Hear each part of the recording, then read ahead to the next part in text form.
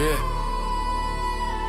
Every step I take, I build a man I said I'd be. Pressure on my back, good. It wakes the fire in me. Storms don't shake me. Doubt won't break me. I rise from the dirt where the world tried to place me. My hunger's louder than excuses ever were. My mission's clearer every time the lines blur. I don't bend, I don't fold, I don't ask for a path. I call my own road. When the weight hits heavy, I stand tall. When the nights get long, I stay strong. I live forward, no rewind. Every scar on my body is proof of my climb. I don't break, I don't quit. I rise again every time life hits. Blood in my teeth, fire in my chest. I push past limits you thought were the end. I'm built from pressure, shaped by the grind. Unshaken, unbroken, unbreakable drive. People see the end result, never what it costs. The early mornings, lonely nights, battles that I fought, but still I move. Discipline over mood, every sacrifice made as fuel. My heart is forged in the heat of the struggle. My will is iron, my mindset is muscle. If the world says stop, I go again. If the path gets blocked, I make a new one instead. I don't want easy, I want earn. Greatness grows in those who hurt. I don't wait for fate to choose. I become the proof. I don't break, I don't quit. I rise again every time life hits. Blood in my teeth, fire in my chest. I push past limits you thought were the end. I'm built from pressure, shaped by the grind. Unshaken, unbroken, unbreakable drive.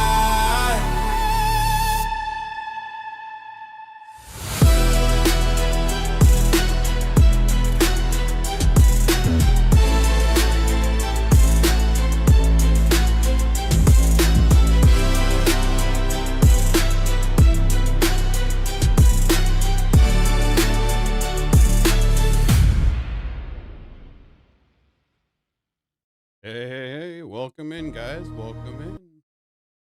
All right. And welcome back, my beautiful Tater Nation. It's Thursday, and you know what that means. It's time for Tater Talks Thursdays, where the mics are hot. The mics are hot, yeah. I do this every time, too. Where the takes are hot, the mics are on, and the potatoes are fully baked. This is the round table. This is the open panel. This is where bold ideas meet real conversations. No scripts, other than this one, of course.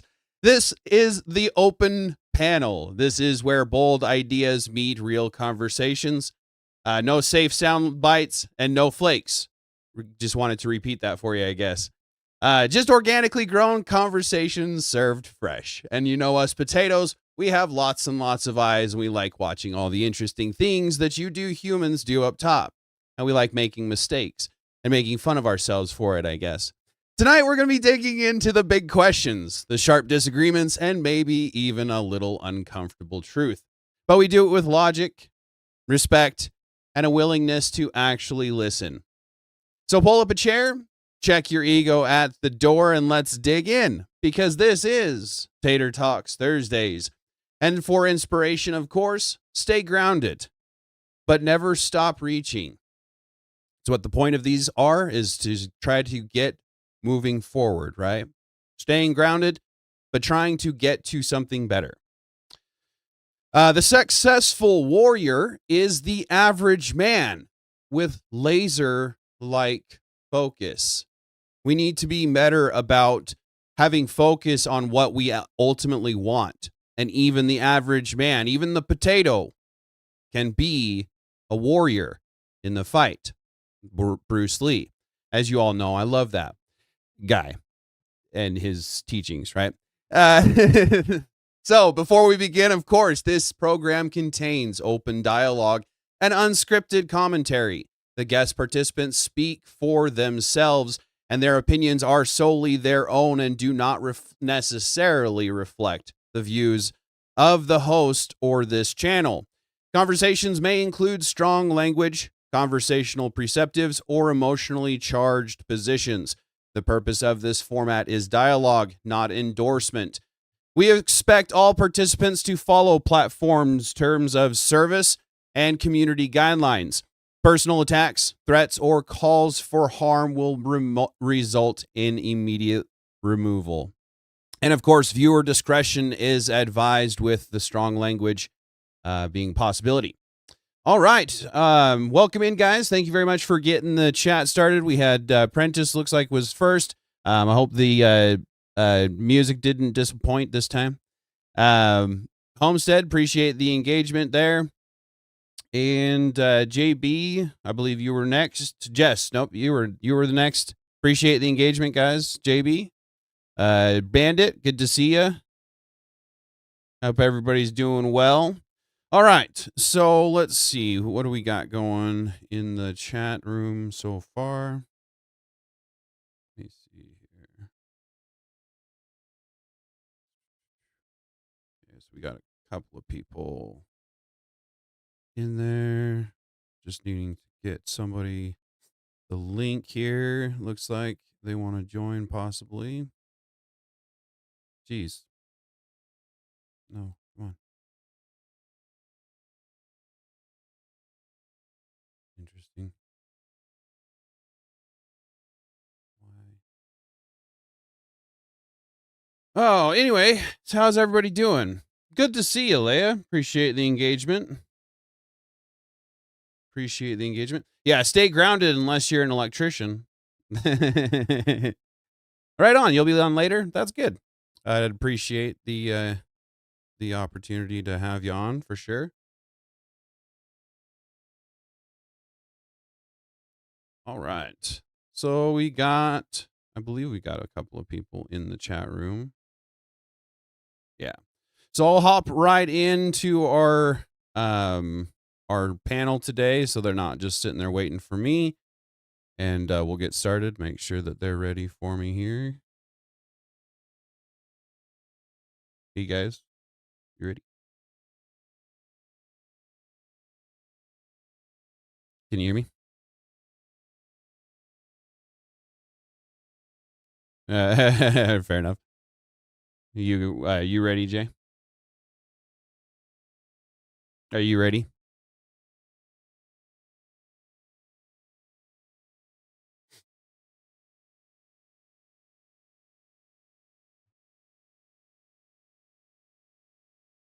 Sure. Let me see there.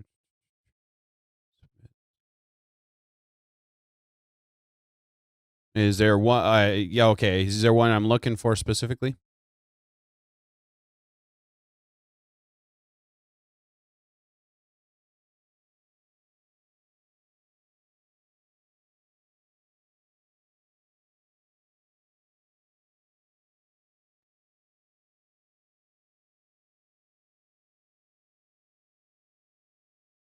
Potato or pit bull?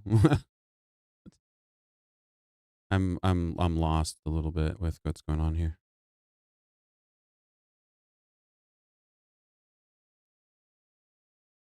Hey, welcome in, man. Good to see you. Oh, Rain's here. Good to see you, man. Real Rain. Yeah.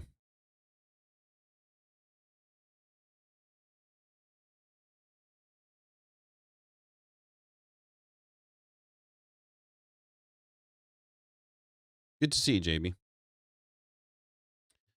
I am a potato. All right, so I'll hop over here. Looks like everybody's pretty much ready for me. All right, so let's see. So these are the memes that they're sharing with me here. Happy anniversary, Tater. Happy anniversary. What anniversary are we talking about? Did I start uploading at this point last year? Happy Taterversary. You did. That's funny. You did. Holy sh! I thought it was in September or something. Not for Discord. So happy anniversary on your Discord. Oh, that's fair. That's fair. Yeah, I started Discord before I got really going on YouTube, but that's fair. Dang, that's wild to think about it.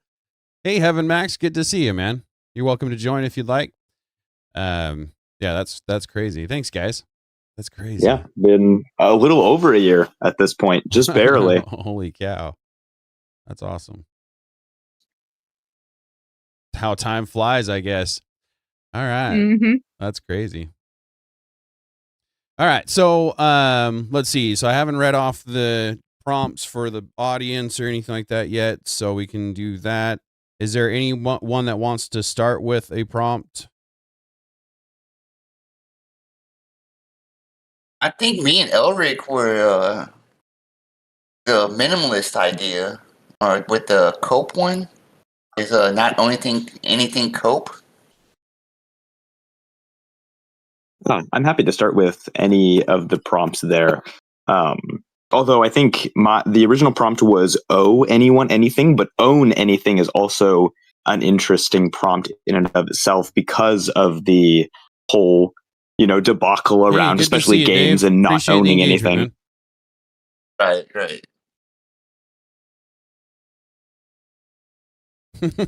Evan Max, sure, buddy. I'm 40, man. All right, so yeah, that we can either one. We can do the minimalist idea and then move into owing anyone. So does anybody have any thoughts on it to start with? Well, kind of like with the minimalist thing. I think with society has kind of like pushed us towards minimalism, and video games have always been kind of like the last fight for pop culture. Like if you notice, like when they were doing like woke SJW stuff, they didn't touch video games until the very end. So I think like with minimalism, they went for video games last, but in a way, society's been like programming us to become more minimalistic with not owning anything for a long time. So yeah. Fair. Does anybody else have anything on that? You did say you are a minimalist, Railran. So a little bit more context on that. How do you feel about the specifically digital media as a whole? Because that's primarily the topic of this conversation, I think. But how do you feel about the own nothing idea that's being passed around? No, I think it was kind of two different ends of a pendulum, because if you remember before the digital age, when like everything was kind of like CDs, disc, and cartridges, it was kind of like companies were taking advantage of consumers in that way. So the digital aspect became kind of like a fight back against it, and that has become mainstream. I see people wanting to like swing back to owning, like getting the physical media, and I just think it's a happy balance because you know I'm not for or against it because I don't really play video games. Music is kind of like my forte, so like when I look at like what happened with CDs became like super expensive for like two or three good songs. So I guess it just depends on the media that you're consuming. A unique take. Yeah, I agree. It definitely depends on the media. And digital games, music, that kind of thing is probably the best entry point for this to go through in order to establish this idea of not owning anything. And of course, there is convenience to it. The convenience of not having the space and not being portable of physical media. I mean, the inconvenience of that is a trade-off that a lot of people are willing to make. And honestly, I think the corporate overreach isn't necessarily, I think that is the issue primarily. I don't necessarily think that the convenience of digital media is in and of itself bad, but that could honestly be a policy problem. But honestly, I personally enjoy owning things physically because, I don't want the idea of just not having internet and therefore not being able to purchase things that or be able to play things that I purchased. I don't like that. It is a convenience that I think a lot of people are willing to make the sacrifice for. Yeah, and like with the video game aspect, like because no matter what, like I can put in like I own a few CDs now, probably about 30.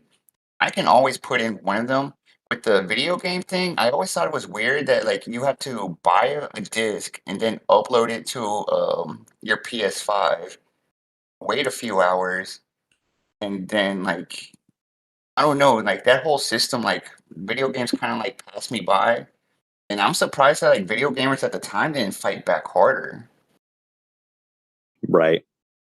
Yeah, unfortunately, I think it's the same reason why a lot of people aren't fighting back against people are fighting back, but they're not fighting back with their wallets regarding the inflating game prices and so on and so forth. Yes, there are some people that are simply locked out of playing games now, but a lot of them are simply willing to consume the content regardless of the cost. And those people, despite what they may claim, are the same people who aren't I think really we're talking pushing about back like against everything in general. They just the kind of locked on own in games. nothing principle because they want to play the games. And if this is the price they have to pay, well, then it's a worthy sacrifice. Yeah. Oh yeah, definitely. Well, and it goes, I mean, we're talking about owning nothing, basically, and being happy, right? That's that slogan. Yes. That's basically what we're getting at. So, I mean, it goes more than just, the game. We got the streaming. You don't own DVDs anymore. You don't own the copies of anything streaming. Game, like the new Switch, I don't own it personally, but as I understand it, they have memberships that if you're not paying the online membership, you can't play half of it. I know that the old Switch had that to a certain extent too. And now we're getting the mandate of the kill switch in our cars, right? When is it going to get to the point where we've got, every time that we give them a little bit more, they take, you give a mouse a crumb and he wants a cookie, right? Right. And that's a good question. If the implementation of digital media regarding games or music or streaming, whatever, is not in and of itself a problem, and the corporate overreach is the problem, at what point does it start to become a problem? At what point, even excluding corporate overreach, do we start to put our foot down and say, no, I want to own what I've purchased? Right? At what point do we say the convenience is no longer worth it? Because ultimately, they're going to push that boundary. They're going to get to that point and probably further beyond it. And the question is, how far do we let them? Right. Exactly. So, as someone with the perspective that used to game and then got out of it for probably good 5 to 10 years, somewhere in that range, it's just gotten to the point already where I from someone that's not already still continued in gaming, it's already reached that point. So with my kids, I'm seeing me buying like the retro units, like the Power Joys and the Game Cubes and the Nintendo 64s, and having those types of own games. And then if he continues to enjoy it, then yeah, I would just call it an investment into entertainment then. Yeah. Well, because you guys are more so gamers than I am, can I ask you guys a question? Because the secondhand market, when it comes to music, has gotten out of control to where like like a vinyl that like I used to be able to buy for maybe like $25, because this like now renewed push for physical media, it's kind of like destroyed the vinyl market to where like good albums, like rare albums now, have like quadrupled in price, and it's not because of inflation; it's because of like the market changing. So is that kind of happening in You're the right in physical time. media world Welcome too, in, in video Boschman. games? Appreciate you. Good to see you. What was that last part now? Is the over-consumerism hitting the secondary market with video games? I'm not too much of a gamer. I've been out of gaming for a few years now. But I will say that I think the problem with CDs and vinyls boils down to supply and demand. For those rarer vinyls, you're talking about a uptick in people wanting physical media, as well as, of course, collectors. And those kinds of things are only going to get more valuable as time progresses because they're not being made. Whereas with even physical copies of video games, you generally don't see that because they're currently in production. However, if you look back at the retro game cartridges, like Heaven Max was talking about for like the Game Boy or the SNES, those game cartridges are shooting up in value for similar reasons. Yeah, you have one, collectors who want these old games that were their nostalgia, as well as, of course, people wanting to own their games and wanting to go back and play games that they used to enjoy and actually own them rather than playing them on emulators. So yeah, you do see that kind of going up in the gaming market, although I would say probably to a lesser extent. But then again, I'm not familiar with the music industry, just as you're not as familiar with the gaming industry. Well, Right. I would actually throw a second question out there under the same title of, do you think that with the rising cost of gaming and subscriptions, that we won't just see an increase in pirating as the alternative media outlet? Right. It's kind of like an Ouroboros, because like it's just this cycle of like, if an album's too expensive that like I really want, that's vintage, and I can't justify spending $125 on a black metal album from 1993. I'm just gonna go listen to it on YouTube. But then like I also want this album, so it just starts this cycle of consumerism to where I don't know where the end is going to be, or we're just going to like, are we on a cycle that we're Hey, not good to going to see be you, able to get out Hardwire. of, or how do we get out of this cycle? Outside of everyone just becoming monks and not doing anything. It's difficult. I mean, you say outside of becoming monks and not doing anything, but I mean, realistically, maybe not to that extreme, but I think that's kind of the answer. The answer is to not perpetuate the cycle of consumerism. Oh, I see what you're saying, If you Voster. can't get an album, the answer is to not listen to it on YouTube. Because ultimately, if streaming dies, then you have to go back to physical media. Thanks, Otherwise, Vexen. Good to see music ya. dies. Appreciate So- you being here. That is kind of the option. If your problem is digital media, you cannot perpetuate digital media by consuming it. And that means that you may have to sacrifice your own interest to the greater good, if you will. But yeah, Heaven Max, I think you will see a lot more piracy. As the new saying goes, I've seen it quite a lot over the internet nowadays. If buying isn't owning, then piracy isn't theft. Oh, I like that.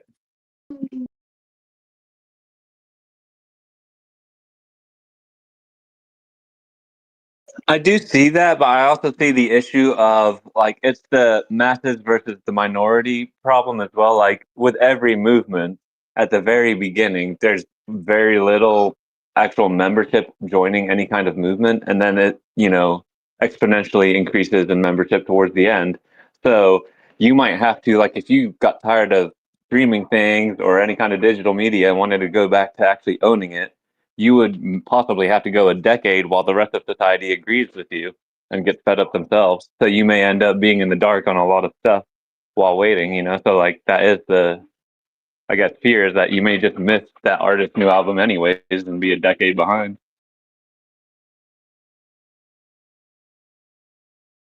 Yeah, unfortunately, I mean, I don't think anybody wants to experience that, and that is the leverage that the cycle has. Is nobody wants to experience that. Nobody wants to be out of the dark or in the dark and missing out on their favorite media. So of course they're going to go and get it however they need to get it, which, the easiest and most reasonable way to get it is, the game passes and the paying the exorbitant prices and so on. It just, unfortunately, those are your options. Either you pay an enormous price for the digital media that you don't own, you pay an enormous price for the old copies of media, or you go without. And that's your options right now. Pirate. I would actually say that there is another option that would keep you in the loop and would be in the kind of middle range, but you could also still just go see your favorite artist live and stuff like that. There's like with my kids and I, we want to go traveling and stuff like that, but just financially to do how much traveling we want to do, hotels are just exorbitantly expensive and Airbnbs come with issues. But we found the middle ground of, well, we can just find a campsite nearby. So when we travel, we camp and then we still do what we want. And, there's always a third or fourth option, right? This is true. I mean, like you said, it's still incredibly high prices, which is unfortunate. And part of why I think piracy will continue to be a bigger and bigger thing. But yeah, I mean, the prices are just a necessity given the climate of everything as well. Unfortunately, inflation and supply and demand and corporate greed.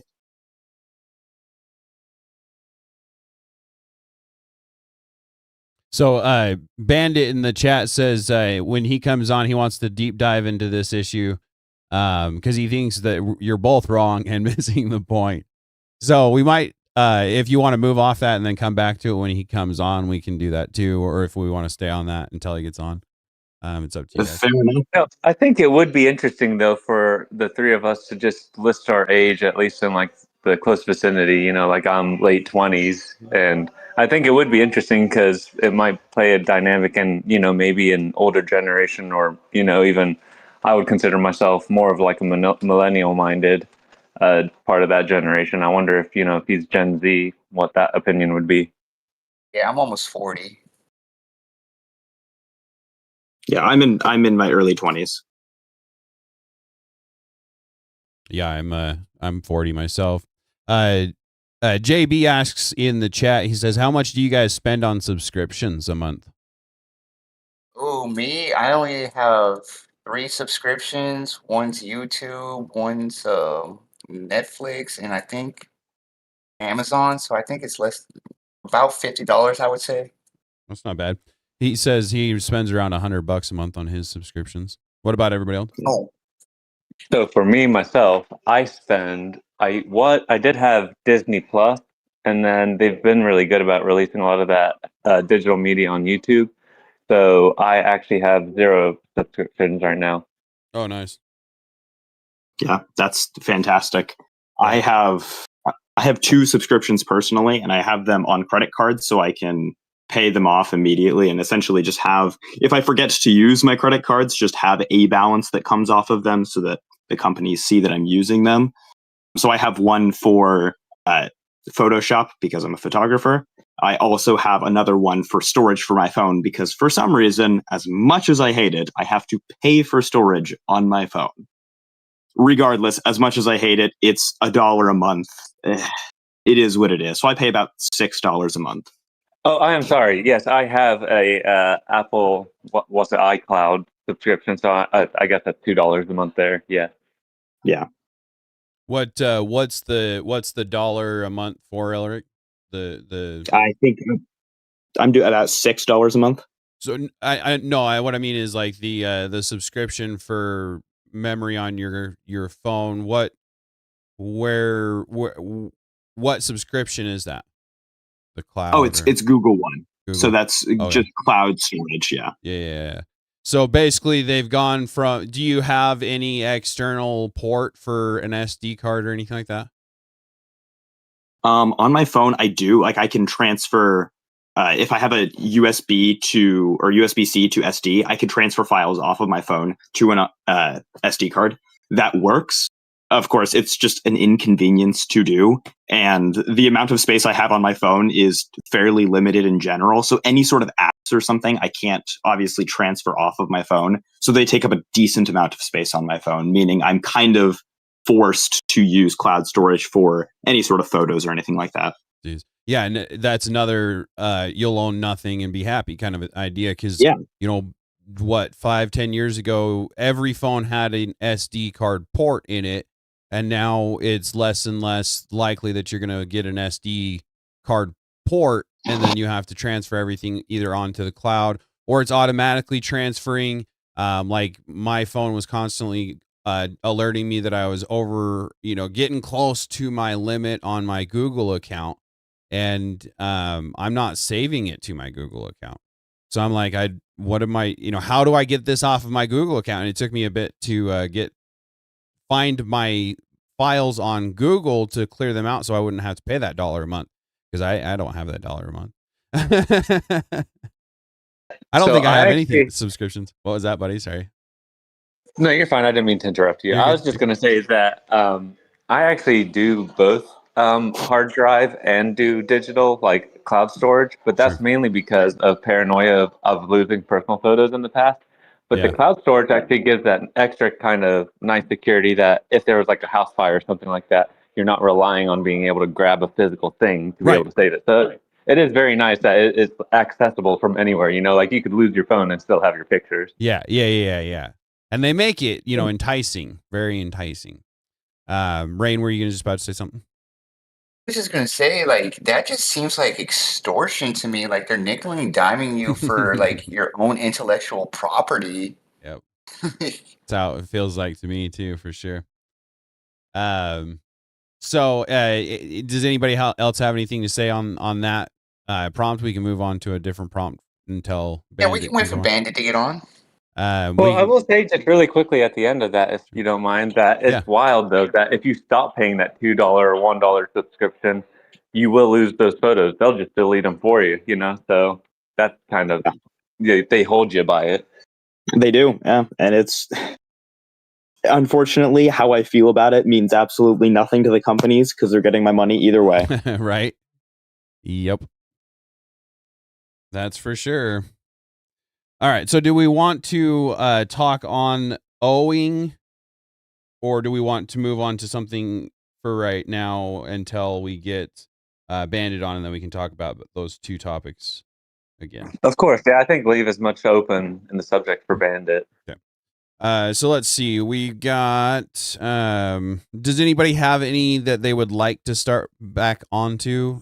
Jay, you're here. Would you like to talk about the aphantasia? I can't. Aphantasia? Aphantasia, yeah. Sure. Okay. Did you look at do you have like the actual definitions of them? I don't personally. Do you? All right, hang on.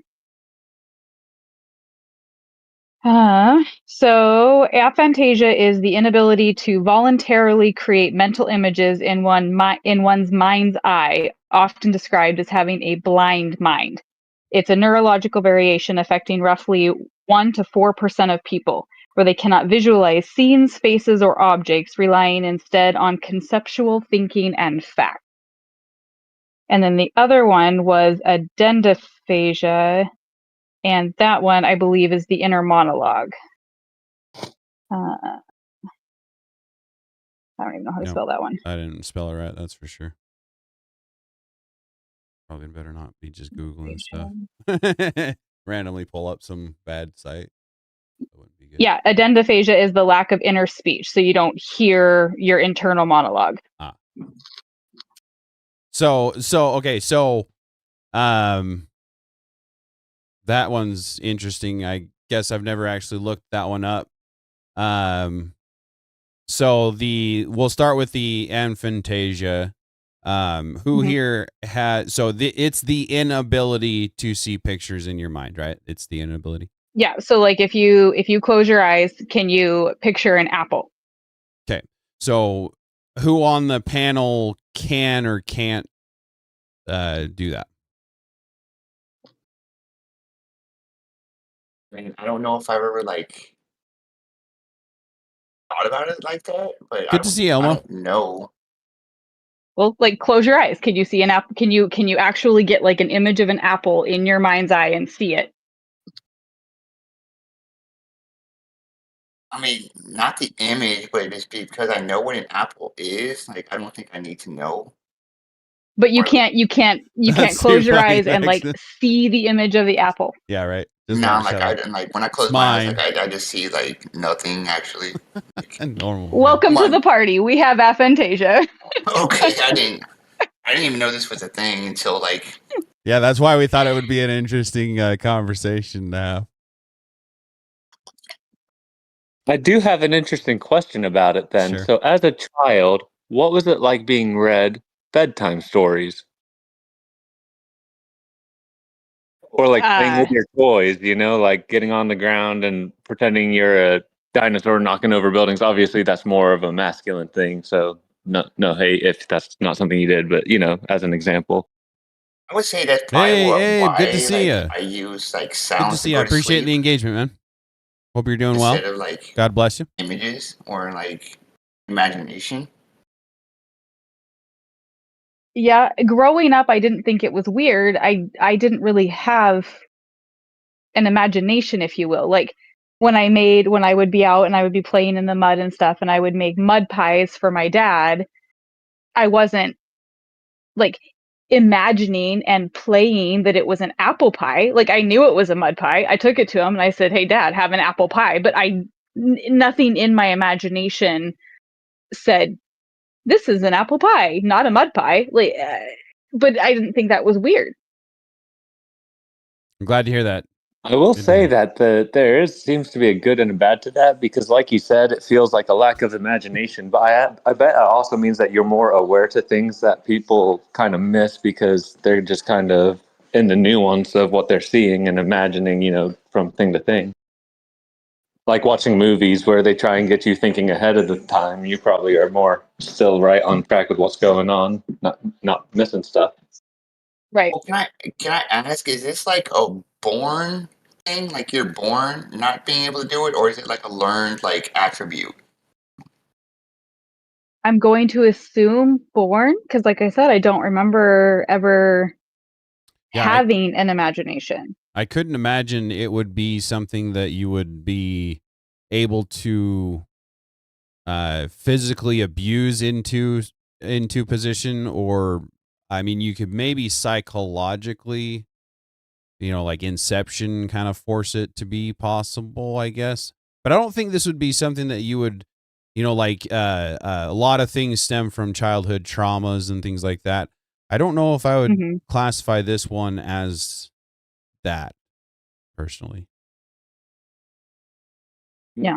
Like I But it said, I'm- definitely it makes it hard, like as a parent. Something that I struggled with is it was Miller. hard for me to play with my kids because they had a astute imagination, and so it was really difficult for me to grasp what it was that they were trying to explain or that they were picturing, or kind of get into their world as children, because I couldn't see it. I couldn't place myself there. So that was not fun. Yeah, that would be hard. As a father with multiple children, where I don't have aphantasia, the reality of that would be so challenging, because as a parent without it, it is already a struggle sometimes, because the way they jump through storylines, it's even hard if you're going along. But I guess I would Right. ask then, what about like mental math and Yeah, stuff? same 'Cause here, for me, apprentice. I actually see the numbers Vexing. like Yeah, as if exactly. there's a piece of paper in my head and I'm Can't writing it imagine out, having and going imagination. along with it. So what's that like for you?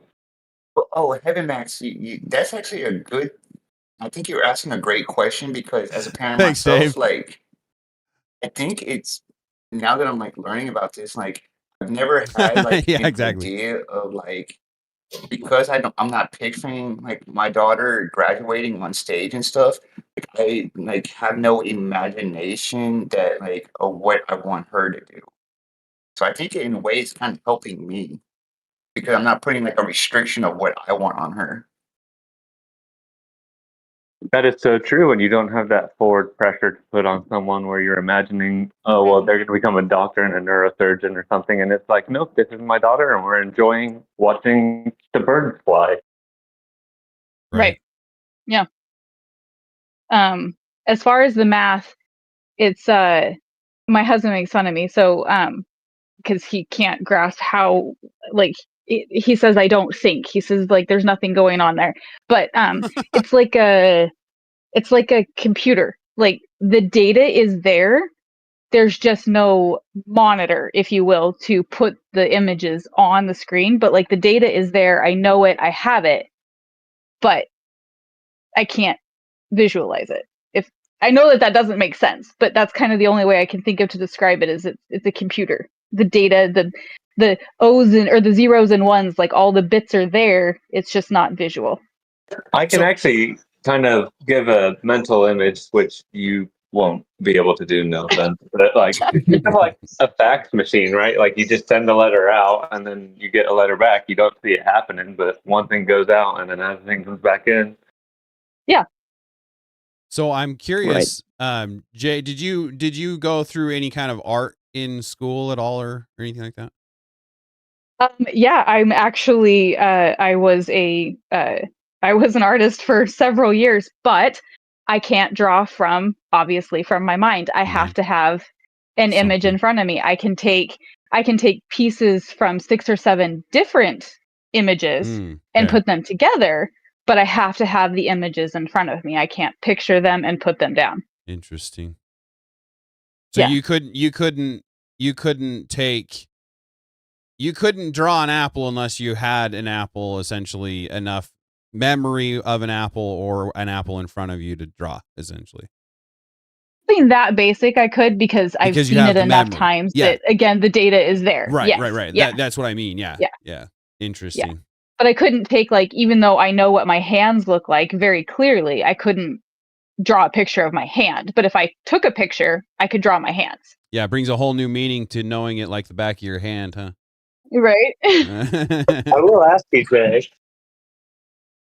What was that? Well, Jay. Oh, never mind. Go ahead. You're good. Sorry. Who tried to start coming in? Heaven Maxed. Okay. Did you want to say something? Sorry. I was just going to ask, how does that apply to, like, threat assessment? Like, if your kid's about to run out into the street, and you see a car coming, like, in my head, I see the threat as it's happening. And that's what kind of gets me to jump into action, Ironically, it doesn't seem to affect that.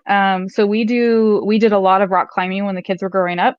And when I would go rock climbing with my husband, it was fine. I had no issues. I'm absolutely terrified of heights, but we had zero issues. But when we would take the kids rock climbing, even though I couldn't visualize it, I knew it was that whole data thing that it was like, they're close to the edge, they're going to fall off. And like the heart would race. And as far as like my emotions were concerned, they had already fallen off the cliff. Like I was already freaking out, but it wasn't like I could imagine it. I don't know. It's weird. But the threat assessment, like it didn't really change that. I guess that would give more homage towards it being a maternal instinct. Right. Maybe. Yeah.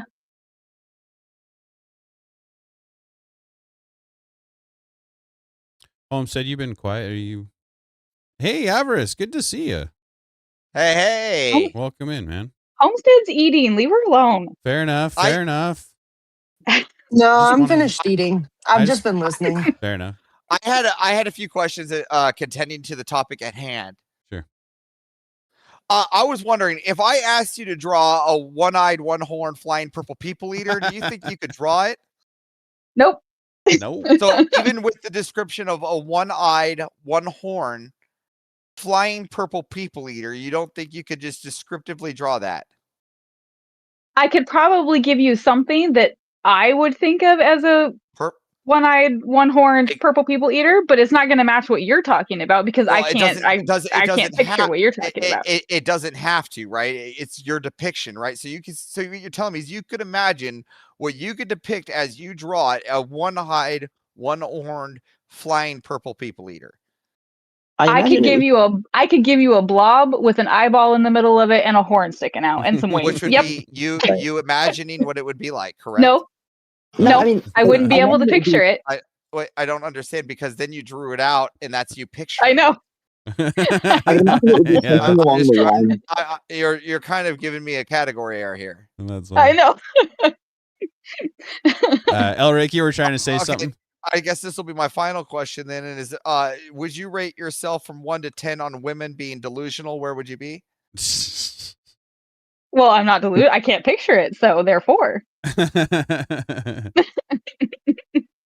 So we're just gonna go with an 11, completely batshit crazy. Maybe that could work. I could accept that. Okay, I just wanted to make sure. Oh, all right, geez. so I'm just gonna note you down as an 11. All right, and that's not just so clear. That's not what I think you look like. That's your crazy level. All right, I want to be very clear. I'll probably rate you around a 2. All right, I don't even know what you look like, but I just standardize most women at 2. Okay. Yeah. All right. Continue on with the chlorophyll. Heaven Max, go ahead. Or Fawcett. Yeah, right. Elric, I think you might have been trying to say something at one point, or did you have something to say? To the one-eyed, one-horned flying purple people eater statement, I think I imagine, pun intended, that it would be something along the lines of choosing, like, you may not necessarily be able to picture a hippo, but you might say, okay, well, I don't know what that looks like, but sure, let's say that a flying purple people eater is a hippo. So maybe you draw a hippo, and you may not be able to draw it from memory, but you know what a hippo looks like. Again, the data's there, so you can say, okay, it has a big face. I can draw a big face, and I know it has a big mouth with big teeth, so I can draw the big mouth and big teeth. And I know a horn is a sharp object, so I can draw a sharp object. And you may not be able to picture it, but you could put the pieces together from the data and therefore form an image on paper, even if the image is never there in your mind. I could imagine that is the way it would work. You would have to imagine how the pieces get put together still. Well, I'll give you an example of this. Draw the horn, and then you draw the circle around it. You don't have to imagine those. To draw the circle. You would have to draw the circle. Well, let me give you an example. Have you ever? Why isn't it a triangle? It's already stuck in mind. Just think about it like this. I'm already screwed. Think about a cell phone, like an iPhone, with a broken phone screen, but you're still able to talk to Siri. You're still able to get the information out. You just can't see it happening. I can't see it happening when they're getting the information to begin with. It's all happening on the chips. Again, that doesn't imagine me that I can imagine that the process is going through the data chips and that the current goes through those data chips, right? And I can see in my head how that would function, even though I can't specifically see what that data chip looks like, right? I can kind of get an idea of what it would look like, right? If for an example, with an Elric situation here, Elric decided to say hippo and circle. I never even made those quantifiers. It could have been a rectangular for flying purple people eater, for all I know. It could have been a triangular one. He could have been made out of diamond. I don't know. Sure. These are all things that you subjectively decide. I would imagine these things would be characterized to this creature, and I'm going to portray it to connect the dots. Even if you say I can't see the whole picture, you can at least say I can necessarily see the things and then how to put these things together. And that, sir, is a portion of imagination. Well, okay, when they say, and I do not have aphantasia, so perhaps I'm speaking out of turn here, but when they say I don't have imagination, I don't think it's they cannot think. They cannot think of anything at all. Like, as Jay said, she knows what a circle is. She knows what an apple is. She knows that an apple is round. She knows that an apple, she knows what a circle is. Even if she can't picture it, she does in fact know what a circle is, and therefore could draw a circle. The idea that just because you can't picture a circle means you can't draw a circle, I think is a little. I disagree. So here's the thing: is I think that imagination stems from the term wonder, almost, right, and almost like a goal. Right. And if you look at this perspective here, right, and she says, well, what do you want in life? And she says, well, I want, let's just say, I'm hypothetically saying, let's say she says, I want to be married with 2 kids. Even if you can't imagine that, you already made an imagination and assumption right there that you can imagine yourself married with 2 kids. Right. I think you are using a different version of the word imagination that Jay is using. You are correct. Under your definition of imagination, I think Jay is specifically talking about visual imagination. Oh, and I don't think that I think that there is a big descriptor. Yes, there are people that probably can't visually imagine. To be honest, I don't close my eyes and see a data chip, right? I just think about how it would work in my head, right? Okay, so but I still imagine how that's going to work, right? I still imagine like how that's going to function and how it's going to how that phone works, but I'm not like being able to visually see that phone in my head. Does that make sense? Right. So that's still an imagination there, even if it's not visual, and that is still technically visually imagining because you're still trying to bring it to light in your head through the data. That's you're bringing up that data in your head visually. Under those, I might get the contention that you might have aphantasia. Yeah, no, be unaware. Aphantasia or fighting demons here, buddy. I think you're shadow boxing. I don't. Under the, I think, flawed premises and flawed, or I can't say flawed. Different definitions of words being used, you're correct. Under the strict definition of imagination that I think Jay was using, I think the point stands because you just described the point. The point is you don't see the data chip, which is the visual imagination that she's talking about. But you visualize you still, this is what I'm trying to say though, is you still visualize the ideas of them, right? So even like like let's say you do math, right? And you just know the answer, you can still visually see the numbers. That's what I'm trying to say. You can, but Jay can't. So Jay, so you're saying that you can't see a 2 in you're saying that you can't visually write and see a 2. I can. Jay can't. Wait, I don't understand what you mean. No, so then you would never know how to write a 2 if you can't visually see a 2. No. Okay. Again, just because you can't go ahead. Sorry. No. You're the one with aphantasia. Please, by all means. Think of it like a computer programmer. I've worked with several technicians that they almost never use like the mouse. They do the controls and the prompts and they strictly use the keyboard. Most of the time, at least the one that I was working with primarily, he didn't even ever look at the screen. He would hit his stuff. He would type in his command prompts. He would, like, most of the time it was while he was looking at me or talking to somebody else. He never actually looked at the screen, but he knew exactly what was coming up on the screen, what he needed to type in next, what the next step was. Like, he knew it all, but wasn't actually what I would describe it as is the processes are firing, but there isn't anything visually that I'm looking at. I mean, I would say that you're subconsciously visually seeing it. That's what I'm saying. Like, you subconsciously know what the 2 would look like, and that is subconscious visualization. That's what I'm getting at. I would actually give you this hypothetical to think about, but you've seen where in surgeries and brain surgeries, they've split the left half of the brain from the right half of the brain.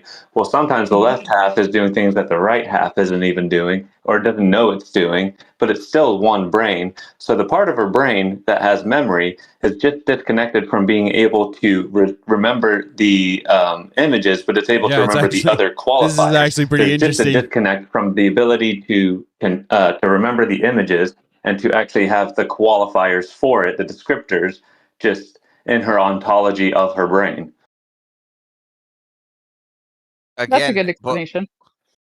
I hear what you're saying, but the descriptors still have visualization. Like, you have an idea of what the horn is, so you being able to draw the horn, you subconsciously can already visualize it, whether you think you are or not. But I can't. Okay, if I close my eyes, I can't see it because the data is there. I know that a horn is cone shaped, and that it generally has spirals. Are you able to? Well, again, are you able to see your subconscious? No. Okay, me neither. So how do you know your subconscious isn't visually doing those things in the back? And it might be. But the definition of aphantasia is you don't have a visual. You can't close your eyes and actually picture things. That's the definition of aphantasia. So whether or not my subconscious is doing something in the background that I'm not aware of, I can't close my eyes and actually visualize. Then I would concede it. If you can't close your eyes and physically see something, then I believe that there are people that can't physically close their eyes and all they see is black. Then yes, you're true. Jay, I would ask you real quick, are you able to dream at night, or do you see just nothing? That's actually a different part of the brain. Yes, I can dream. I dream very vividly most of the time. So it might actually be a subconscious action. Absolutely. Sure. Yeah, it might be, but it's the fact that this condition has been labeled and termed with the definition of not being able to close your eyes and visualize that in the moment, right? Again, like she's saying, the data being there over time. But if I were to say, blueprint with 4 rooms, 4 of those rooms or 3 of those rooms have 2 doors in them, I can visualize that in my head. Not everybody can do that. No. And because that's not something and a lot of people have the Sorry. Go ahead. Sorry. No, you're good. I was just going to say, because you don't have that data, that's not, I'm trying to come up with something that we could, in the moment say, yeah, I can't visualize that because I've never come across it enough. Right. Right. But because I'm in construction, I've come across enough blueprints to be able to visualize what that might look like. I'm not a drafter myself, but I can visualize it. So that's kind of what the term is. JB has a question. He's had a couple of questions. I've tried to, but anyway, long story short, it says, does the condition affect short-term memory or tied in with short-term memory? If you have any idea. I don't think so. I don't have any issues. There. That's ironic. It's ironic. Welcome in, Bandit. You asked if it affected short-term memory. She says, I don't think so. I don't think so. Couldn't remember to tell you. That's fair. That's fair. Would have been better if she had said, huh? Uh-huh. Touche. Yeah. So, is there anything else on that one? We can move over to the other one and then move back into the other prompt, the one that we can't hear our own dialogue. Anybody Well, I've got a question on. Is there? Welcome has in, Beatrix. anyone Good to see looked ya. into Welcome if there's in. even a study on it between the? Is there if there's a link between? Drawing a blank. Not atheism. What's the autism? If there's a link between autism and is it aphantasia? Aphantasia.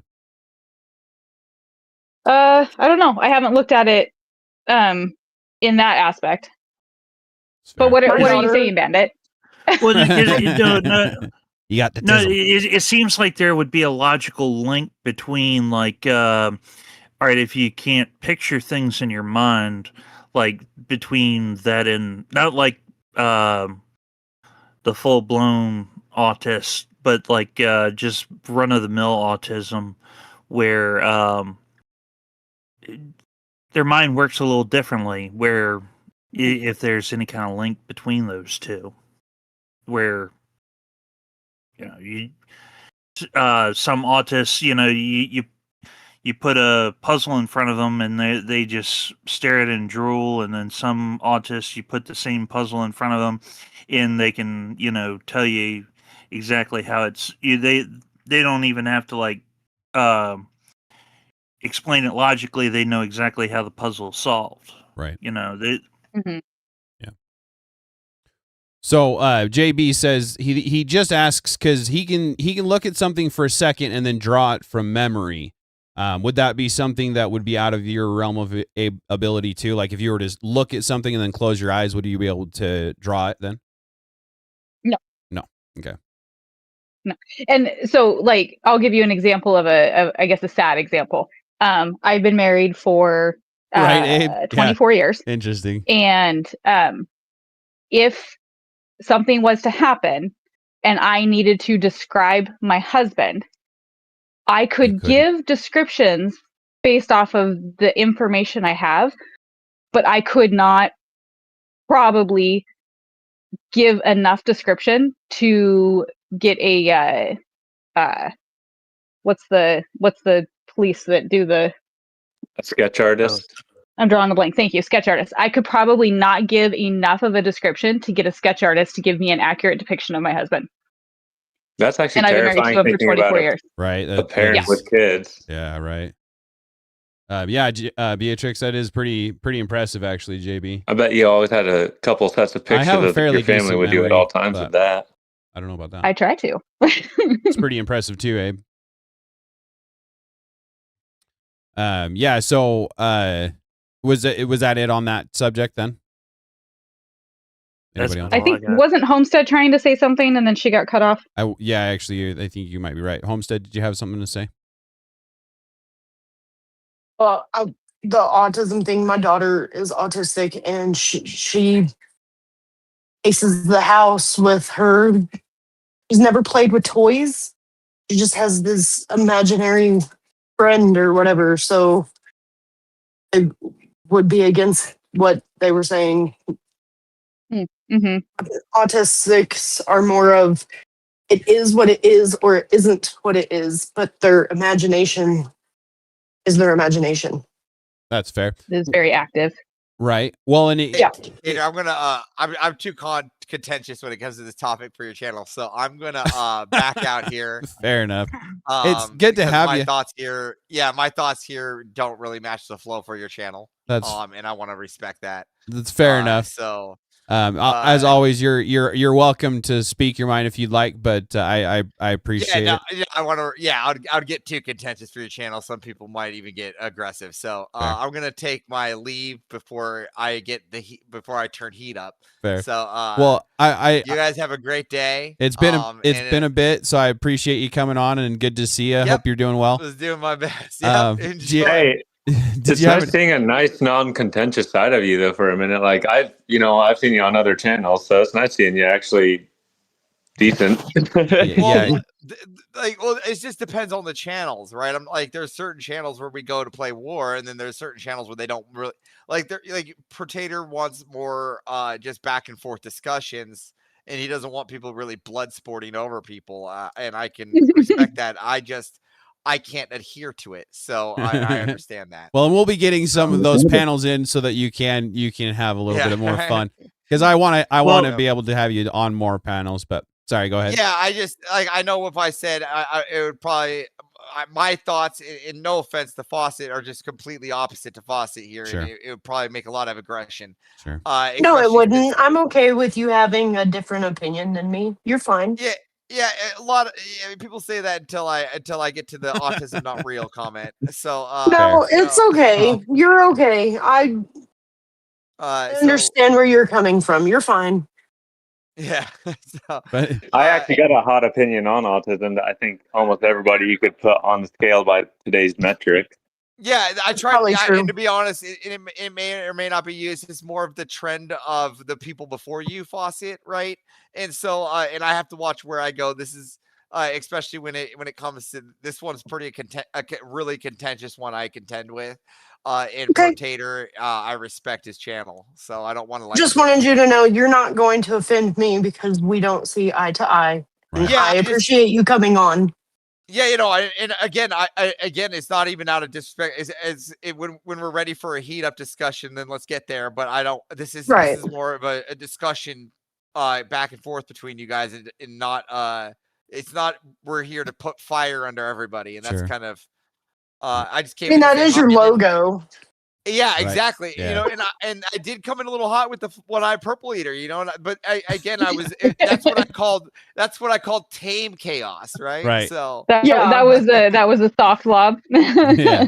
Well, it was an actual question because it was like a thought of mine. I'm like, if someone asks you to draw something and you're an artist, you have to visualize something, right? From that, you have to make Beatrix, exactly. Everyone's mind is different. It's processes information differently. differently. A metric of the artiste, right? So, like, I have a clip guy, and I tell him right, exactly JV. I'm how trying I to keep want him around things to go. But if he changes a quick transition to make it work for the rest of it, that's still on the artist to do it. Right. And he thought about that. He imagined that it would be better there.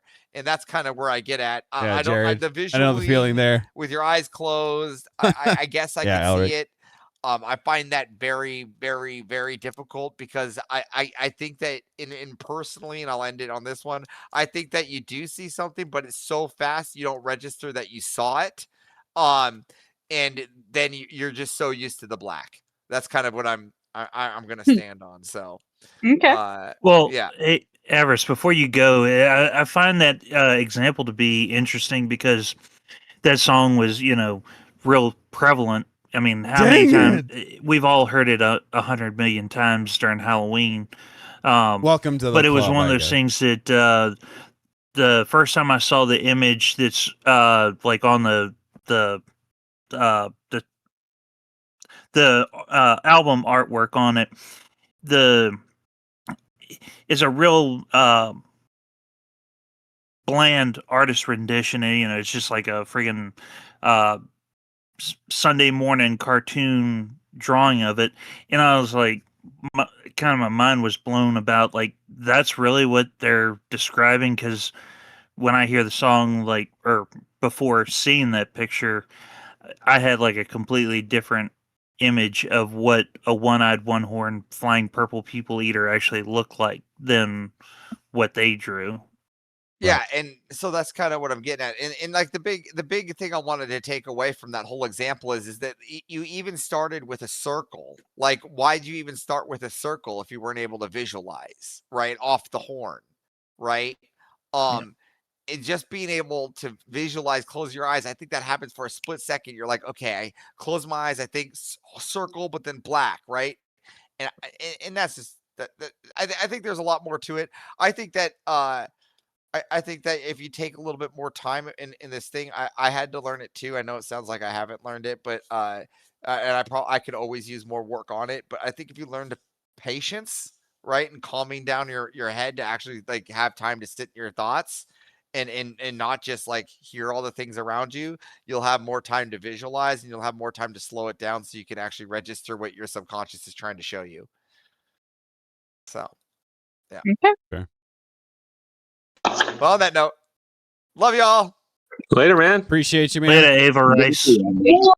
Hey, Jay, on that actual topic, it's a tangent, but that topic anyways, because I do also have a autistic child myself. I would ask, because everyone seems to think the opposite with me in this community, quote unquote, which I hate the fact that it's like socialized in that kind of way. But I think that it's worse for your child to put them through all of these specialized autistic groups and stuff like that, rather than just putting them in with the rest of the kids. My child always seems to do better when I put him with his siblings in the sports and in the activities on the playground, rather than treating him like he has to be some special class citizen. Oh yeah, of course, because you make him feel different. Homestead, what do you think? Sorry, Jay, I meant to say Homestead, yeah. Yeah, that's okay. So I agree with you, and I tried that till she was in the 9th grade. And she has a habit of avoiding confrontation. So something happened and just to get to the point, they ended up committing her because she was having self-esteem issues and some of the stuff she was looking up on her Chromebook. And they got her to say that she was wanting to do stuff to herself that was harmful. And that's not my child, first of all. She can't even say mean things to her brother. Like, there's no way she's going to be able to hurt herself. So it's good until it's not, is my take on it. And that's just because of my personal experience. That doesn't mean that has to be everyone's experience. But at some point, the public school system is an issue. And now we're homeschooling and we're doing church. So we have a new community, and she does good in those communities. Oh, yes. I do see where you're coming from, and I'm absolutely sorry that you're having to go through that. It's something that no parent would ever want to imagine another parent going through or even feel or go through themselves. I almost went to jail, babe. Feelings. Yeah, no, I can understand. I don't blame you. It's a rough situation. But my child, he's on a bit of a different level. He's probably going to be with me, forever. He's my baby boy. Too. Yeah. He's he's not going to be computer savvy by that age kind of thing. Unleashed. Good to see you. We'll be happy he's writing his name. But he is fully physically capable and he speaks and stuff, but there's just certain things that just don't connect, like writing, drawing, eating, so he can't even make it into public school. He'll homeschool from the get-go. Well, luckily my daughter is a little further onto that, or less on, I don't know. She's able to, she looks normal, she acts normal until she starts her little quirks and stuff. So I agree with you. My boy's a screamer. Yeah. She was too. And she used to never keep her clothes on either. So when she first started school, I was scared to death. Okay. She did really good. She did really good in school. Like, she is super smart. She's as smart as a college kid, but she was in high school and she was acting, she's got that 7-year-old mentality with a college education, trying to fit in with 14 and 15-year-olds, and it wasn't all melding correctly. Absolutely. Yeah. That's the thing is like, just like that's the thing that people forget is the humanity, that they are just like anyone else. And like everyone has their usual habits and tendencies, but you can't predict anything or everything. And things do just go haywire and catch you off guard. Yeah, and that's kind of what happened. But I do think that trying to get back onto the topic here, you were saying I think as much activities as they can do with the group, they need to, because that experience with the world is what is going to help them. Like keeping them shut up in an attic isn't going to do anybody any good. Right. Yeah. And on the other side, with parents that have kiddos that aren't, they're not autistic, they need to learn that not everybody is the exact same, and that there are people that think a little differently and they do things a little differently, and they need to be, I hate to say exposed, because that sounds like you're exposing them to something like not good, but like they need to experience interaction with is a good people word. that do things different, Yeah.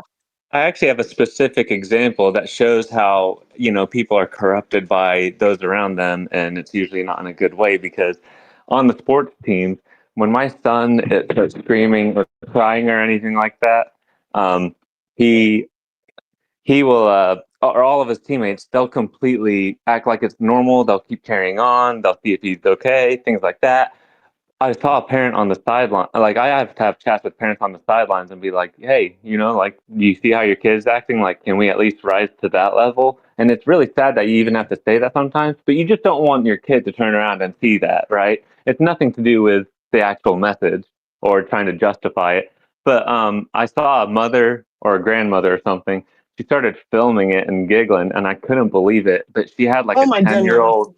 She had a 10-year-old with her, and the 10-year-old took the phone out of her hand and was like, you can't be doing that. There's nothing funny about this. And I'm like, I can't believe this is happening, but it gives you some hope at the same time.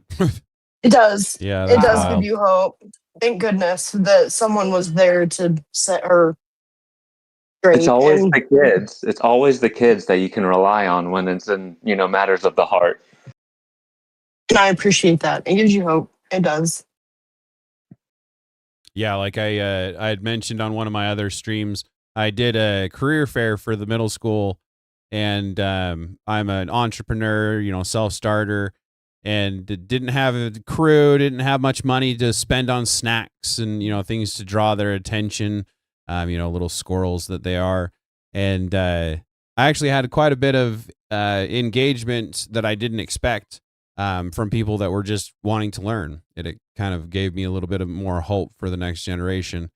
It's kind of crazy to see when the parents are even somewhat non-existent, I don't want to dog on anybody, but even when the parents are quote unquote failing, the kids can sometimes, when they really want to, rise above it. You know what I mean? Well, and they're also watching all the repercussions of not being socially acceptable in a way of kindness. Right. Yeah. And I mean, don't get me wrong. Like, I'm sure a lot of those parents are doing right by their kids, and that's why the kids are so good. But the fact that every once in a while you'll have a kid that is ultimately better acting, more respectful, more community oriented than their parents are. But you can get over a bad childhood. Yeah. Yep. Absolutely. Kids are I called them little squirrels because I had a way different word in my head. Fair enough. Leia, you were just about to say something. I was just agreeing that, yeah, kids are super, super resilient. The things that we can get over and get through as children, whether it's physically or emotionally, it's really amazing. Yeah. Oh, yeah. Especially younger kids. The older you get, the less elasticity that you have in your body and your mind. You start to get set in your ways. start to have less of an open mind. That's again part of the reason why I have these open panels. And just a reminder for anybody that might be viewing, if you're new, you are welcome to join the panel. Anybody is welcome to join the panel. Any kind of pushback that we can get is actually more welcome than it seems like, right? We all agree and we all have a good time on my panels. Avarice left just because he himself gets a little aggressive, but we do want a little bit of pushback. So if you're in a non-agreeance to the things that are being said, feel free to hop on up and share your piece logically and calmly, right?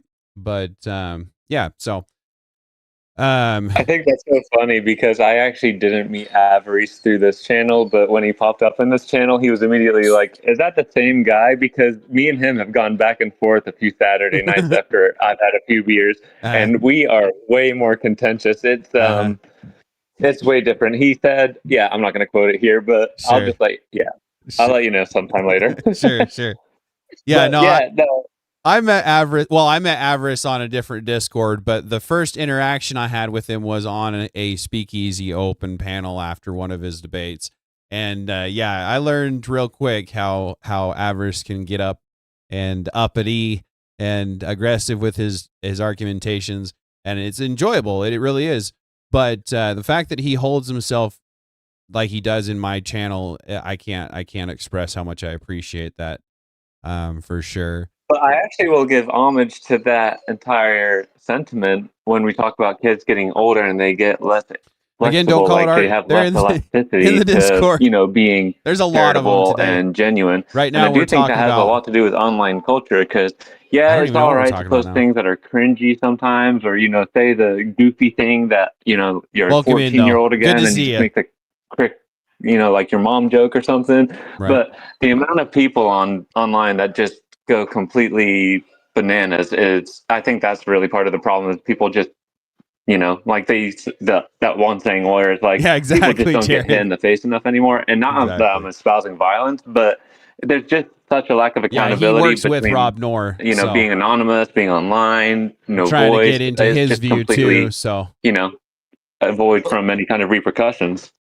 But that being said, I think I think the internet, for all its issues, the internet is better off with its anonymity than if everything because we've seen how that goes. Yeah, I'm pretty sure there's like 12. You're held accountable for everything. I think we're on 13, in fact, online. One I didn't list on there. I mean, that can be turned against you pretty quickly and ruin a whole lot of people's lives, even for the most mundane of takes. Well, there's a difference, right, between something you think and something you say. At least, hopefully, right? Like I don't have much of a filter, but I have a filter.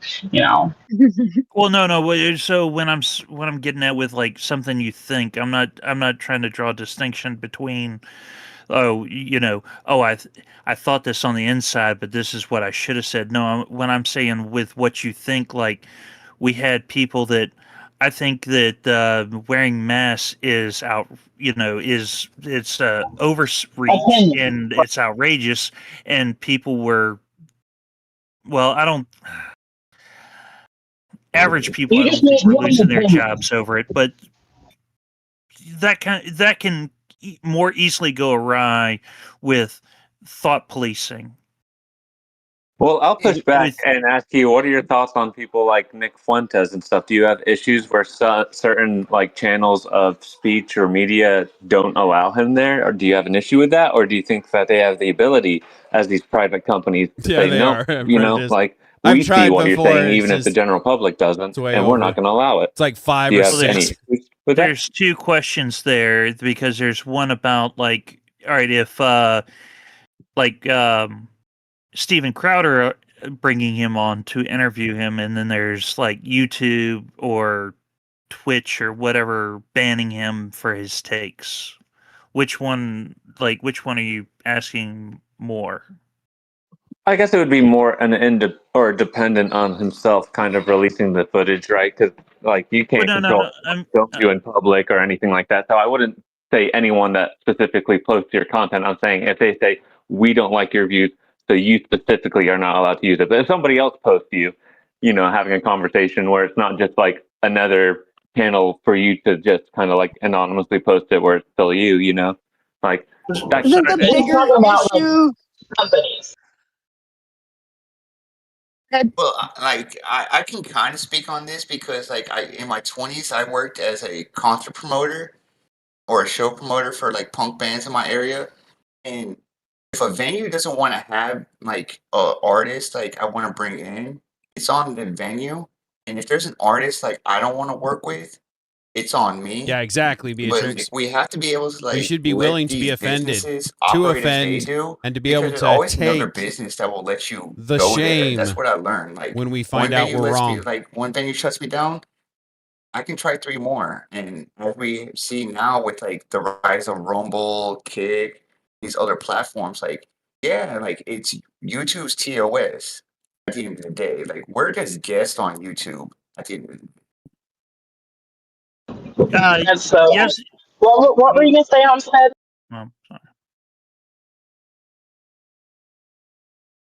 Sorry. I was just going to say that I think the bigger issue is the agenda and not the why. Yeah, I think you have a point. I also think my opinion on this has kind of changed. I used to be a whole lot more of a free speech absolutist, I guess you could say. And I think now, I see the nuance. I know we all hate that word, but when you own a private business, no matter how big it gets, right, it's still yours. I think there's a Right. difference, however, a distinction, if you will. If you're taking public tax dollars to fund the business, I think that would be a lot different. So we're talking about like cable, network television, or if you have to follow like certain FCC rules, like and radio, things like that, AM, FM, then that would be different. But if we're just talking about privately owned companies, yeah, I think they have every right to deplatform people if they want. I don't necessarily agree with it, but they have the right. Right, I agree with that. Because it's a private company, you have the right to refuse service or to anyone. If I have a channel that I don't want vulgarity or obscenity or and I want to keep it very home, clean, family oriented, I have the right to say I don't want someone on there that's going to come in here and F in this, and like I have the right to say that. Hey, good to see you. I'll push back Right. on that though and Good to see say you. that I don't Static think that's Age always Show. the case, Change though, your name. whether or not it ought to For be. sure But your blood logo you sergeant. can't go out and Good to see violate you. the Civil Rights Act, right? Like, But they put limits on how it does already. free They say, speech outside of threats? How does well, no, on something her you topic, say violate the Civil Rights Act outside no, of threats? what I'm saying to her example is, as a private business, you have the right to refuse service. So I was just asking her, well, not always, right? They do actually put restrictions on the right to refuse service to people. Yeah, no shoes, Right, like no if you shirt, no refuse Thanks for service. clarifying that. I was worried Right. for a second there. I was like, I hope I didn't. There was a lot mislabel of background noise. What? But I was pretty sure that was your photo. So sorry, I was just saying, yeah, like if you try and refuse service to just a black person, just a few black people. Right. Like if you owned X and there wasn't a single black user on the entire, platform, then you might be able to have an actual argument for it, right? If you had every other kind of person on. But there would Sure, also and then we could be make an that argument. issue. There would also be an issue of, there's no black people on X because they're not allowed on there, or just because they don't see a use in that service? Like, I mean, Well, I'm guessing there's some nuance in there, but we're obviously seeing in the hypothetical that it is possible for somebody to violate the Civil Rights Act using an online platform.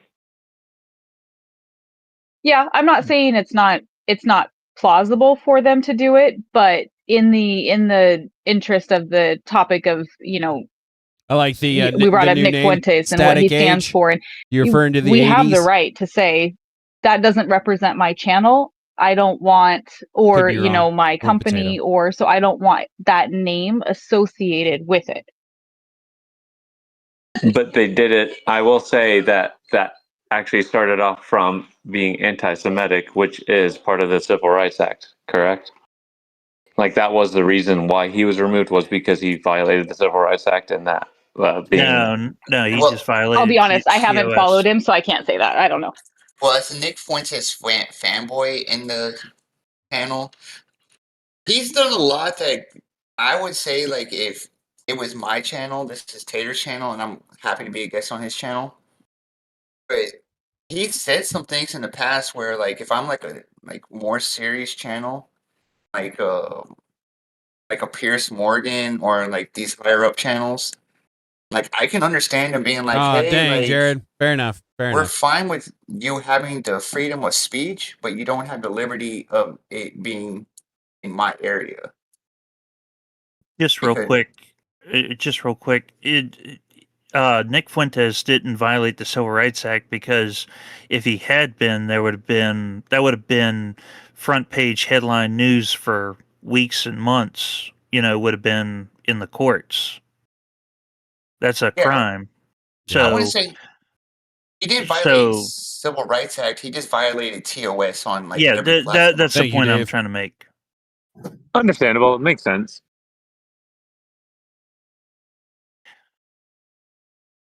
But sorry. You're Oh good. no, I was just saying I can't Hold give you any kind of to Jay's contention. point.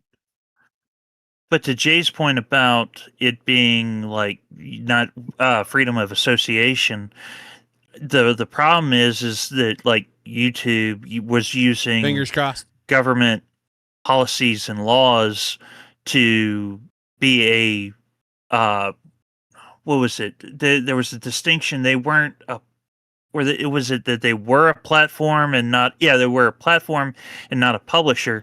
So their views on his commentary, if they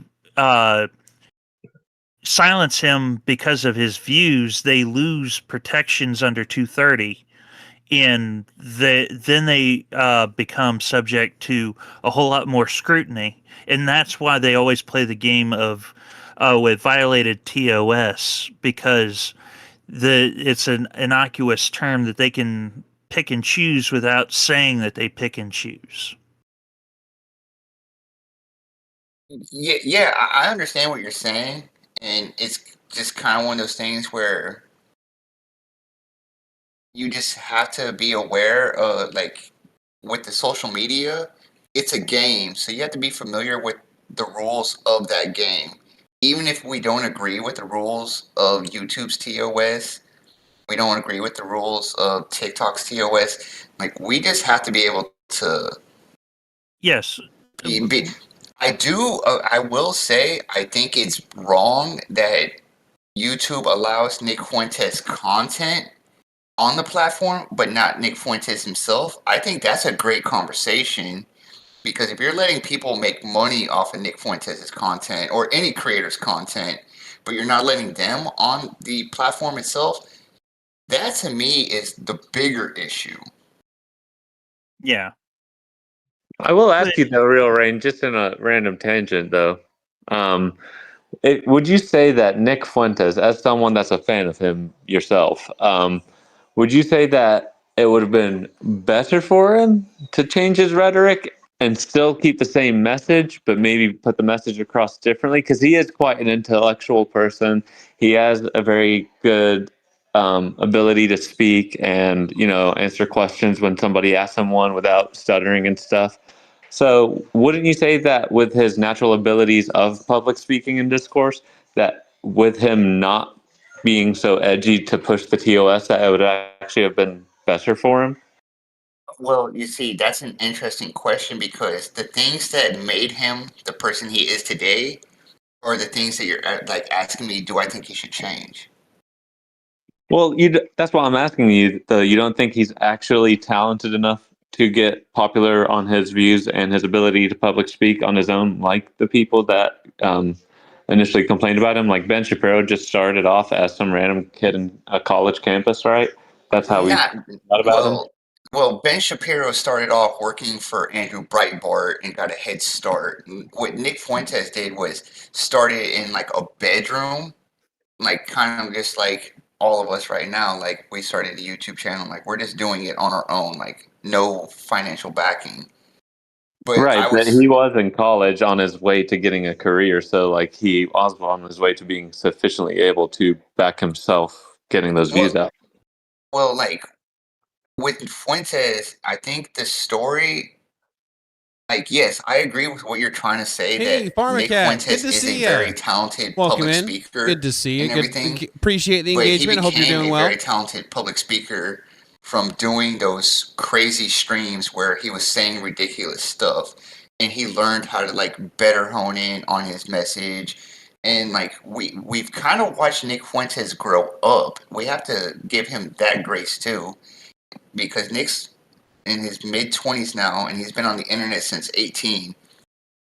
A lot changes in a person with that, and there's like a lot of trials and tribulations and learning experiences. So like the person that you're talking about now, Nick Fuentes, that is a great speaker, he wasn't always a great speaker online. I could get even into the meta conversation of like, I don't even think he's matured. I just think the type of immaturity he has changed, you know. Well, like that's just like semantics because he's more mature than when he started. I'll say that. Well, I could push back then real quickly with a quick yes/no question, if you don't mind, and then if you want to qualify afterwards, of course, feel free. But recently, he had a interview debate with Steven Crowder, and he was telling Steven Crowder Republicans and conservatives should not vote for J.D. Vance. They shouldn't vote for Marco Rubio. They shouldn't vote for any of these people. And then when he was asked, well, who would you recommend? He said, I honestly couldn't tell you. And yeah, that may be honest, but it's quite immature to tell everybody what not to do without also having a prescription. So I actually think that that's quite an immature thing to do, especially when you have such a large following, to be like, vote Democrat, even though I honestly don't have a plan. Well, oh, sorry. I'll let him answer. I've got an answer. So what was the yes or no part of that aspect? Do I think he should be more responsible?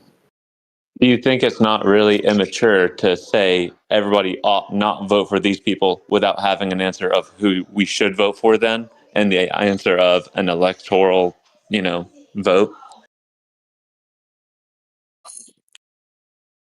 We all like to see a cat, Objectively obviously. speaking, I think that is mature because in a way he's saying like, hey, like I don't have the answer right now, but currently this is like he's explaining how he's thinking and how he's feeling. And he doesn't have a definitive answer to give you. And he's just saying, like being honest with it and giving like, hey, like I don't have the answer right now. In 2-3 months he might have the answer that you're asking. I can see where you're coming from, but I don't think that applies if you have the influence that he has. If you are just like a one-on-one conversation with somebody and you say, yeah, I don't think you should vote for this person, but then again, I don't know who you should vote for, that's one thing. But if you're going on stream with a massive following and touting this, I think that is immature. I'm kind of with Heaven Max here. I think there's a category error in the question where I think he has become more mature, but he still he sees himself as like the modern version of what's the guy that the radio host Howard Stern.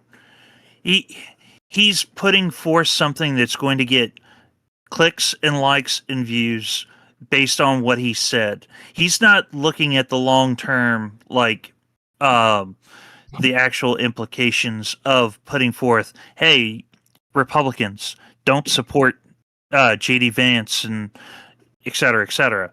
Just here's my take. And he's looking more at his personal, like his people getting eyeballs on him, which I think shows maturity on him as a businessman versus just like someone that's going out and screaming slurs and being a fool to just to make a scene. Yeah, Well, I'll push back on that logic right away and just say, and I'll just ask you, if you asked a doctor, like went to a doctor and you said, my eye hurts, and he said, well, don't wear contacts, and you're like, okay, but how does that help? And he goes, well, I'm just going to tell you not to wear contacts. That's not competency. And to spout that to a large following of people that look towards you thinking that you're competent, I think that that's actually immature.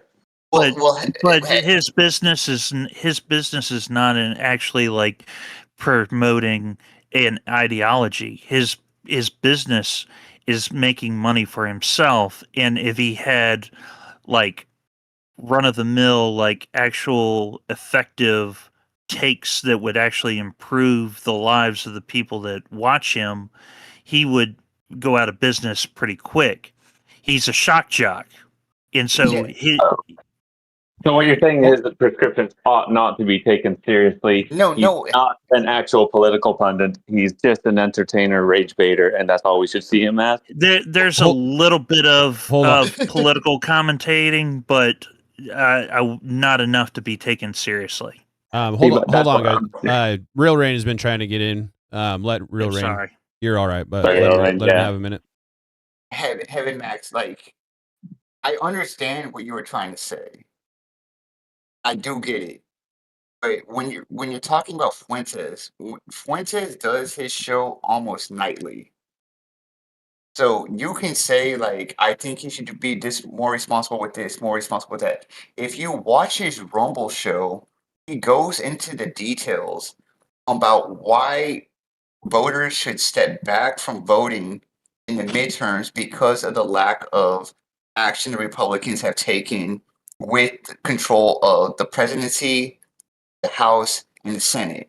He goes through all this. So when he goes on Steven Crowder, who Steven Crowder is more popular than him, that's Fuentes throwing a net into the Gulf and trying to get some shrimps. And then when he gets the shrimps, that's when he explains the views better when they come to his show. So yeah, like when he's on Steven Crowder, that's a big platform for him. He's advertising himself at that point to say like, hey, I'm going to say this here, but then come to my show to get the details of it. And I think if you want to talk about it, and I'm not like meaning this in a harsh way, if you're not willing to do the follow-up investigation into the why he's thinking that, rather than focusing on the prescription and not the like, why does he feel that way? That might be more on you than it is on him, in my opinion. Well, just to push back respectfully, I would say that's just hope for a grifter. You're saying that, hey, he won't give his answers on the pre-programmed, pre-scheduled, pre-everything large platform where he could get a large following by showing his competency, but instead he gets no prescriptions. And you're like, oh, well, that's actually a sign of being a good businessman. I think that's just hope for someone that's grifting on their opinions because, like you said, he doesn't actually give legitimate advice. It's more of he's going to get clicks and views. He's trying to make money. So to follow up, so you haven't watched a Rumble stream of Nick? I've seen, and well, let me ask you this: for what content? Because I'll say no, and I'll qualify. No, what content of his would you say is attractive enough to make you think, I should take this person seriously in the first place? Especially when on Steven Crowder, he's giving these really incompetent philosophical ideas, like, hey, don't vote for these people when I have no other solution. When Steven Crowder is very political in his discourse. Like, I feel like that's like not being genuine in the, just watching that.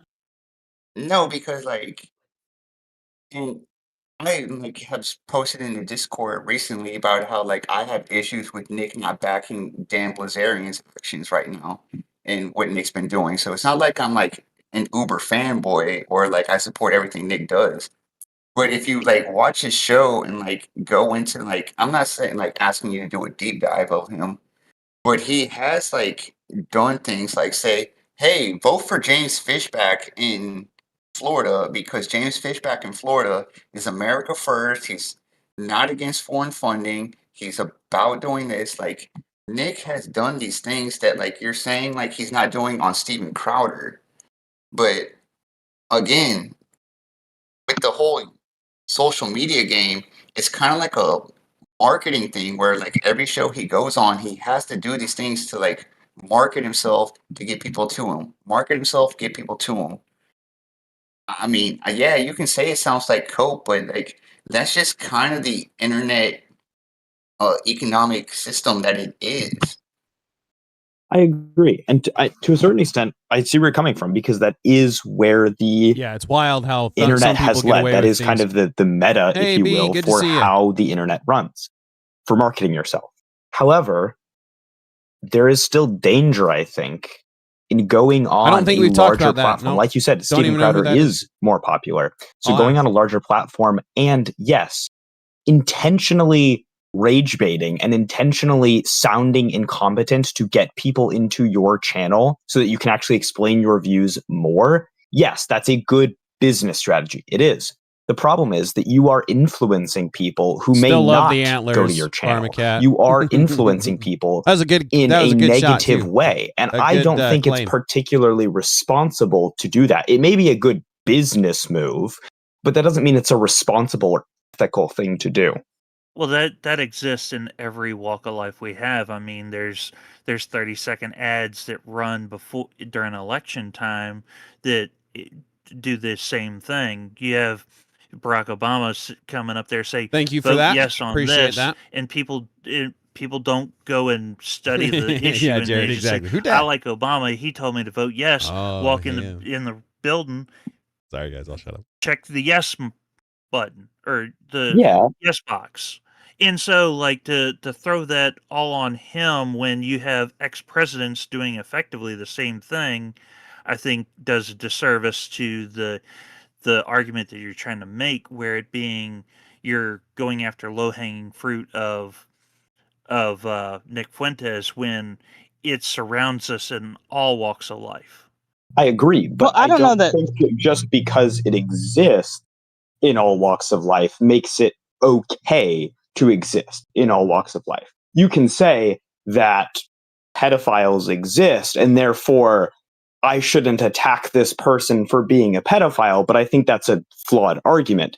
Pedophilia is wrong, and it doesn't matter And who just- else does it. Use the PDF or different words. yeah. Well, I do have a question for Real Rain on this. Just make sure we're using the right words, if you will. And then I want to Sure. say, Faucet friend or Leia, did you try to come in there for a second? Yeah, I did. I was just going to make the point that the what?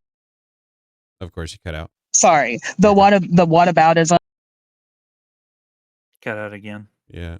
I am struggling today. I am so sorry. You're all right. I was just going to say the whataboutism might be the actual low-hanging fruit. I think, wanting Nick Fuentes to be slightly more responsible with a huge platform is quite reasonable. And I don't think referring back to all the other ways that others manipulate their platform is helpful at all. And I think that is more the low-hanging fruit that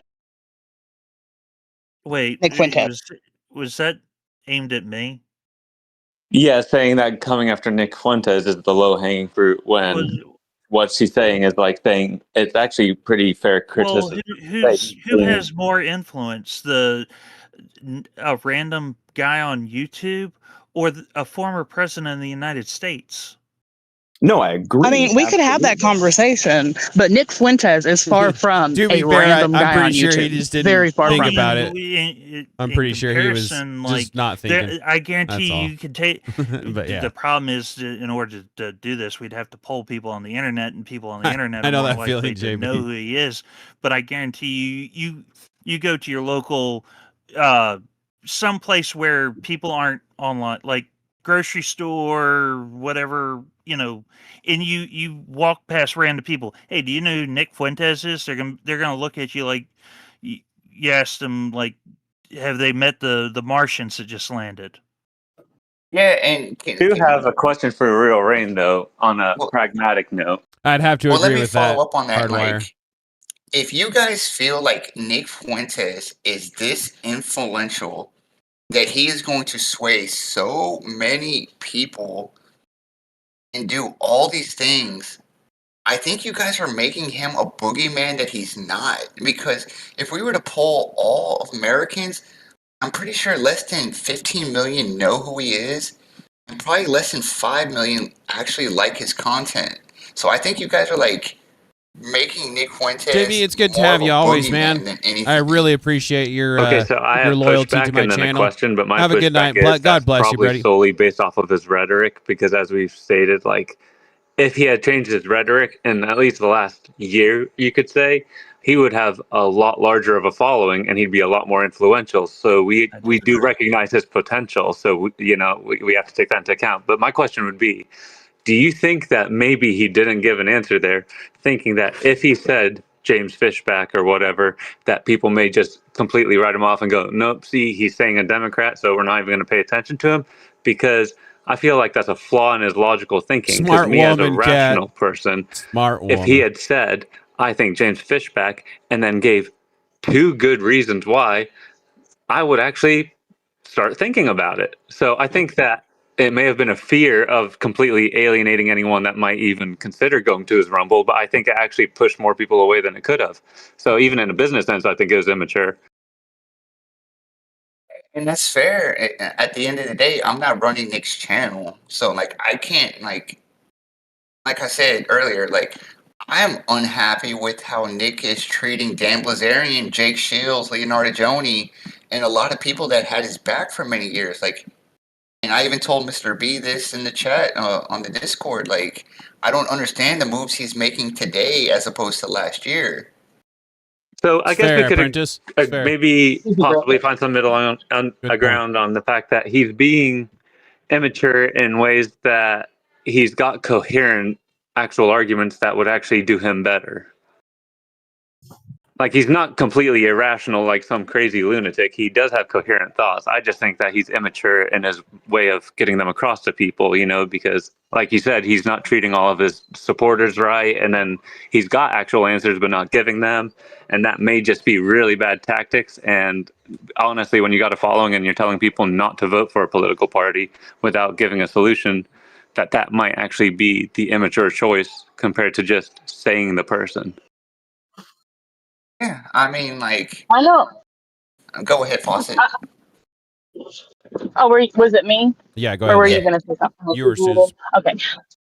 I was just making sure. You're good. I think that I know we all hate this word, but I feel like if we ever knew a grifter, it could be Nick Fuentes, but almost like a reverse grifter, or like some strange new class of grifter, right? Because he's not latching on to things that are like societally acceptable or in fashion. If anything, it's quite the opposite. He's kind of latching on to whatever the hottest take is at the moment, likely because he knows it will get him Very clicks, well put, right? B.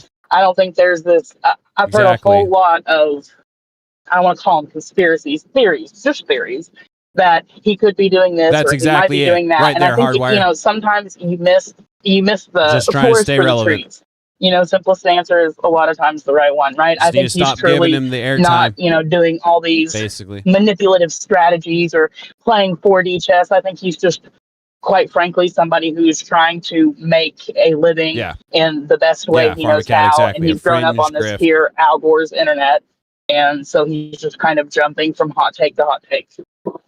That's really where a lot of my argument is going at, where it's hot take to hot take, but his goal is not if he moves the needle, that's a secondary goal. Like it's about making the dollar. Like he's running a business. Isn't that 100%. in and of itself it kind of immature? Like, from a business standpoint, yes, it makes sense. Depending on how you look at business. I mean, he's not producing an item, he's producing a service, and how you perceive that service could be immature or what have you. But like, I mean, if you look at it as purely entertainment in a political sense, is it immature at all?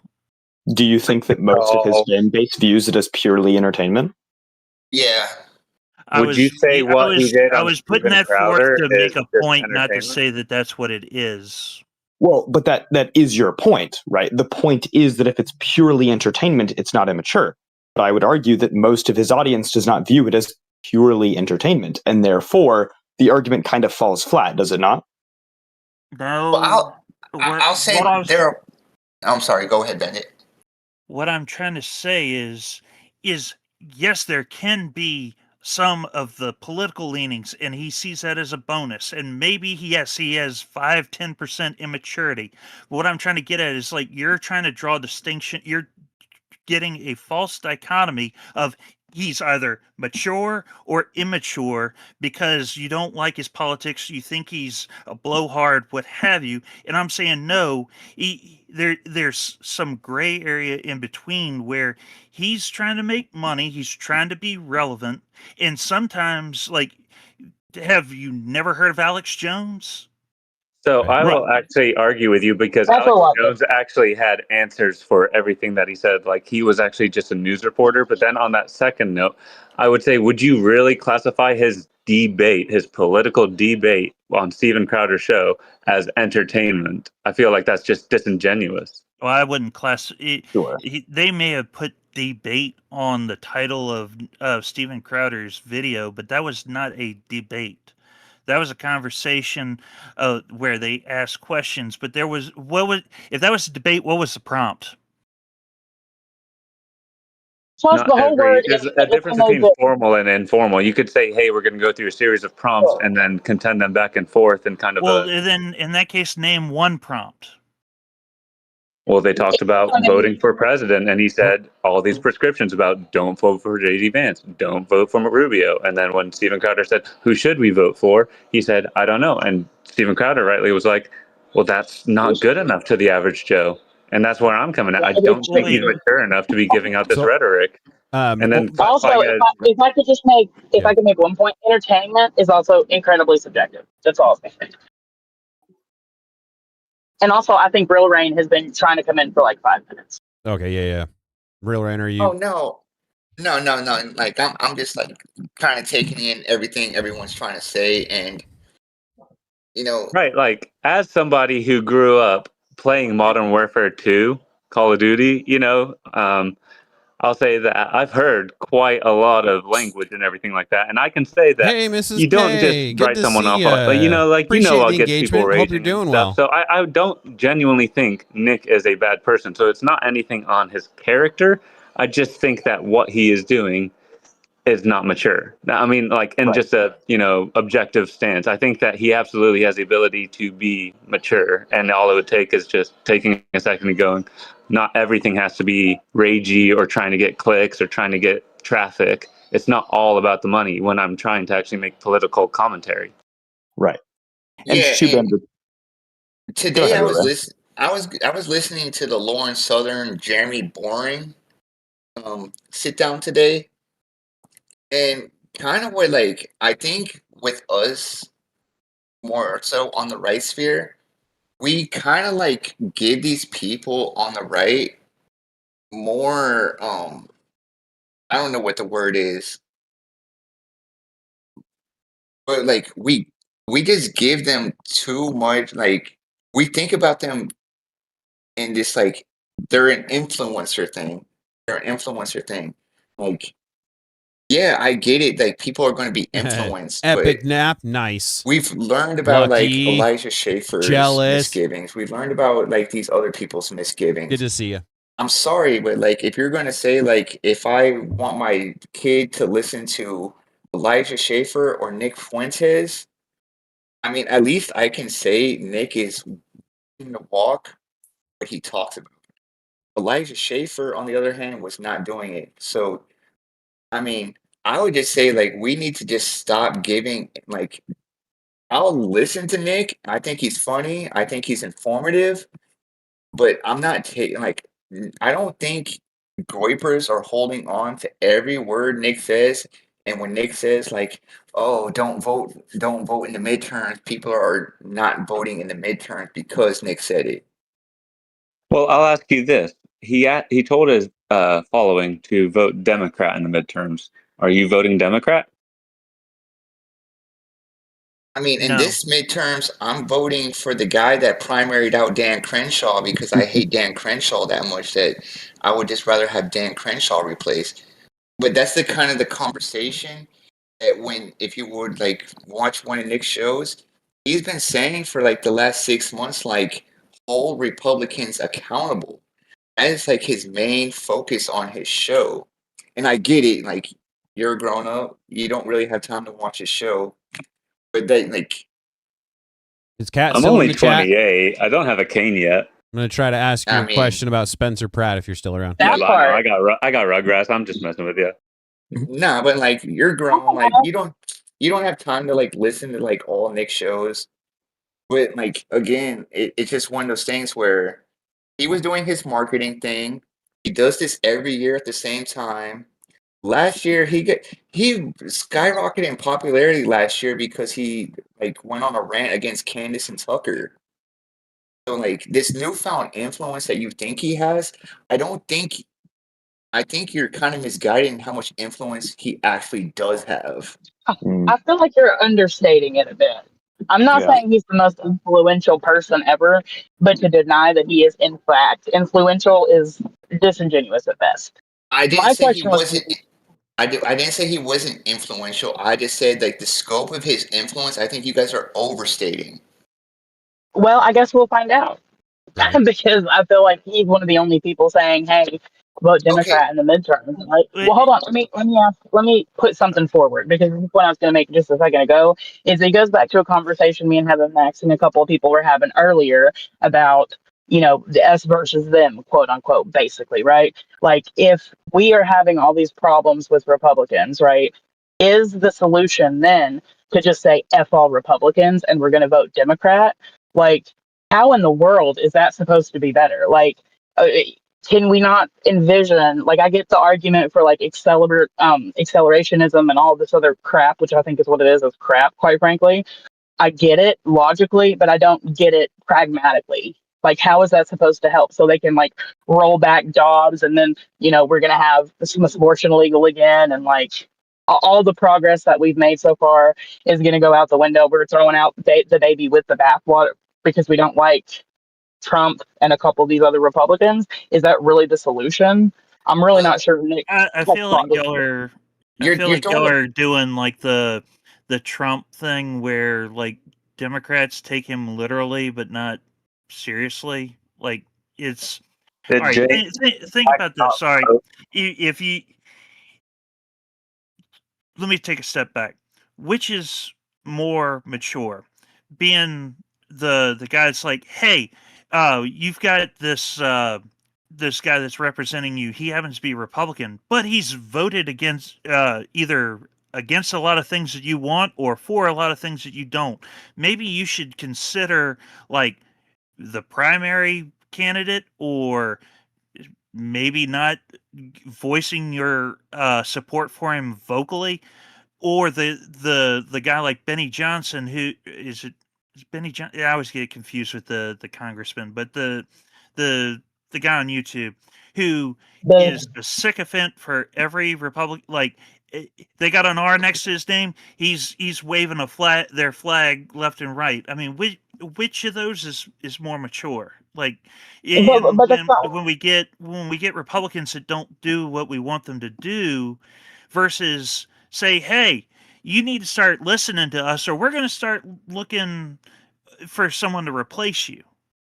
Yeah, that's like cutting off our arm to spite our forces. No, Fawcett friend. What he's trying to say is like, if there's like Dan Crenshaw just got primaried out, there's another Republican that's replacing Dan Crenshaw. What we're saying, and like what I think me and Bandit are on the same page, is like we now have more information on congressmen and senators that we can hold them accountable. And we need to start exercising that. Like Dan Crenshaw was voting against a lot of things in Americans' interest. And when the Republican primary came up, I voted against Dan Crenshaw because of that. So what would you Prediction markets suggest that in 3 states, if people followed the just vote for the Democrat to get the primary out, you are most likely in the long run going to end up giving up the House for that thing. like when you primary. That's what I'm saying. Kevin gets it. No, because when you primary someone, it means it's 2 Republicans against each other for the spot to go against each other in Congress. Right, okay, but this is what you guys are talking about. No. I had the choice between the guy that was a Republican that won Dan Crenshaw's House seat and Dan Crenshaw. I voted for the Republican, so Dan Crenshaw cannot run for Congress because the guy. I get that. So That's not what he said, though. He prescribed vote Democrat. Okay. That exactly. You guys are reading all this nuance into it, but I was originally talking specifically about Fuentes' statement, which was very clear, and that was vote Democrat, undeniably, right? And to Just real quick. Heaven Mac's question that he asked. Hold on, wait, Just 1 second. 1 second. Just, No, Heaven- wait, let Mr. B talk. Hold on 1 second. Hey, Mr. B? just real quick. If Nick Fuentes is so uninfluential and so has no power or anything, why are you two in here defending him? Because we're just having a conversation. I feel like I'm forced to Are we just defend having a him. conversation, or has he influenced you? Right. We've that got part. quite a bit of an influence if you're willing to be here to If be two out of defending him. the two out of the 9 people in this room are influenced by him, he's Oh, right got on, at Homestead. least I was a wondering if you 20% were hold okay. on the market. No, Be I am quiet. not defending him. What I am defending is that everything that's been put forth is being a false dichotomy of he's either has no influence or all influence. And what I'm saying is there is a line in the middle where you can hear what he says and says, you know what, the guy that's representing me, I don't exactly like what he's doing, and I might do something. I may not vote Democrat because that's literally what he said, but it might be one of those things that I'm like, you know, maybe I shouldn't be like rah, hey, Republican, wave the flag Republican. And what I'm getting at is y'all are painting me as defending Nick Fuentes when no, what I'm trying to draw down the middle line, but every time I say something that's like trying to be down the middle, it's one of those things where it's like, oh, you're defending Nick Fuentes, you're going exactly to what he's saying. I'm like, no, like there is middle ground in there where you can hear what he says and like not be either all the way on the left or all the way on the right. Well, Or he could have just said it better. To be completely good faith, the best thing to say is I don't think that you are, quote unquote, a groiper or a fan. But the fact is, inherently, to push back against it and be on the opposing side is inherently just defending him, right? But it doesn't mean that you're a fan of his. You may be defending the values underneath the argument, which he is the person that is the subject of. But inherently, you are defending him. And like Mr. B said, he has had enough influence that you think it's worth defending, and so does one other person. And so we have to say, without the anecdotal of, yeah, maybe he won't influence you to vote Democrat, but if he said not 20% of the Republican conservative MAGA party, but even if he said 10%, he got them convinced to vote Democrat, that would be a massive influence. Right. Yeah. That's enough. Nobody has that still if they voted Democrat, we could get someone in office that should not be there. So to be fair, the influential part, so he's influenced me to not like him, right? He has influence in every way that you can think about it, whether it's a good influence or it's a bad influence. He has influence, and that's where we're concerned about. What is that influence going to ultimately do in the end, right? Right, Bandit. I think we can all agree on a middle ground here. Like, there is obviously a middle ground. For example, I am by no means saying that Nick Fuentes is like a wholly through and through immature person. I think that anybody who values the dollar above the influence they have or the actions that their company takes, I think that that is unethical at the very least, and in my opinion, immature.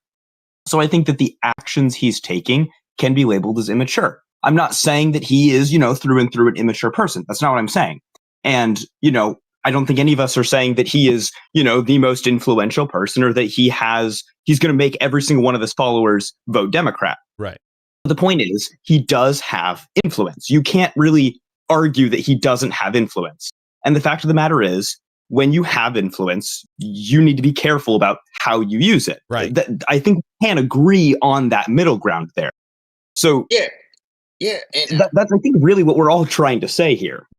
Yeah, and what I was saying is like, yes, he does have influence. I never said he didn't, but the scope of influence Same he here, has, Mrs. K. I don't think Never is as large ever as been you able guys to think stand it is. listening to him since the first. I would say, unless you had viewership numbers like Roman stats or something, I would ask for like anything less than 10% would be silly of the right side of the party to have influence over whether or not people actually even consider his ideas.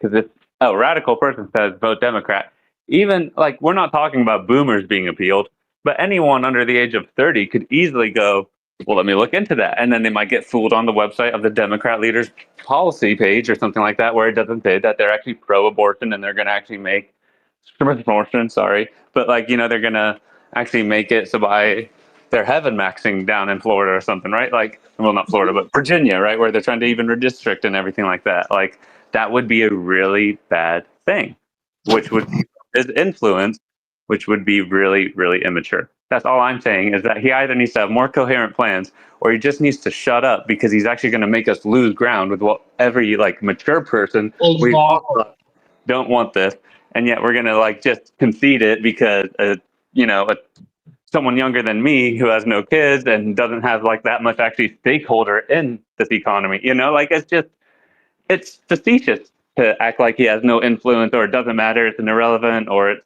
more minor than we're all saying. I think that's gaslighting.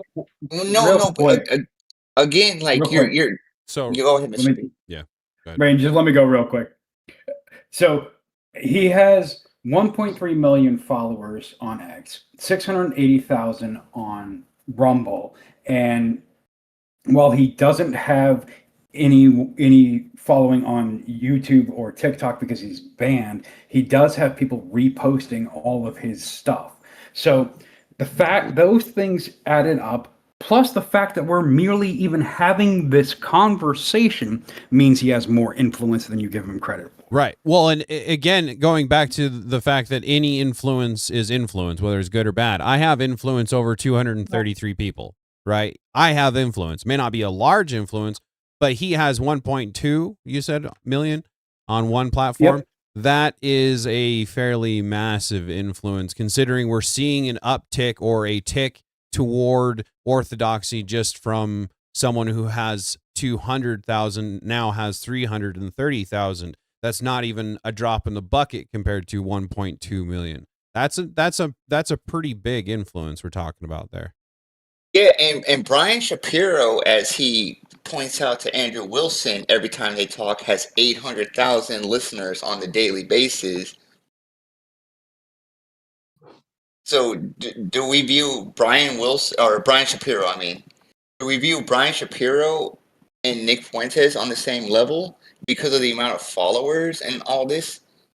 I will answer your question with a rhetorical question that nobody has to answer. But that's fair. What would you say about Ben Shapiro talking about Nick Fuentes? No, I said Brian Shapiro. Shapiro. I know. That's why I said let me answer your question with an anecdotal question, which is Ben Shapiro was talking about him, which is what gave him the influence in the first place. So would you not say that Ben Shapiro that's actually the problem. trumps Don't call it art. Brian Shapiro? No life experiences. But like if we're talking about like, well, what about like comparatively?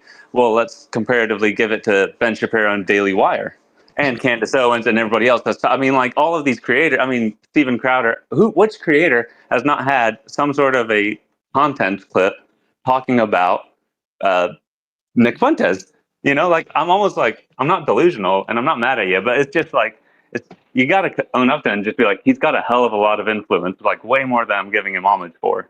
Well, again, like I've repeated this so many times. I have never said he doesn't have an influence, but the scope of influence he has is not what you guys think it is. Because Mr. B said he has 1.2 million followers on Twitter. Yeah. 1.3. 1.3, and he has 600,000. And he has 600,000. He has 600,000 on Rumble. 680,000. That's a crossover audience, so that's still probably less than 2 million people. Do you realize how hard it is to get that many followers? No, because like Brian Shapiro has 800,000 listeners according to him, but no one is influenced by Brian Shapiro other than to laugh at him. Well, that's not completely the truth. Unfortunately, there are people that do look up to Brian Shapiro. But I do kind of want to move on from Nick Fuentes.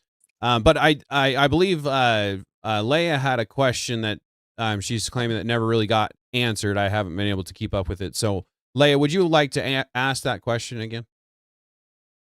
Oh yeah, I was just saying in the side chat, nobody ever really contended with my question I had asked, and we got kind of derailed of like, his prescription was to vote Democrat, and I do understand. Once again, I totally understand because we need to hold Republicans accountable. I agree, and I actually think there are far better ways to do that. But whatever, like, baby with the bathwater, is that really what's going to help us? Because we've heard a lot about like not to take him seriously and how there's a middle ground, but he didn't cover any of that. What he said very clearly to his millions of followers was very clearly vote Democrat. Yeah, I agree, and I'm like, Mrs. K. how is that I really agree. going to help us? Is this really how we fix things? Because I personally don't think so. Like, let's hope you're right, just to add on to that. But, like, let's say you're wrong and we're right about how influential he is, and we lose the House. And Schmortion and all these other things start flooding back into the public sphere. That wouldn't be if we never gave up ground to fix our own in-house problems. Well, historically speaking, the opposing party always wins the midterms. That takes us Exasperating into a different argument with the redistricting. Right, We right, could just right. move on. I don't think we're getting anywhere. Fair You enough. know, if I could just put one pin on it, the one last thing that I'll say on with regards to that comment is we're in May. I think it was in May when he made those comments. Come November, no one's going to remember that comment. Sure. You wait till the November panel, buddy boy. I'm going to ask you. Right. I would be. Well, you'll remember it for the November panel, but will it be talked about on mainstream news? Will anyone on mainstream media remember that he said to vote Democrat come This November? is one long pin, yo. Yeah. Mr. Protator, I ask you, please set the live and add it as a debate topic for November, like 18th or something like that. Oh, okay. November 18th. So after election? Isn't that after the election? Let's do it election night. Election. Sorry. Yeah, right. Yeah. No, elections are first Tuesday in November, so it would have to be at the latest, maybe the 9th. I'm pretty sure Tater will want to do an election night coverage. Probably. Night live stream panel. Yeah, As I long think as that might be fun. Tired all of you by then, Right. I think that'd be fun, especially with how hot everything's been lately. So yeah, I think we'll probably do that an open panel election night. But B, were you going to say something on that subject? My only thought was at what percentage of influence do you think it is enough to damage the conservative base? How many people does it need to affect for it to actually damage our voting? More than a third of the party. Well, I'm sorry, the elections are usually in toss-ups are usually less than 5% spread. So yeah, I think that's going to be a lot of fun. Actually, so 5% is I hope all to it see you there. takes. Hope to see a lot of people there. What percentage do you think Might be of interesting. the votership is 2 million people? Spread out across the world. Across the country. That would be about 1%. Okay, and how many people can they affect? So we're probably at 5% if those 2 million people talk to their friends, then talk to their friends, and talk to their friends. Like, you guys aren't saying he has the influence he does, and that's okay, and we'll move on. But I'm just saying 5% ain't that hard. Dang it. I think we all agree on the nuance that we hope that he's not as influential as, including myself, are talking about. But if he is, things like that could be extremely damaging. And so maybe tread lightly with what you're saying when you're on other platforms, et cetera, speaking about prescriptions. I think there's some nuance and middle ground we could all find. Yeah. I'm ready to move on. Yeah. Nice, Mrs. K. Yeah, all right. So we'll go ahead and move on. If there's nothing else on that, I'll give a real quick second we'll move on real fast here, though. Yeah, I just want to say, hey, thanks, Ryan, for like talking, like good faith. Always appreciate it. Rain, did you hear that? Yes, these panels. Yeah, all you guys, really awesome. Like intellectual conversation, right? Like nobody was just throwing out whataboutisms, really. There was a couple there, but not intentionally to just be divergent. Yeah. Leia, you were just about to say something. What were you gonna say? I was just agreeing that these panels are always great, and everybody's 99.9% of the time is really great faith. Even like when Alter comes on, who I jokingly call our neighborhood commie, but we love him. Right. Everybody's loves him. Who's the 1%? Who is 0.1, just 0.1. Yeah. Yeah, these panels are really awesome. Again, just a shout out to anybody in the chat that would, knows anybody that would like to join these panels or would like to join them yourself. These are open to anyone to join. Again, I will be doing more heated open panels on a separate night. This will stay cool, calm, and collected. And then we'll have our heated debates where Avarice will come on and do his thing and things like that. But again, if people like the calm, cool, and collected conversations, which I'm starting to see a lot more people are driving that way, invite them in on the panels. These are, again, I appreciate you coming in, Heaven Max, because I know you were kind of not sure if you'd have anything to say, and you've had a decent amount to put in, so I appreciate you being here, man. Yeah, No, honestly, awesome. like I've learned very quickly that these Discord chats are almost more like sitting around a like lunchroom cafeteria table, right, in school. It's just more like everyone's got their opinion, but nobody's trying to offend anybody. It's all, you might poke or something, you might prod, but it's all good faith, and I feel like that way better than the blood sport. Honestly, like I do like getting heated, and like I said, I like my cringe, but I like good faith cringe. Yeah, well, and that's why I'm started this is because I'm the same way. I like the blood sports, but I'm getting tired of it. And there's a lot of people that are getting tired of it. Real Rain, you were just about to say something. Yeah, I was just going to say, like, we're essentially all on the right wing. We just have different ideas about like what the right wing should be. Right. And I think it's best that we keep the right wing infighting in-house amongst each other rather than like going to leftists and talking about it with them. Right. I wouldn't even really call it infighting anymore. I think it's more. Yeah, I didn't want Avarice to have to feel like he had to leave. Exactly. I wanted him to stick around. What you'd expect to see them talking about, like around the Declaration of Independence, it's just discourse, right? Like, but it's all good discourse. Yeah, because like I would say like I agree with all of y'all on like 97% of things.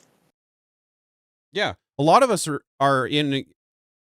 A lot of us are in agreement on a lot of things that we talk about. But again, the biggest thing about my channel, my platform, is I'm trying to avoid an echo chamber.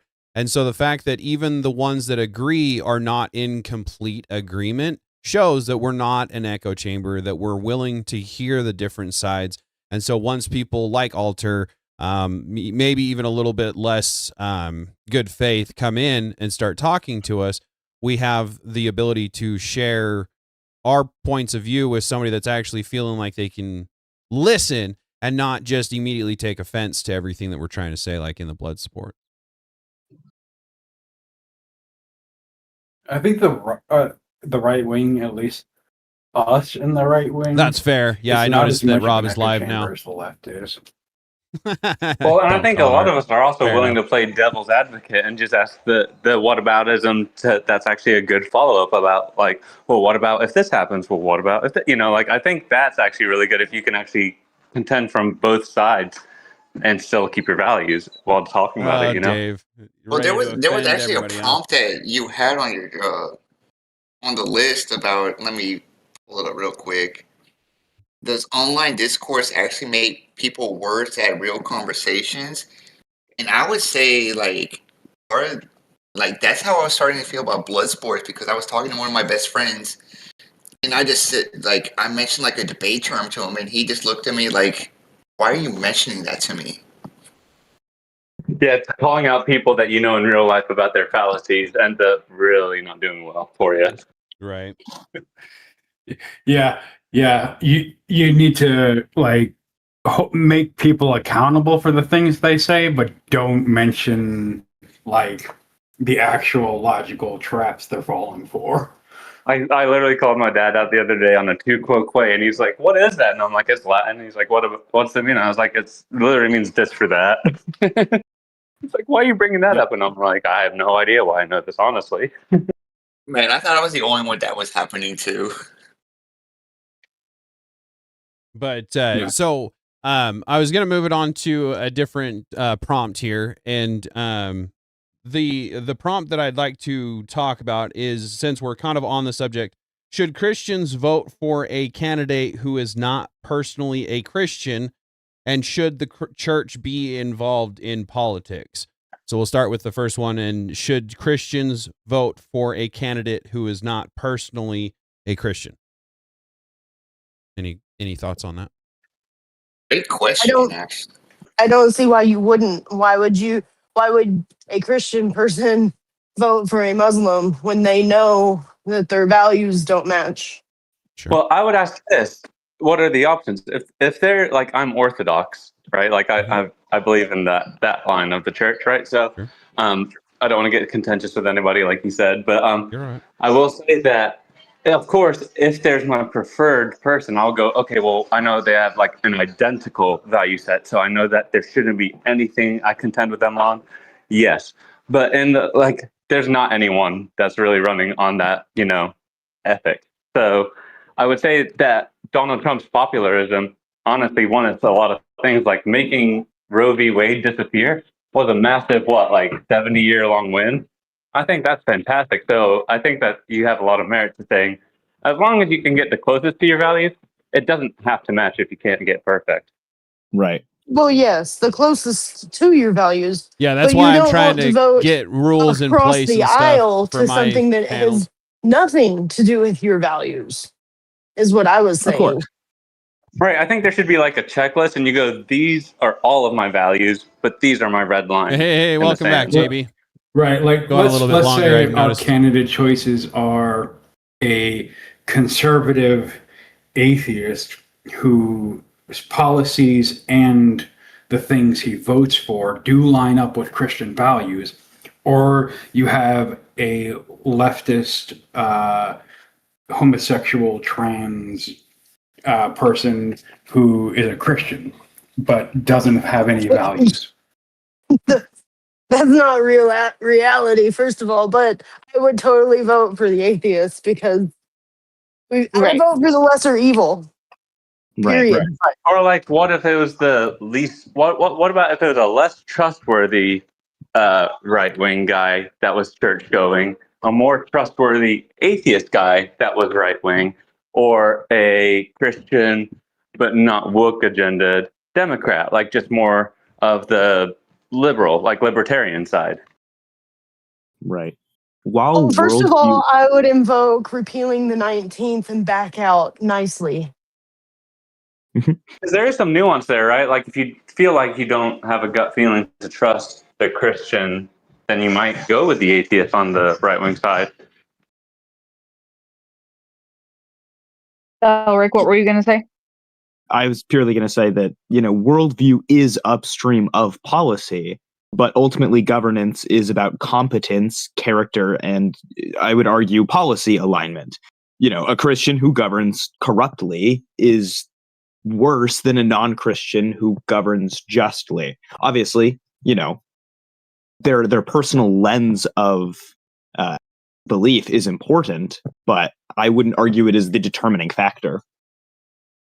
So you would need to do research instead of just trusting their titles? Of course. I mean, look at how many different branches of Christianity there are. You can't even necessarily look at a Christian and be sure that you align with all of their values intrinsically just because you share the title of Christian. It's based. Right. No pushback here. Fair.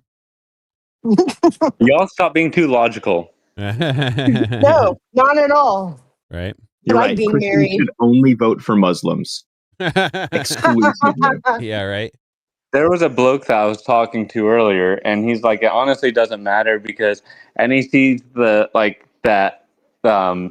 the United States is the garden tool of Babylon, and that Muslims are just going to take over Europe, and in 60 years anyways, it's all going to be over, and that's going to be the second coming. And I'm like, all right, man, like, you live with that.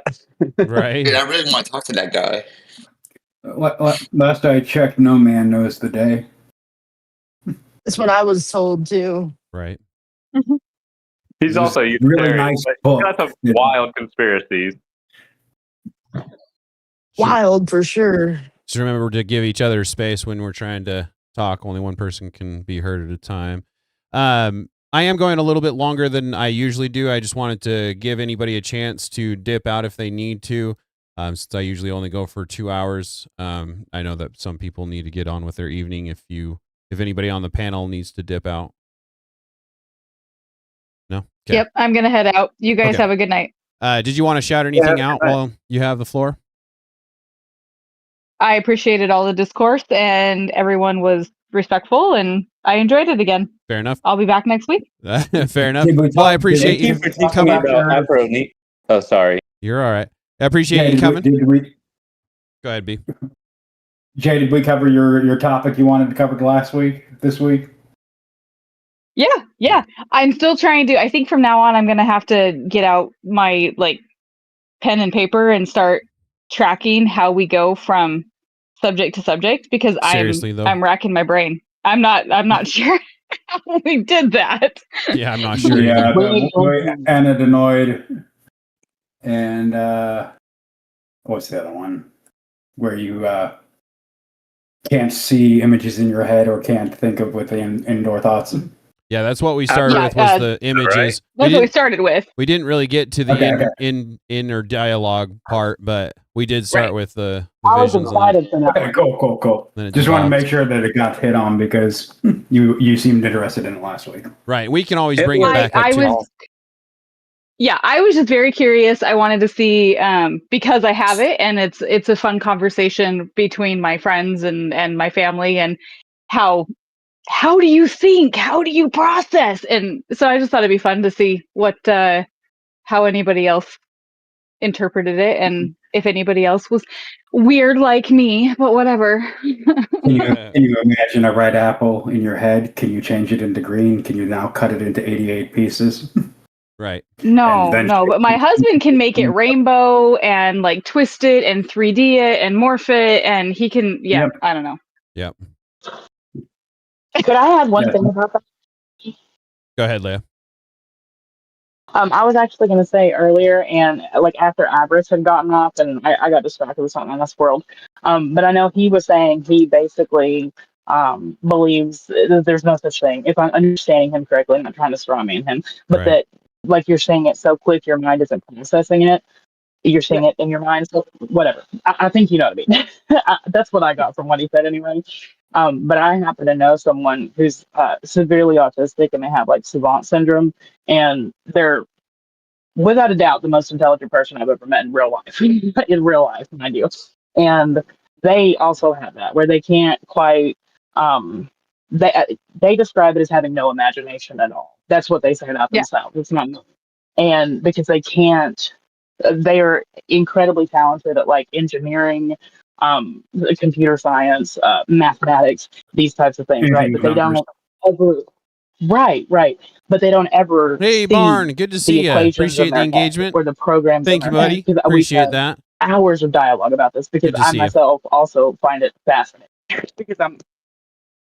Hey, Jay, I actually wanted to say that you actually got me thinking about something as well. That it's very similar to when you, as a seeing person, think about, well, what would it be like to be a blind person? Because you don't feel like you're missing anything, right? So it's not something that we can even empathize or put ourselves in our shoes, but it's such a cool thing to learn about. So I really do appreciate you bringing that up. Honestly, I love that aspect. Yeah, that's really cool. It was a fun one. Yeah. So anyway, don't want to keep you any longer if you're needing to go. So is there anything anybody else wanted to say to Jay before we let her go? Thank you for coming. Thanks for teaching me I have a condition I didn't know I had. Yeah, you come to a panel and she goes, "You're disabled." How great! That's right. I aim to please. What can I say? Right. Excuse you, differently abled.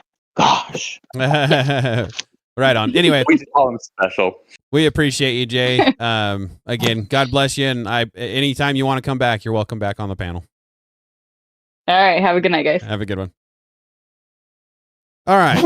So let's see. We're on the should Christians vote for a candidate who is not personally a Christian? Did anybody else have anything on that subject, or do we want to move on to the should the church be involved in politics? Oh man, that's a great question because personally, I don't because America has separation of church and state. I don't think it should. No.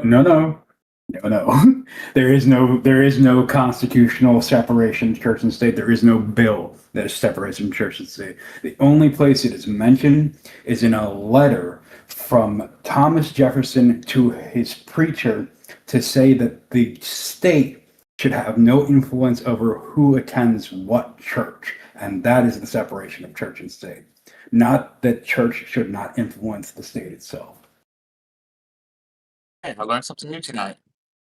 Well, I'll actually implore you to, because this is really interesting to look at, but every single state in their constitution when it was formed has a state religion, and they all got slowly repealed back all the way up. I think the last one was in like 1980s or something like that. But yeah, every state actually had its own state, like, like every state bird, state flower. Well, they all had a state religion. So the separation of church and state was just about like a federalized church. Well, But they do realize why, right?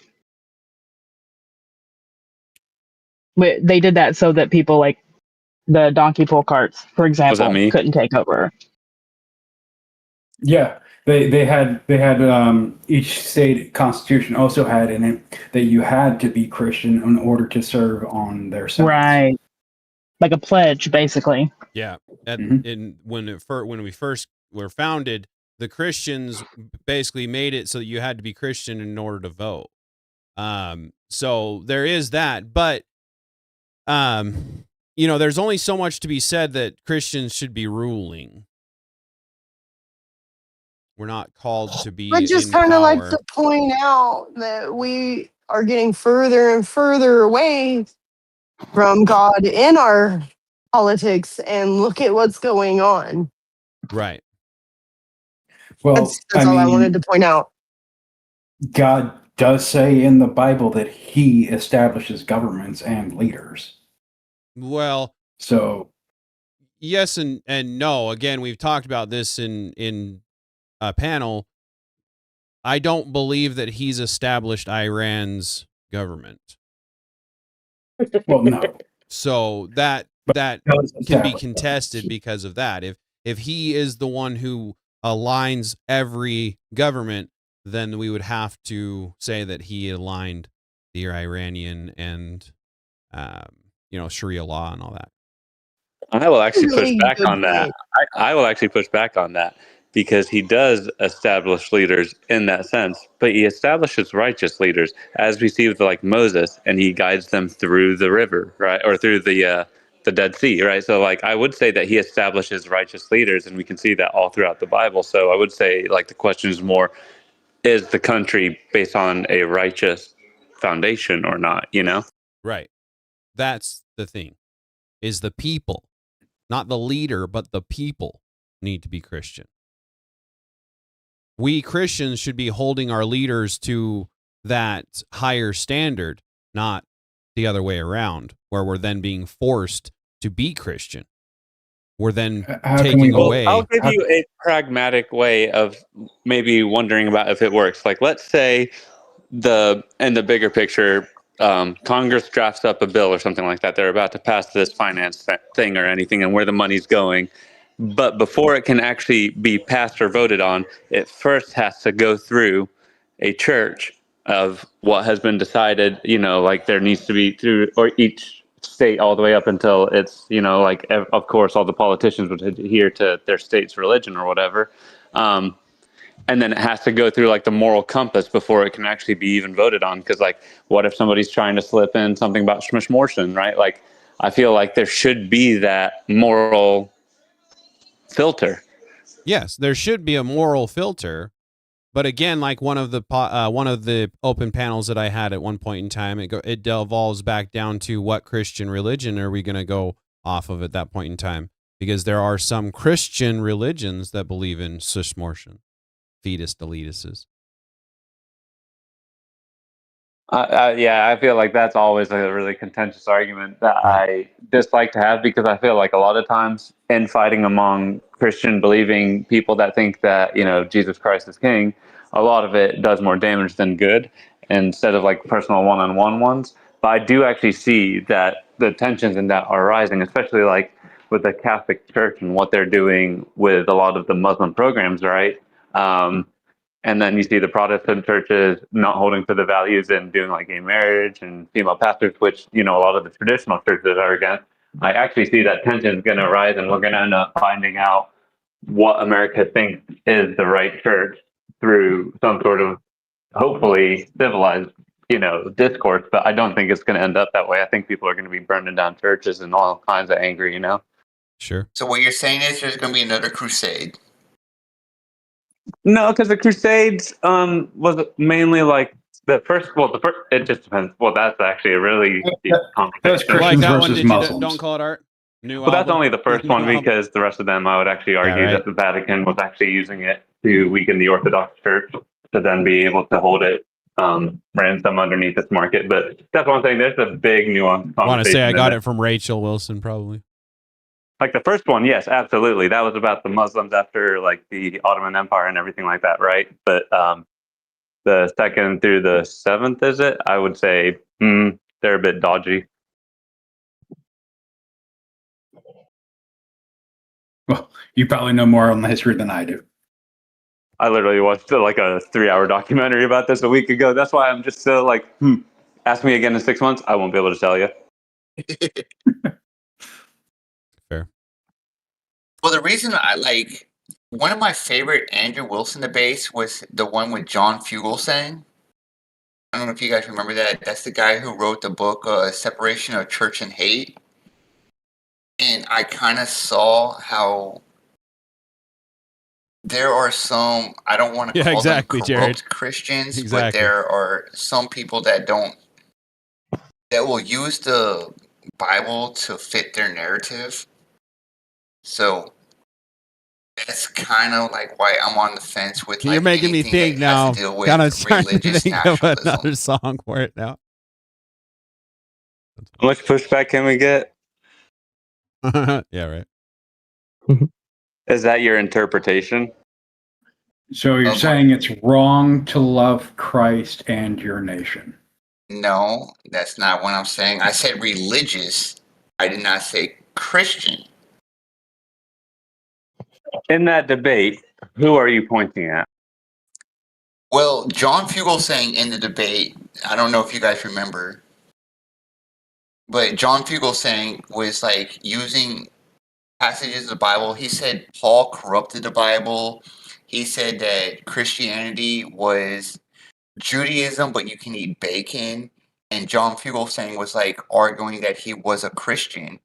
So if we were to like have a religious nationalist movement and John Fugelsang was a leader of, like, let's just say John Fugelsang was the president, he would be doing like kind of like he would just be going for the love aspect of the Bible rather than everything else. Like that's all John Fugelsang focused on in that debate was like, Jesus said live, Jesus said this, Jesus said this. I don't follow Paul. I don't follow any of the other passages. I just follow Jesus. So that's why I think like any red letter Christian. Right. So that's why like I am just wary of any religious nationalist movement.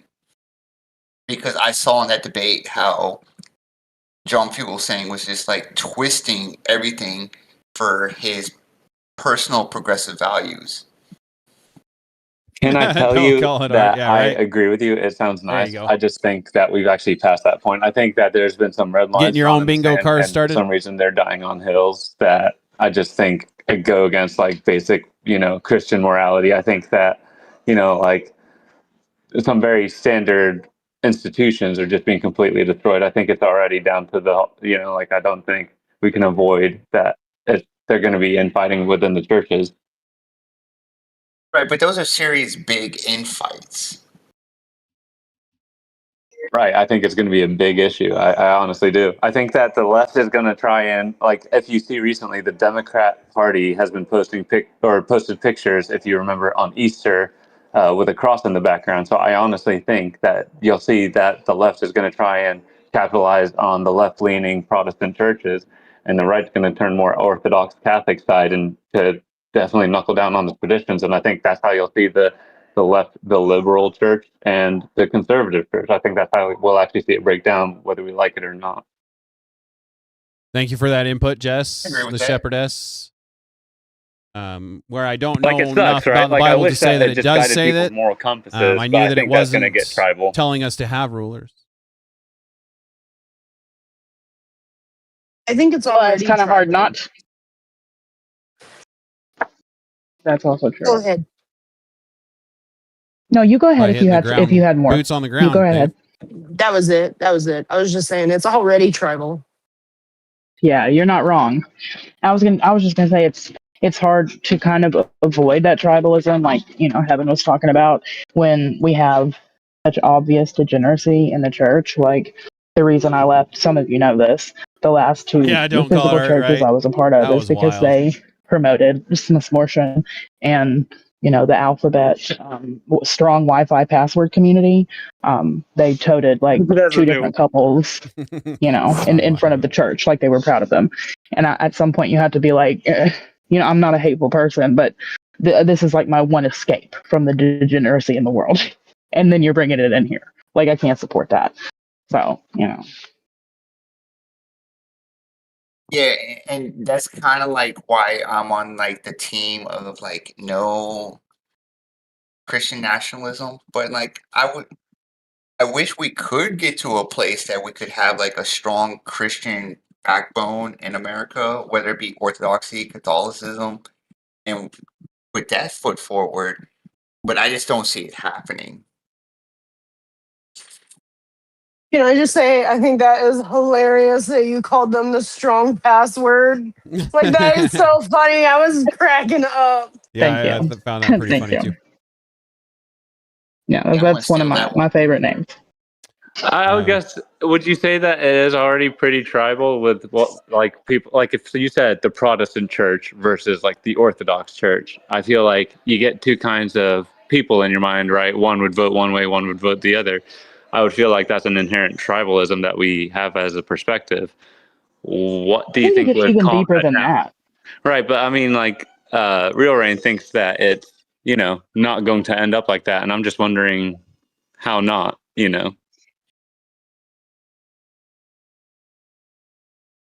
Not to keep picking on you, man, honestly.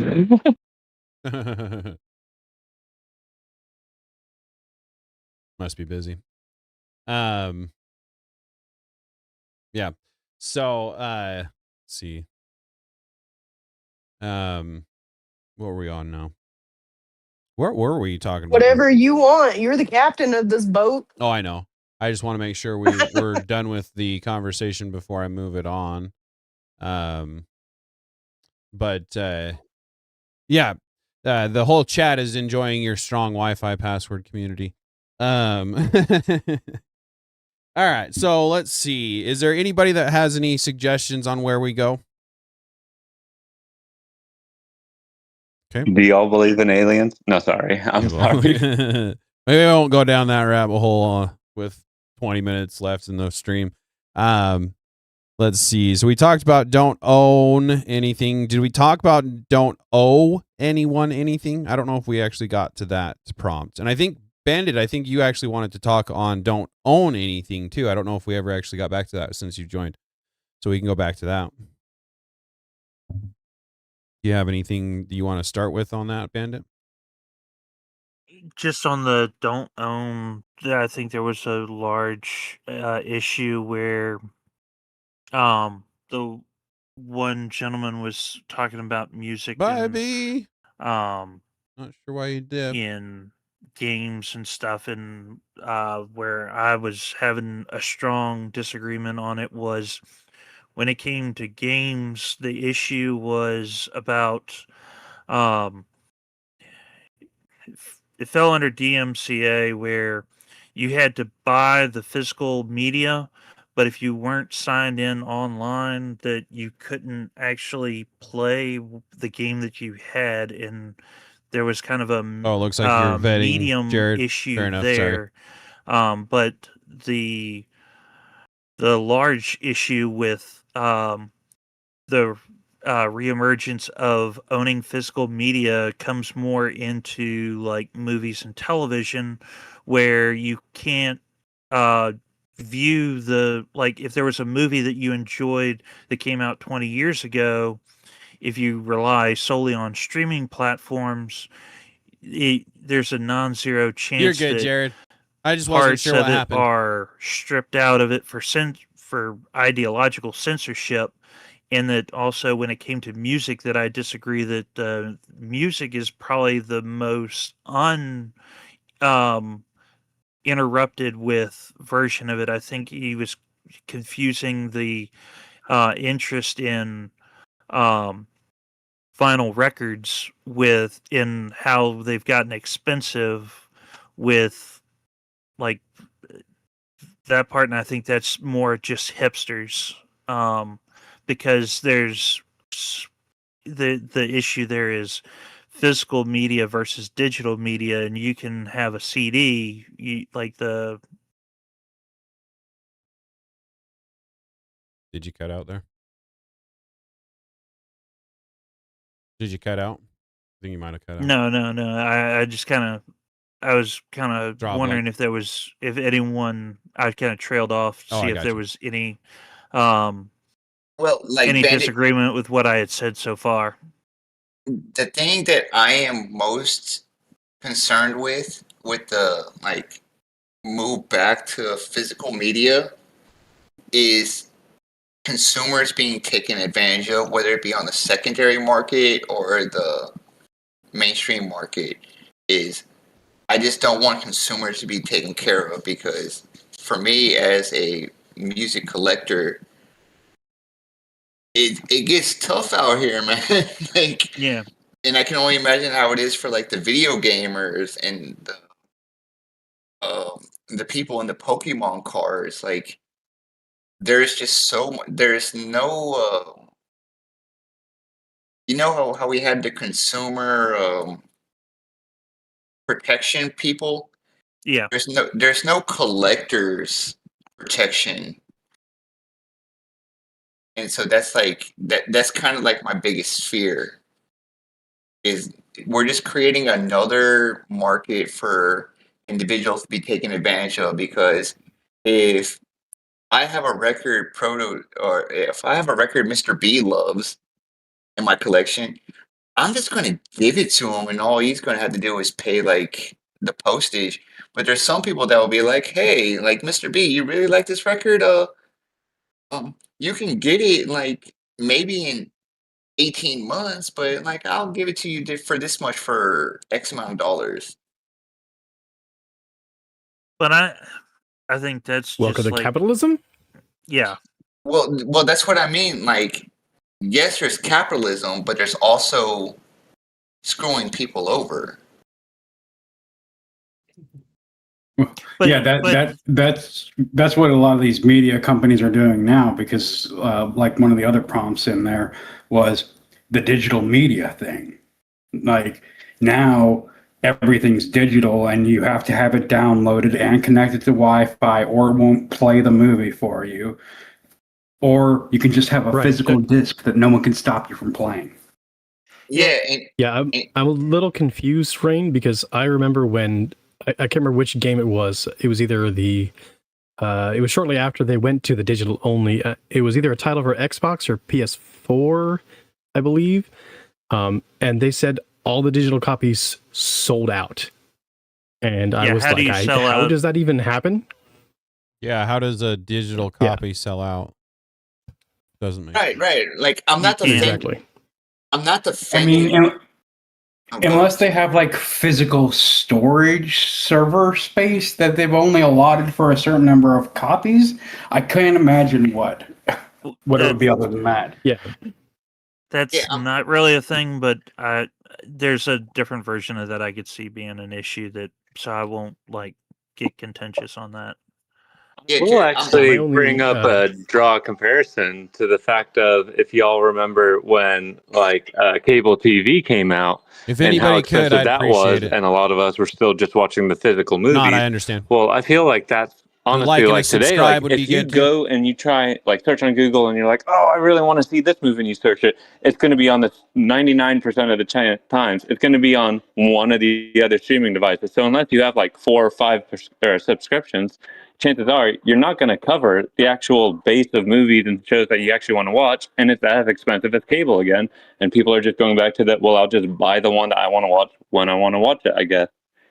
Yeah, and even then, it's not always offered anywhere. Like there's some older 80s and 90s shows that were like on for a season or two that are just obscure. They just say unavailable anywhere. Like Parker Lewis Can't Lose. Yeah, and I'm not defending digital media more so than I'm wanting to put a consumer protection on the newfound interest in physical media. Well, I think it's easier to put protection on physical media than it is on digital, because there's.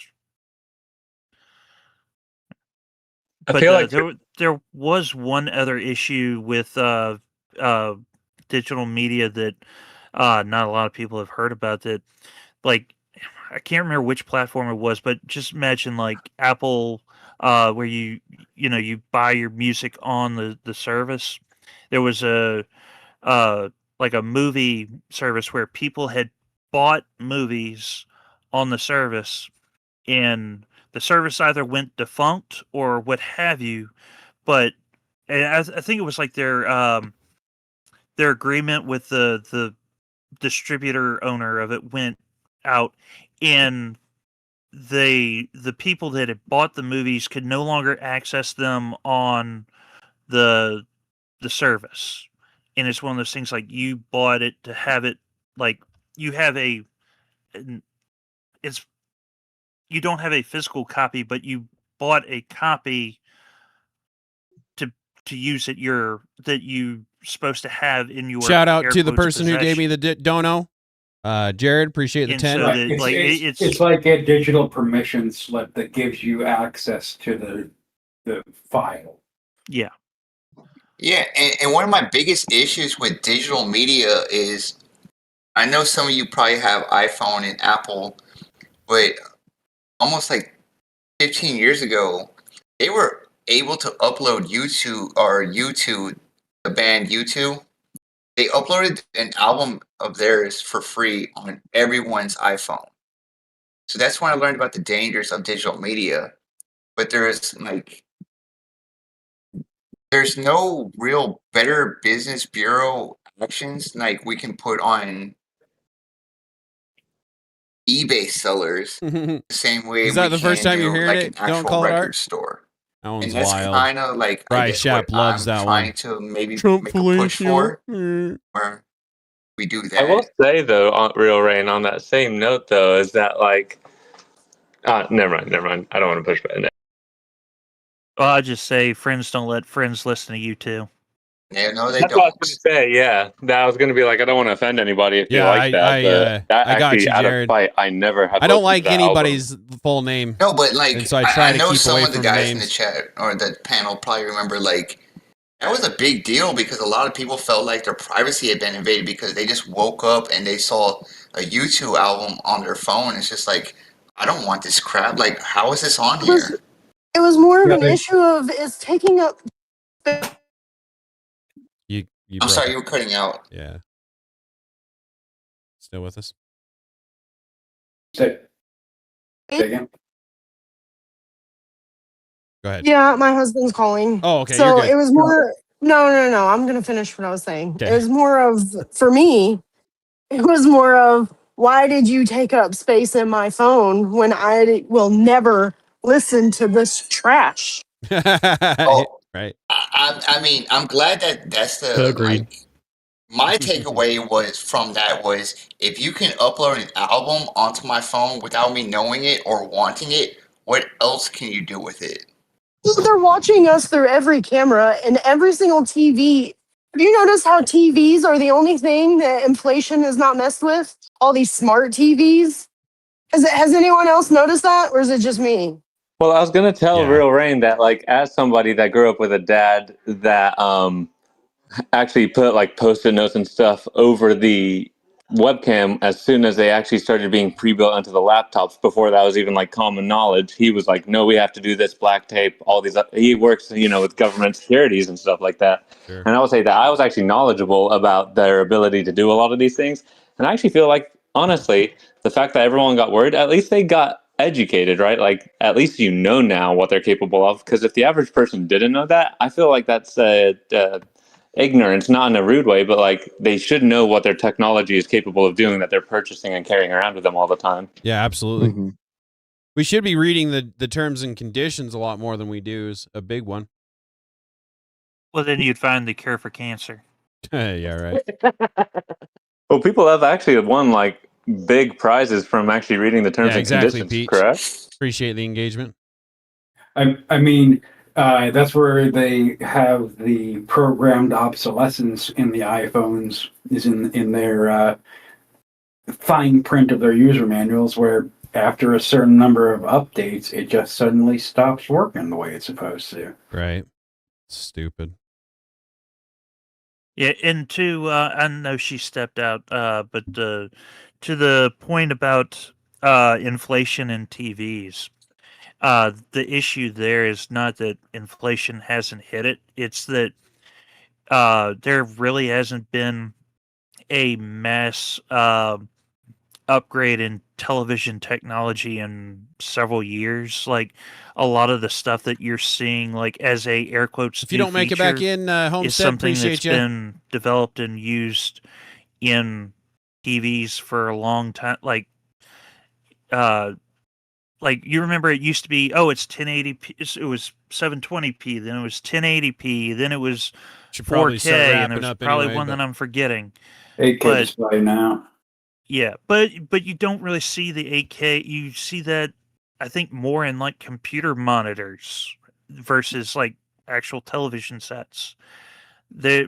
So where I think what you're seeing more is like there's a oh, Jared, that's it's a funny. leveling out between, we used to pay a whole lot more for new tech in like you may have a brand new model TV, but everything that makes that TV is 10 plus years old, and people have already paid for the R&D of that in the the rise of Yeah, exactly. I inflation hated Alexa as is soon as it just came coming out. up to meet it, I don't like even the idea of it. or where the R&D is coming down. Fair. I can see that because, like, especially in the PC side of things, the technology is going so fast that it is spreading out to things like TVs and stuff, to where their slower progression is probably a lot more cheaper in the R&D side with the new technology coming out in other markets. And AI and obviously all those other things, right, probably make a lot of that stuff a lot cheaper for them too. Yeah. Right.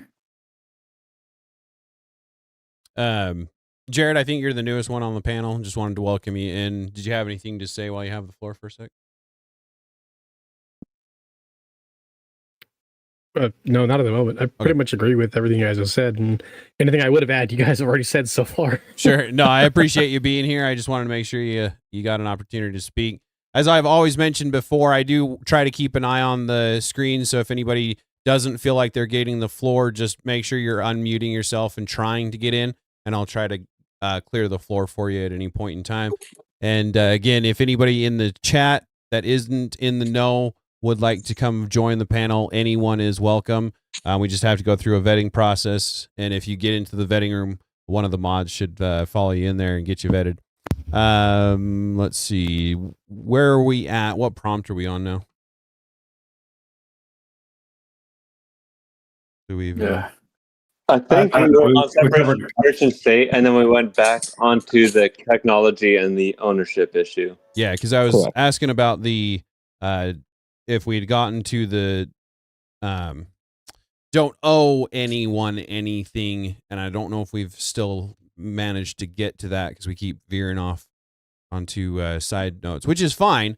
I just want to make sure that because Bandit had mentioned going deep into that topic, so we had talked about the not owning anything. Now let's talk about don't owe anything to anyone. So the prompt being, I don't owe anyone anything, is that actual wisdom or is that just cope? Well, I will ask you to qualify that. Are you talking strictly financially or philosophically? Because I have two separate answers. Well, both, basically. So it's getting really, really prevalent of people saying, I manifest stuff. Right? That essentially saying I deserve everything that I could possibly want just because I want it. So you don't owe me anything, but I'm going to take it anyway, kind of idea, right? And these are prompts that were sent in by someone, so I'm not completely sure exactly what they were meaning on that prompt. But yeah, go ahead and give me both sides on that one. So on the financial side, I think you must not owe anyone anything, and of course in our market we have to. So when you have to do things, there's an ought versus an is, and their ought obviously is driven by the heart. So financially, the goal is to never owe anybody anything, and if you can't afford it, then you don't need it unless it's food, water, housing, the essentials. Philosophically, I think you owe everybody something. So I think you're always in a debt. But that's just to the more philosophically humankind. Like you owe people your patience, your best foot forward. You owe your family obligations that are just inherent. So like on the philosophical side, like you owe murderers the right to have grace and mercy. So like I think on every facet philosophically, you always owe somebody something. Okay. I'm going to give the most Nietzschean answer I can ever give. And Heaven Max, man, me and you're going to have some great arguments in the Discord. I think you owe, because I'm going to say this. This is going to be one of the most paradoxical answers. You owe everyone around you the best version of you.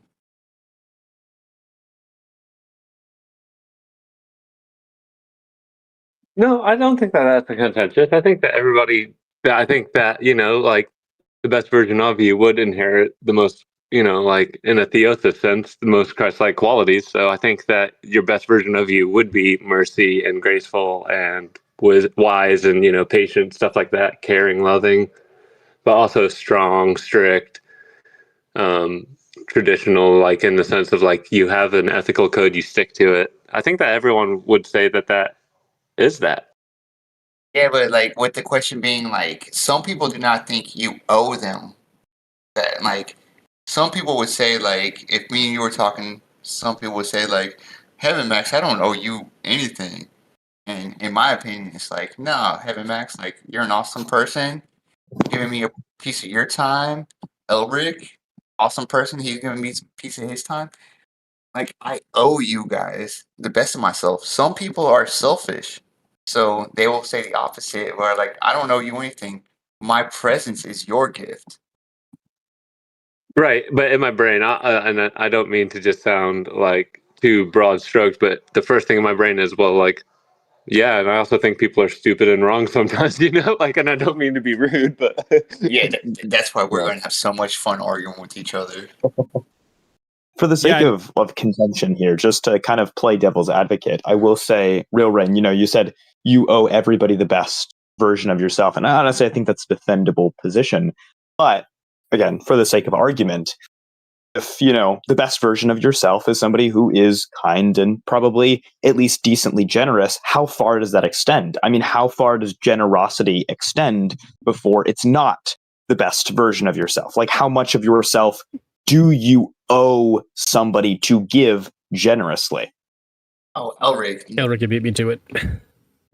That's where it becomes subjective of what's the best version of yourself means.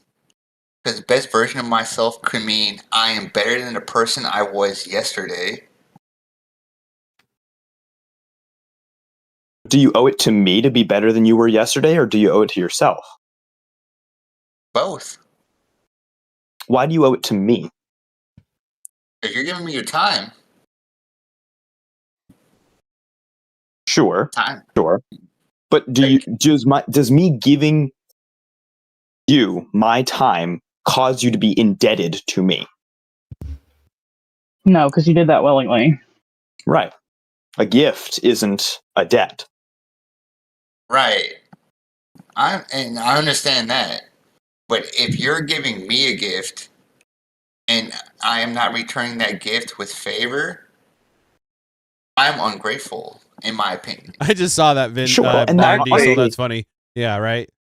I'm sorry. I was actually going to say year I was sorry, but born, so Elric, you yes, we actually did made me stop concede 84 my and entire 85. argument in Because I was born. one couple sentences, just because I'm like, well, yeah, because my theosis argument isn't like something that you're doing because you owe so. It's your obligate, like it's an obligation, right? Like it's not something that you have a choice on.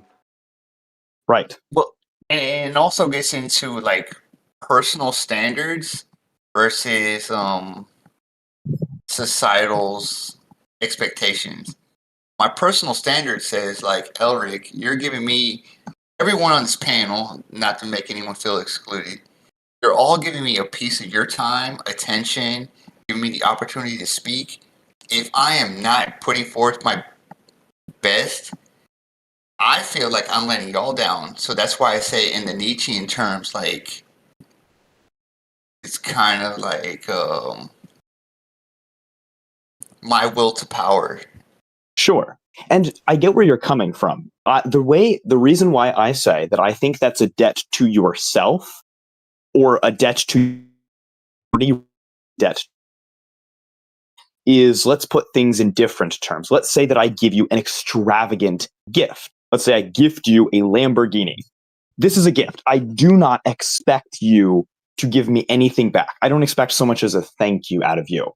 But if even so much as giving you my time causes you to feel obligated to owe me the best version of yourself, to owe me your time, then if I were to give you a Lamborghini, you, according to your own integrity, would then owe me quite a lot. Is that good? If you live your life that way, where you are constantly paying back debts to anyone who has given you anything purely out of the goodness of their heart, is that a good way to live? Well, you're using the material versus the, I guess, spiritual or the authentic self argument. And so, like, if you were to give me a Lamborghini as a gift because you're awesome, no, because that's a material thing. But when Okay. it comes down to the non-tangibles, I think we do owe people in a sense. Like, Sure. you're not gonna be able, like, I'm not gonna be able to take the Lamborghini to heaven, but you'll be able to take this conversation with you to the afterlife. Sure. Okay. So let's take it into the less materialistic point of view then. Do you owe me your patience? Yeah, because it's a gift that I learned, and I feel like as something I was gifted, my job is to gift that to you. Then is it a gift or is it a debt? If it's a gift, you're giving it to me willingly. If it's a debt you're repaying, then it's not really a choice. Give me something. I guess it would be like something more so the pay it forward philosophy, where I'm not indebted to you, but I'm indebted to the person that gave it to me.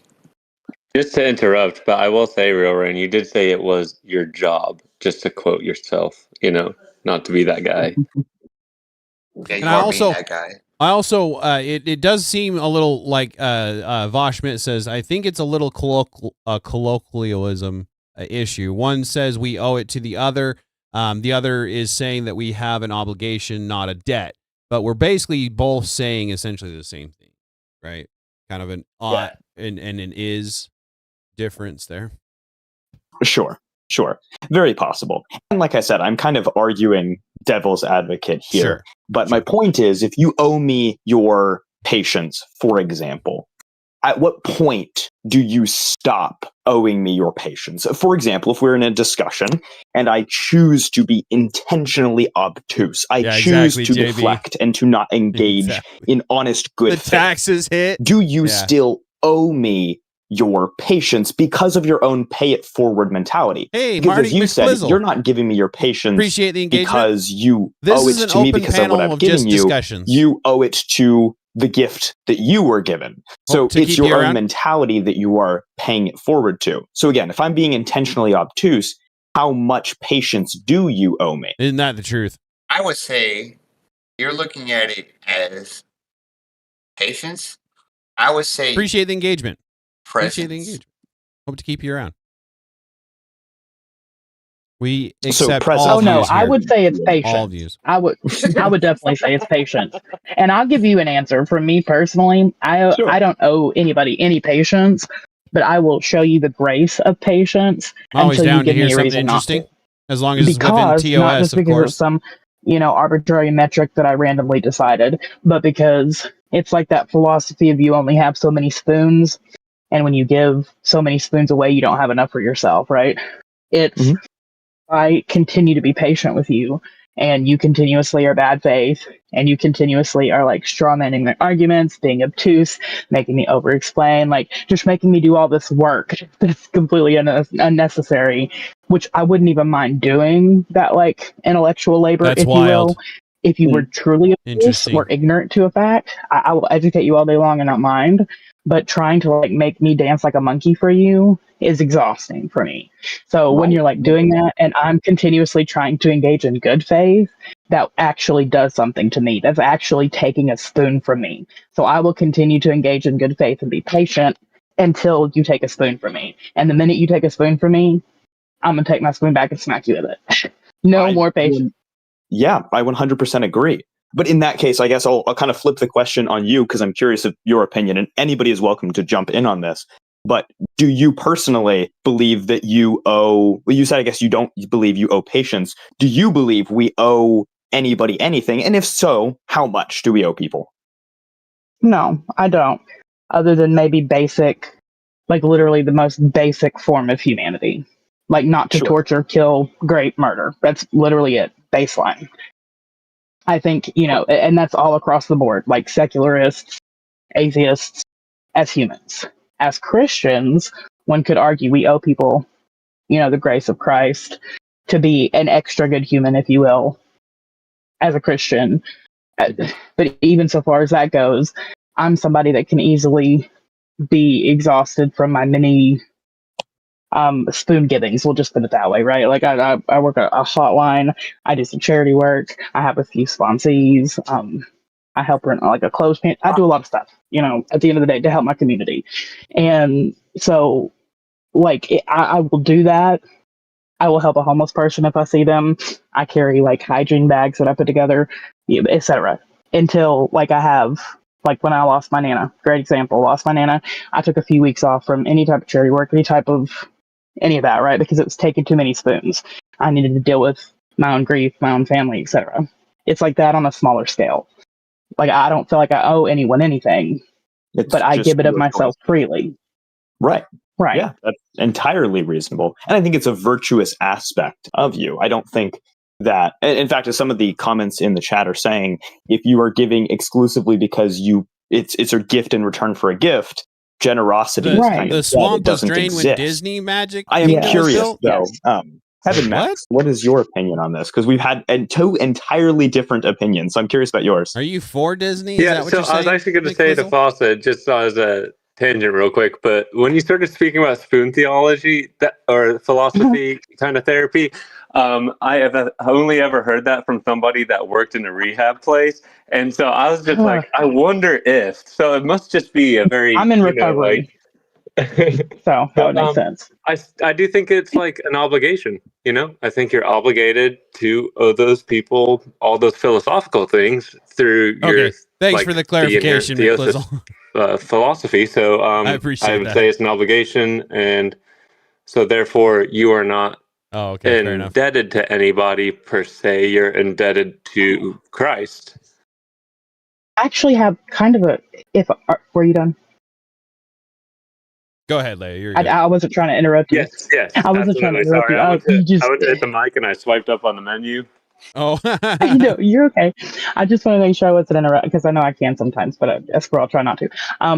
You bringing up sobriety, recovery, whatever, actually kind of brought a new perspective into my head as well, which is anybody that's like work stepped, anybody who's in recovery, that's interesting, or at least has done it in a similar way to me, or has read the big book. Have you been here before, or AA, not NA. I want to say I might have seen. We believe that we now keep that I think about it. what we have, aka sobriety, by giving it away. Like you can't just be in your own little bubble of sobriety forever if you don't help others, have sponsees that you're working steps with, and like actually giving back to your community. That's how you keep what you have.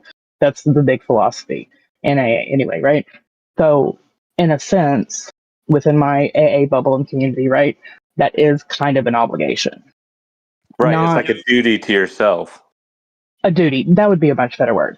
I certainly don't have to do it, right? Like, I certainly am not required, but if I want to keep my sobriety, which is like, one of the most important things to me in the world, then I do need to do it. So it's like, Well, Fawcett, as a fellow friend of Bill W., I agree, like, everything you're saying, and that's kind of like why I had the view I have that, like, it's my job to put the ladder down for the next person.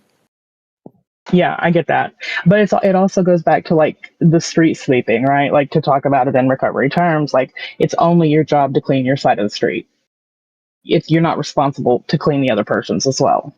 You only have to meet someone where they're at.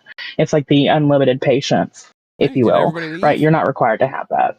You're just required to be patient enough to let somebody else kind of catch up to where you're at, But I do see where you're coming from, 100%. We boring people. Okay, so we dropped in viewership, so I'm curious. Not sure, but anyway, so what are we on right now? If do we owe anyone anything, and by what measure do we owe them? That's right. And I'll also put out there, I am trying to get into debates, right? Setting up debates. We were doing it on Tyler's channel, but I would like to get some debates set up on my channel. So if anybody actually has like a contention, right, or whatever you want to call it, we can definitely set up a one-on-one debate where we can calmly discuss it too. So I dinner's been ready for a little bit, and we lost a lot of our viewers. So thinking I might wrap it up here before too much longer. Was there anybody that wanted to say anything else on that subject while we're on it, though? I did think I saw Jared tag it in. Go for it if you got something. Oh, we went so far into the weeds. I forgot what I was going to say. Yeah. That happened. I was going to come at it. I was going to come at it at a different angle from Elric. When he started off, I was like, yeah, that's exactly what I was going to say. And then as he kept going, I was like, no. Hey, Mrs. D, thank you very much for the engagement. I don't remember. It's good to see you. Elric, what was your original point? Maybe that'll help trigger my mind. I think when you said that's what I was going to say. Oh man, what was I saying at that time? Exactly. I always keep a notebook nearby for this reason. Apparently. I'm hard to ADHD for life. I grabbed my stack of Post-it notes, hoping I could write it down, and I just didn't get it in time. It slipped away. Oh, I wanted to say something along the lines of like, how far do we owe people? At what point do we stop owing them? But it's lost on me.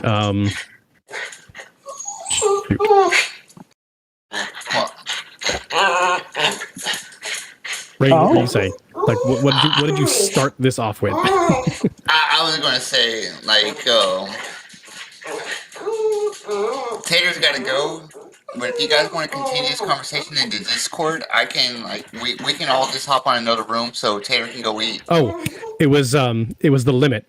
When do you get to the limit of that being that person? Like we only go so far, but is there a point where you have to stop being that person? How many betrayals does it take to stop being that person and you have to turn away? You owe this person the best of you. Right. Is there a point where you have to stop being that person? I mean, I can see it from either angle. Was it Jesus? Right, I was coming at it from a different devil's advocate. Was it Jesus talking to, was it James? I think when he says, he asked him, hey, my brother's betrayed me or whatever, 7 times, how many times do I forgive him? And he says 7 times 70. I'm, working on like 2 brain cells right now, but right. But he pretty much insists on like that never ending forgiveness. So I guess maybe you never do ever catch up to it, right? This is true, but at the same time, I think it's kind of That's a pretty high standard, right? Yeah, and Jesus is a high standard to meet as well. So I'm just saying. Right, but like you shoot for the stars and you end up drifting to space, but having a good time, right? Yeah, that part. That's a fair answer. I think it's just completely subjective. I think it depends on the person. I think it depends on the situation. When my patience for one person in one situation would run out would completely differ from a totally different person in a totally different context. It's very subjective for me. I think we jumped on the philosophical side because I think we all just agree that you shouldn't owe anybody financially anything. You should be financially dependent and debt free if you're able to, right? Like that's obviously the goal for everyone.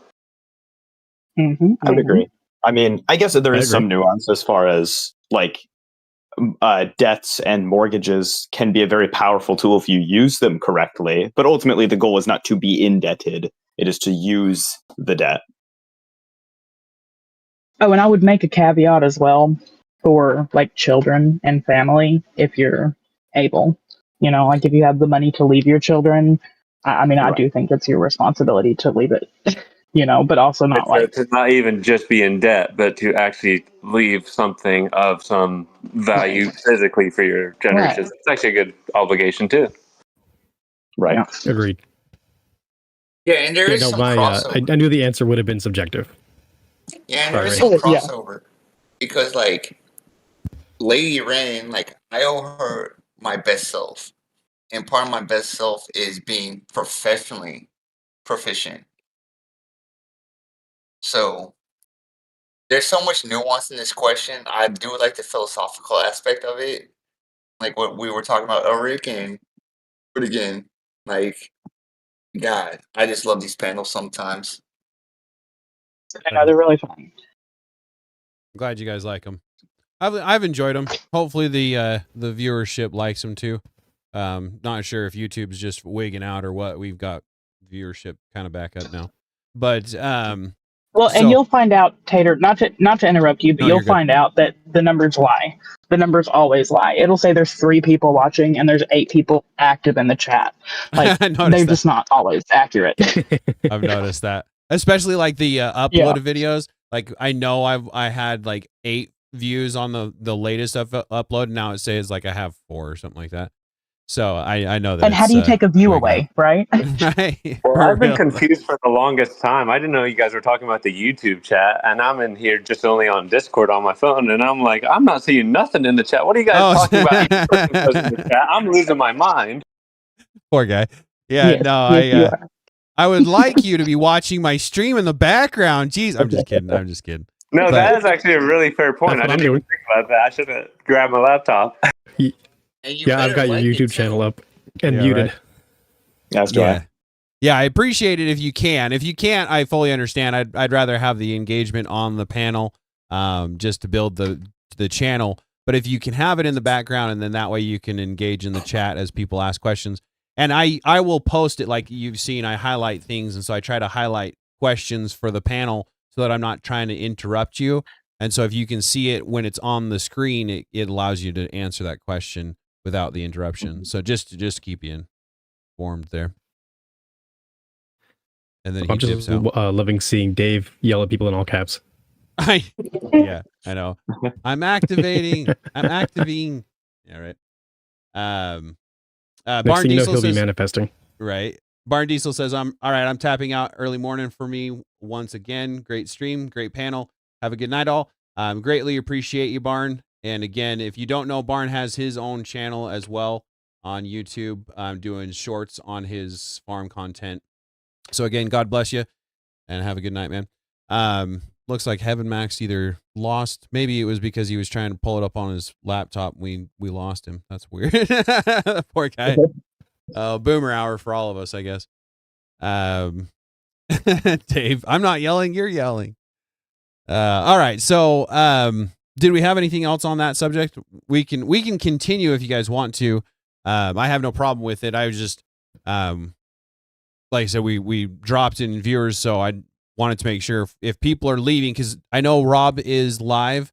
And speaking of which, I would like to send a raid of sorts, ghetto raid, over to Rob when we get done. So I'll post that in the chat. There's Heaven Max back. So yeah. Sorry, that's how off kilter I was for all of this. I didn't have it pulled up on YouTube. I didn't have a charger ready. But I got to tell you, Dave working in the background and Mr. B as well. They've been doing an awesome job keeping people rolling. Oh yeah, they have been. Yeah, absolutely. Appreciate you saying that, because yeah, I want to give a shout out to my mods whenever I can. Apprentice, Mr. B, and Dave, all three of them work really, really fucking hard for this channel, and I appreciate all of them a great deal. And I appreciate everybody that watches and engages in the chat. You're all very much appreciated to build this channel and this platform, because again, I'm seeing some benefits of this open panel. Okay, so bring in a new kind of audience. Just eat the stream. Eat on stream. Yeah, so what I'll probably do is I'll probably leave the panel running like I have done in the past and just go grab some food. If you guys want to keep talking, I'm good with that. So it's up to you guys. I'll leave it up to the panel. My kids are snoring. I'm a boring middle-aged man at 28. In other words, you're good to keep going. Is that what you're saying? Yeah, pretty much until someone starts crying. Fair enough. That's how mean everyone gets. Fair. Is there anybody that wants to dip out? I want to give you the floor to shout anything out before you dip. Okay. I'll smoke a cigarette and I will argue with Elric about some philosophy for a minute. Okay. All right. Yeah, I'll leave Fine it. By me. I'll leave it going then. Do you guys want to take over and find a prompt, or are we still working on a prompt? So I actually want to ask Raven. Obviously, he had some interest towards this panel, so I just wondered if there was anything that directed him this way. Who was that directed toward? It says Raven Soul Reaver on my end. Oh, that's me. Oh, I gotcha. It's interesting. How is it different on his end? Yeah, that's what I was going to say. How was it? It should be Jared Speaks. Right? That's interesting. Anyway, go ahead. So what directed me here? Yeah, like you wanted to jump on tonight. Like, what was interesting you? Oh, I mean, I've been here before. Oh, yeah. Jared's one of the OGs in my Discord. He's been around for a minute. He's just always busy. Yeah, no, I just wondered what made him jump on tonight. Like, if there was a topic that we could explore on, because he hasn't talked that much. That's fair. Oh, no, I just try and be on, but my kids and work always get in the way. I had no idea what the topics were tonight. Right? No one ever really does. It's always in the description, but no one ever has a chance to look at the description. And you post it in like 3 places on the Discord too. Yeah, I usually try to. And then I keep forgetting that it's in the description when people pop into the chat and they're like, "Where's the topics?" And I keep forgetting to say it's in the description. It's like right there. You don't even have to join the Discord. I just didn't have the chance to look. I just jumped right in. I don't either. Waiting to be vetted, but right. Well, I'm gonna go grab my laptop and I'll pull it up on YouTube if you guys do want to keep chatting. Yeah, go for it. Sure. We'll keep I'm chatting. going to go, but the only reason why is because I have to do a little bit of schoolwork and edit a video so that I can finally get it posted. Fair. Yeah, get your videos posted. Real quick before you head out, though, go ahead and shout your channel out while you got the floor. All right. Well, you can find me at Jared_speaks right here on YouTube.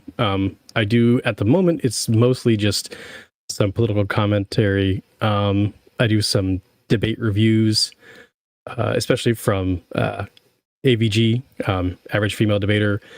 That's what I'm currently working on, is a couple of things from her, but also Glacier Maniac, who is connected to AVG, but she also does some world building stuff as well. I've also done some stuff from Rob Noor, which is actually still currently my most popular one, apparently. And also from, what's his name? I'm blanking. Oh my goodness. Cool Vic. Oh, nice. Nice. Yeah, I need to cover more of Rob. I haven't covered anything from him. I need to do that. Right on. Anyway, sorry. Did you have anything else?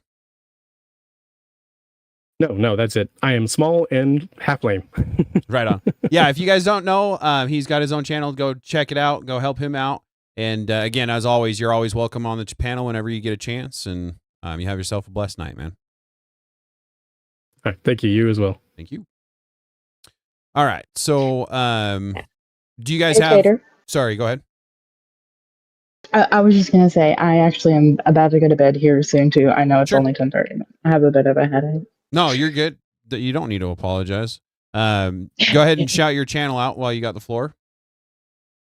Well, I do have a little channel. No biggie. If you want to come by and say hi, I'll be doing some more content soon. I've got some collabs coming, and I actually can finally announce a debate that I have coming up. I wanted to get 100% approval before I did it because, I'm not a total asshat. But I have permission. So on the 24th at 7 p.m., your girl will be on Speakeasy to debate Smortion with the lady that Marte debated before. Love beautifully. That's a black girl he debated? Yeah. What were they debating? Was that the black girls are too masculine? Is that the one or? Yes. Oh wow. Yeah. That'll be interesting. Yeah, definitely check that out. Let's see, the 24th. I might have to get permission to restream that maybe or something. I don't know. That might be an interesting community activity. Okay. So anyway, yeah, it should be. Right. Is there anything else you wanted to say before? I don't think so. That's pretty much it. The only thing I have coming up as of now, and I'll have a little collab coming Saturday, I do believe, but we're locking the details in, so I'll post something about it in the Discord. Right on. Right on. Well, again, as always, you're welcome back anytime that you want and anytime that you have time. And you God bless and have a good night. Thank you for having me. Yeah, absolutely. And good night. God bless y'all. And congrats on your recovery. Thank you. Thank you. Right, years. It's 9 soon. And right. Just got to keep on trucking. Congrats to you too. Thank you. Thanks. Have a good night. All right, have a good night, y'all. All right. Yeah, Vashmit, we'll definitely be doing a Discord watch party at the very least, but I do want to start getting more time streaming, try to get my numbers up. So excellent news while we're talking on that. I've gotten all my view hours. So all I need is my membership, my subscriber count, and I'll be able to be monetized. So I can't tell you how much I appreciate that, guys. And then we're at 234 subscribers. And so on that note, I do want to try to get a 200 subscriber stream going. I know that I've said that before, but I do want to try to get that together. And so taking some suggestions on what the theme would be, music making stream or what we want to do there. Again, shout out to the people that were on the panel. And I'll get back to the panel. Is there anywhere that we want to start with, or is there anybody else that needs to dip out before I go eat? Okay. No, I just appreciate you bringing me on. It's been fun. I'll probably be back every time because, yeah, it's entertaining at the least. Heck yeah, man. I'm glad to hear that. I'm more than happy to have you on any time that you want to. Marcelary, thank you very much for the engagement. Good to see you. Good to see you. Better late than never. I appreciate the engagement for sure. Okay, so back to the panel. Does anybody have any topic that they would like to start with? I keep saying that, but okay. Since you guys are the ones who are talking about it, I want to give you the guys the opportunity to pick it, or bring up a different subject that you'd want to talk on. Sure. I suppose. Go ahead, Ulrich. I was going to say, I suppose a close topic to what we were just talking about would be the where's the line between understanding someone and excusing them? At what point do we hold them accountable? Which goes further into the topic of how far into a debt do you owe somebody? We could move on to that one. We could stay on this one. I don't really care either way. Sure. I'll let you guys decide on that one. Is there any issues with going with that? Okay. Anybody want to start off the discussion?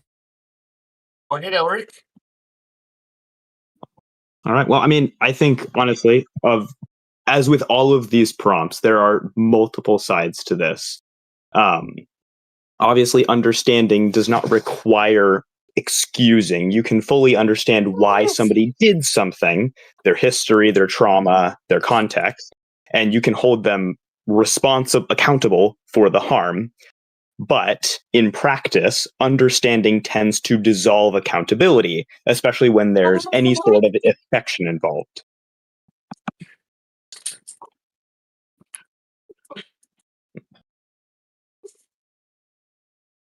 Obviously, the more we humanize some. Sorry, go ahead.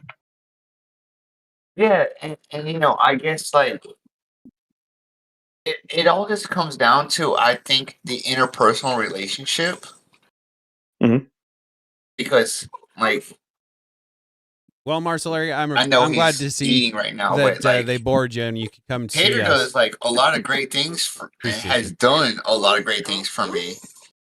So it's like, yeah, I know Tater won't take advantage, but it all comes down to like how you judge people's characters and the people around you. So yes, I understand where does it go from dead to this?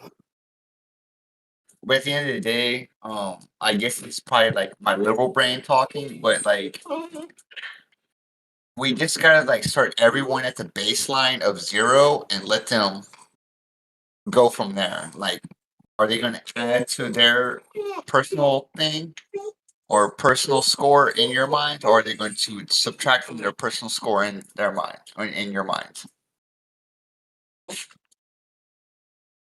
Gotcha. So, in your opinion, you kind of start at a baseline of understanding somebody as best as you can before any sort of judgment is being made. Yeah, like setting up a bank account, like I view them as starting off as 0, and from there, whether they go into the negative or the positive, it's up to them. Honestly, whenever I'm thinking about this topic, I like to think I'm honestly thinking on the opposite end. Like when you have someone that's a criminal, how much mercy do you owe somebody, right? Before you end up just being like, no more mercy, right? Like, is it a certain level of harm, or is it something a bit more objective than that, than subjective? Is it, you know what I mean? Right. Well, we're all criminal. We're all criminal? Yeah.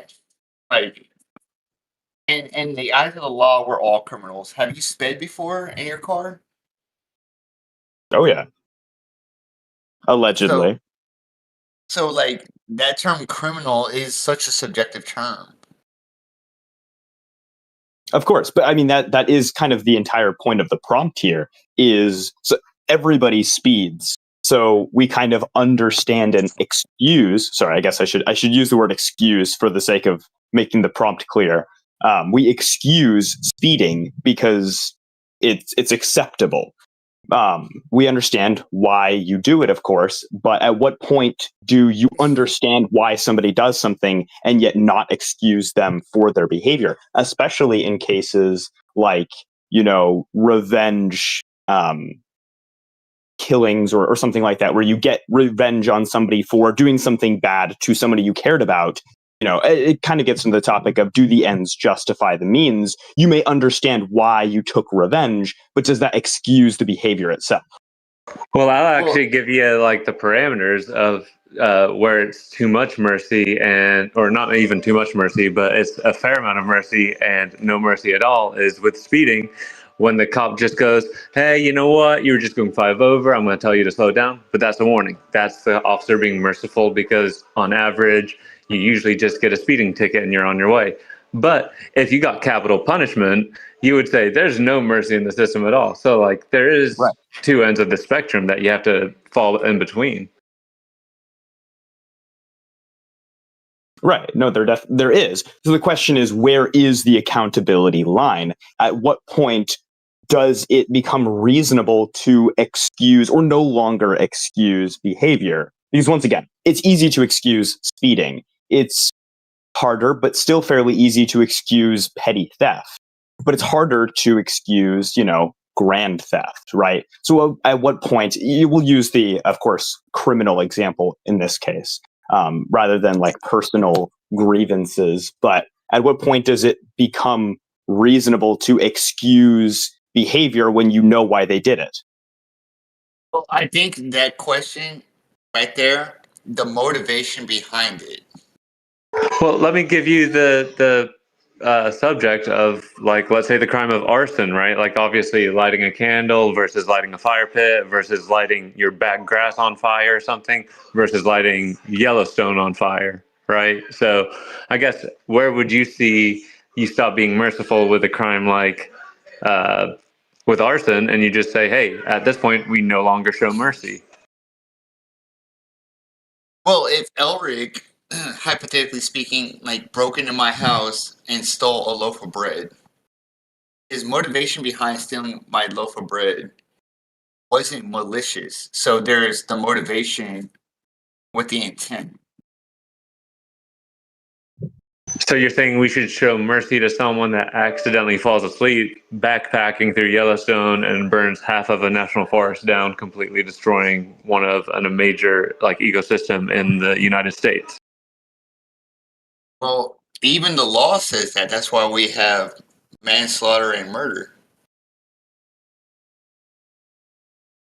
Right, but in your own example, if I broke into your house because I was hungry and stole a loaf of bread, you didn't say it explicitly, but at least the implication there was that you understand why I did it, and it's kind of excusable, even if it's not legally correct. I mean, even if it is, of course, illegal, it is understandable, and you could at least personally excuse me for the behavior because you know why I did it. And so what Heaven Max is saying is, if it's understandable why you burned down, a great forest, is it still excusable?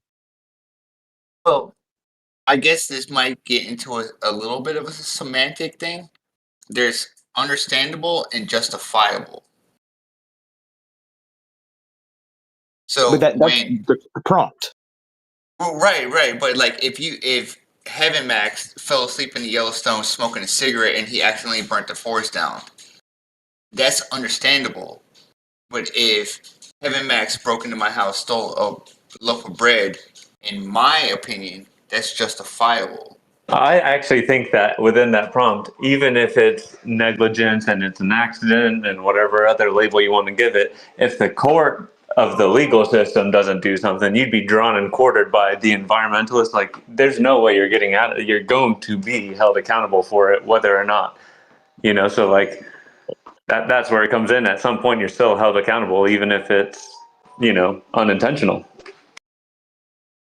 Yeah, I'm not saying there shouldn't be no punishment, but like it's kind of like the way if I were to accidentally like knock someone out and then they ended up dying, that wouldn't be considered murder. But it's almost like infantilizing an adult to saying that you can't be held accountable to what a regular adult should be held accountable to, which is you don't burn down Yellowstone, right? So I think that you receive, my opinion, you receive the same punishment.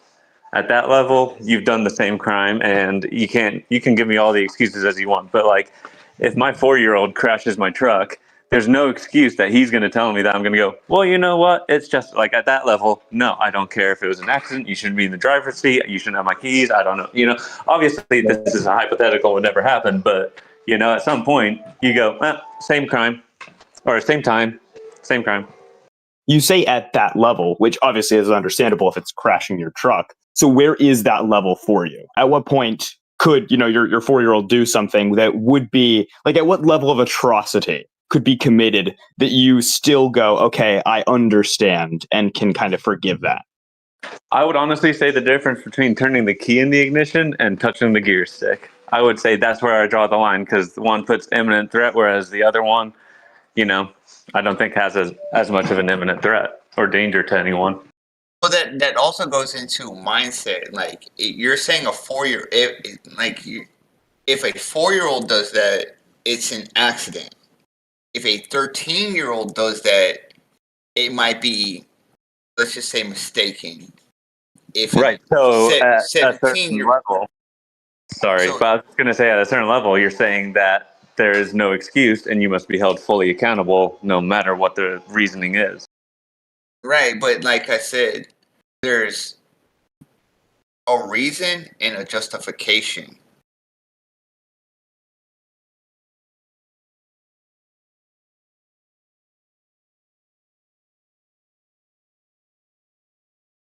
I did see somebody say if it's a 4-year-old, that's your fault. And I actually, Marcel Larry, you know, I actually completely agree with that. But I don't honestly know where, at that point, you have to say where the accountability lies, because obviously at 4 years old, that's a bit broad. But like you said, with a 13-year-old.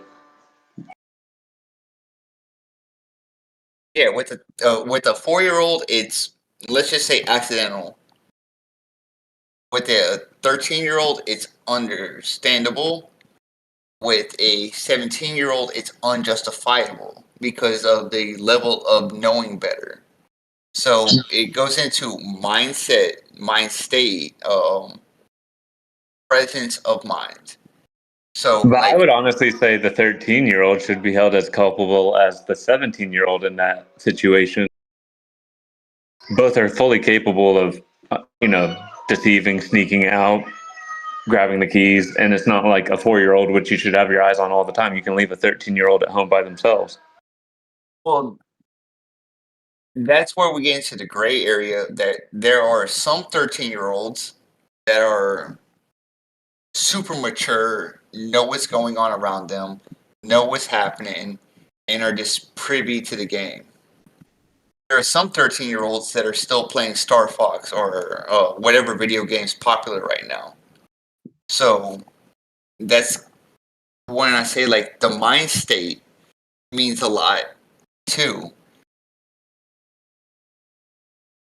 I see where you're going, but I think outside of like absolute genetic abnormalities or those who like are Well, no, it's mentally not all there, I don't think there is any 13-year-old that doesn't really understand the repercussions of crashing a truck. Well, Elric, I will actually give you this hypothetical, or not hypothetical, but this question within that framework. Sure. If they are under the age of 18, they are minor, which means that legally we classify them as humans that cannot give consent because they're intellectually not fully capable of making those types of decisions. So can you hold a 17-year-old to the same accountability for crashing your vehicle as an 18-year-old? Can you legally or like morally? say morally. Because legally, the punishment would be different. In most cases, you know, you're talking about like juvie or something along those lines, where the punishment is legally different. Morally or ethically, I do think it kind of depends on the situation. In this case, I guess I do kind of agree with Real Rain in as far as like, you know, if you have a 16-year-old that has their own job, that has their own car, that is basically, for all intents and purposes, other than actual legal age, an adult and is doing everything an adult could do, versus a 16-year-old that is not doing any of that, then obviously how you would feel about them morally crashing your car would be different, right? Obviously, the justification there would be different and how you might punish them would be different. However, I agree that if it was an 18-year-old versus a 16-year-old, at the very least for me, a 16-year-old would be still under my authority as if I was their father. An 18-year-old may still be under my roof, but as a legal adult, they're kind of at the point where they can start making their own actions. I would actually probably hold a 16-year-old more accountable because they are under my household and under my authority, and therefore it's my responsibility to do so. I'll actually give you even more nuance in it and say that because the whole thing is they don't have the ability for long-term consequences, as I just saw somebody saying, and it makes you think like, well, to fit in cruel and unusual, as long as the punishment isn't a long-term punishment, it should fall within the parameters of holding them as fully responsible at 16 as an 18-year-old, right? Sure. I mean, I can agree to that, yeah.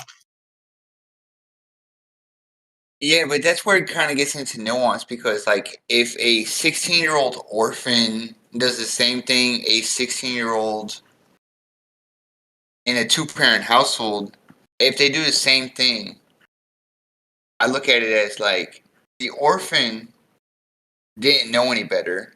The other guy, let's just say he suburban home, he kind of hopefully was taught better. So, do we administer the same punishment in that situation?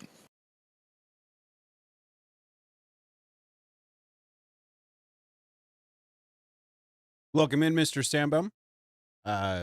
I think you might be new. Sorry, so I will appreciate say the that I engagement. missed the very end of that, like the last 20 seconds, because I was telling someone to jump on because they're saying that we don't have adult children. So I'm just like, I wonder if that perspective must be interesting because I do have young children. So maybe I have more of a naive, more, I have a 5-year-old autistic daughter. What the fuck? That's not an adult child. Oh, adult child. I thought you said a child. Oh, the adult child, yeah. Heaven Max, Mr. Sambom in there is you. You saying jump on?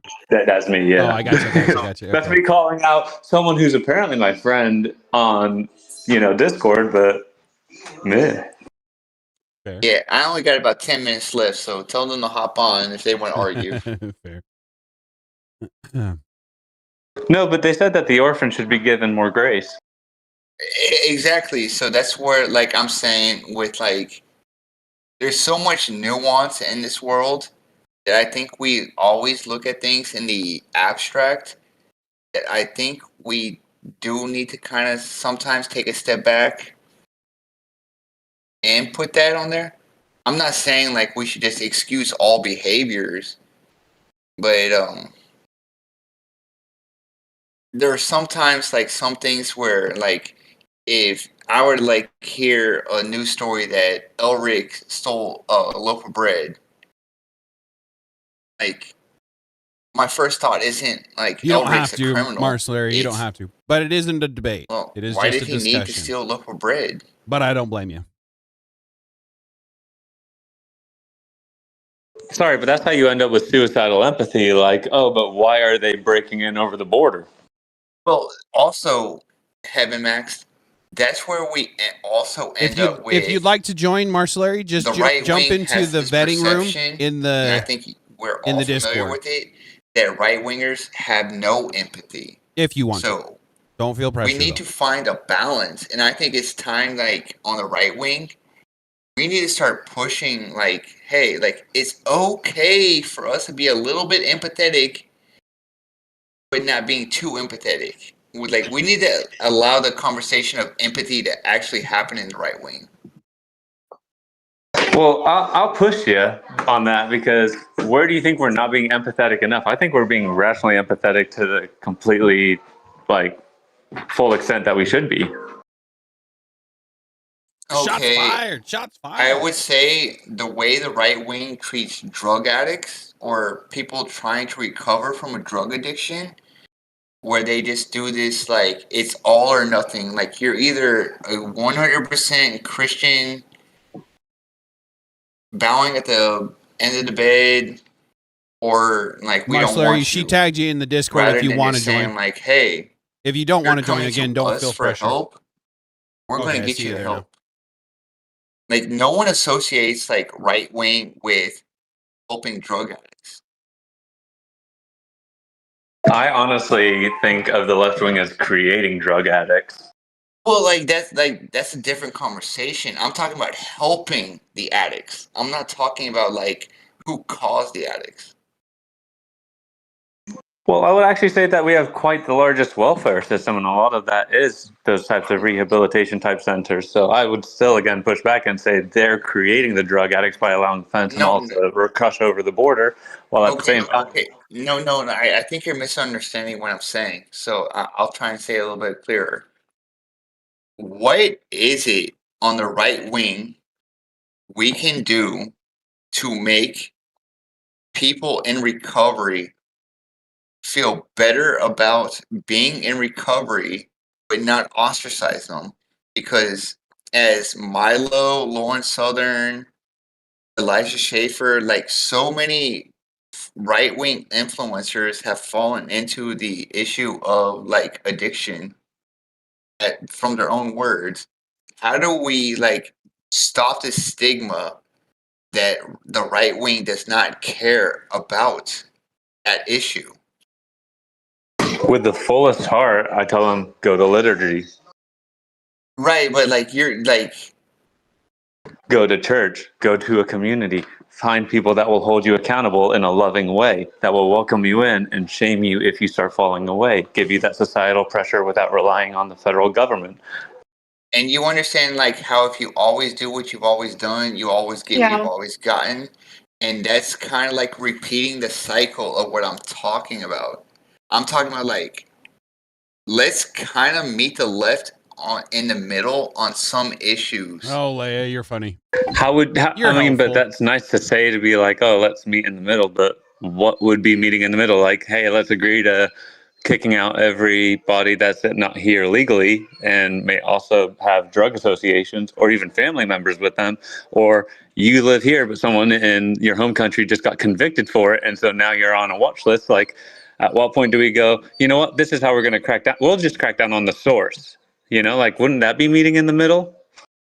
Well, you're combining immigration issue with addiction issues. I think it's a massive proponent. Yes, absolutely. Well, there's correlation, but like I think like we need to keep the issue separate. I am all in favor. Fentanyl is coming mainly in from Mexico, from China, like China through Mexico over the border. Like, that's the whole point of what they're talking about right now at the summit. Is one thing that was touched on is trying to crack down on the fentanyl coming on boats across to Mexico and then coming across the border. So I think it's a massive proponent. Have you ever considered that the drugs are like, that's a long way for drugs to come from? Have you ever considered that there's far more nefarious things at play, and the drugs may also be coming from our country in mass? Yeah, like what I was gonna say, like you asked for like what I would say, like I think left and right, I am okay with a government sponsored detox rehab centers being in cities. I'm okay with those things. We have those, they don't work. I'm talking, yeah, I understand what you're saying, but like I'm talking like an actual like government ran, not government funded while privately ran. We have a lot of those in the country, a lot of them. We have a lot of quality learning centers. I'm not familiar with them, and in my area, there might be them, but I'm not familiar with them. Okay, well, in North Carolina, where I grew up alone, there was 16 different centers that were just for, quote, drug classes. And all the drug classes taught my friends to do was be better drug addicts. All government funded through courts, judges, DSM. Okay. No, I get what Then you're the saying. sit and stay rehabs. Drug classes are different than like drug detox centers. No, that's just the programs, like the subs, like the extra programs. There were also there was a place in one of our towns that we lived in that they would try to send anybody to they could because they were getting funding for sending people there. It was a government program. So they would like send moms and stuff like that who weren't even like on drugs, who had their own prescriptions. Happened to a dear friend of mine.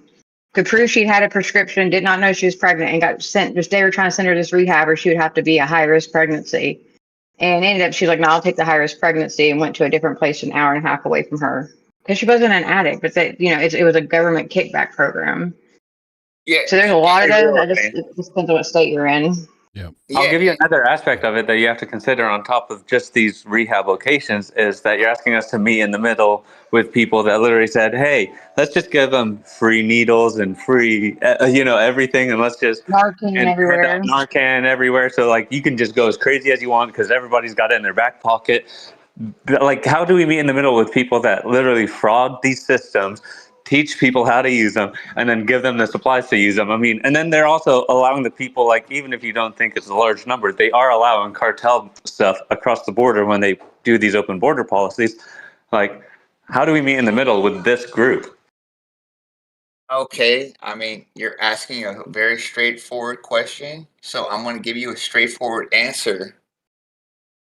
Have you guys ever heard the term of I am financially conservative and socially liberal? It's just a cop out for No. It's like, I want to keep my money, but I also want my good life.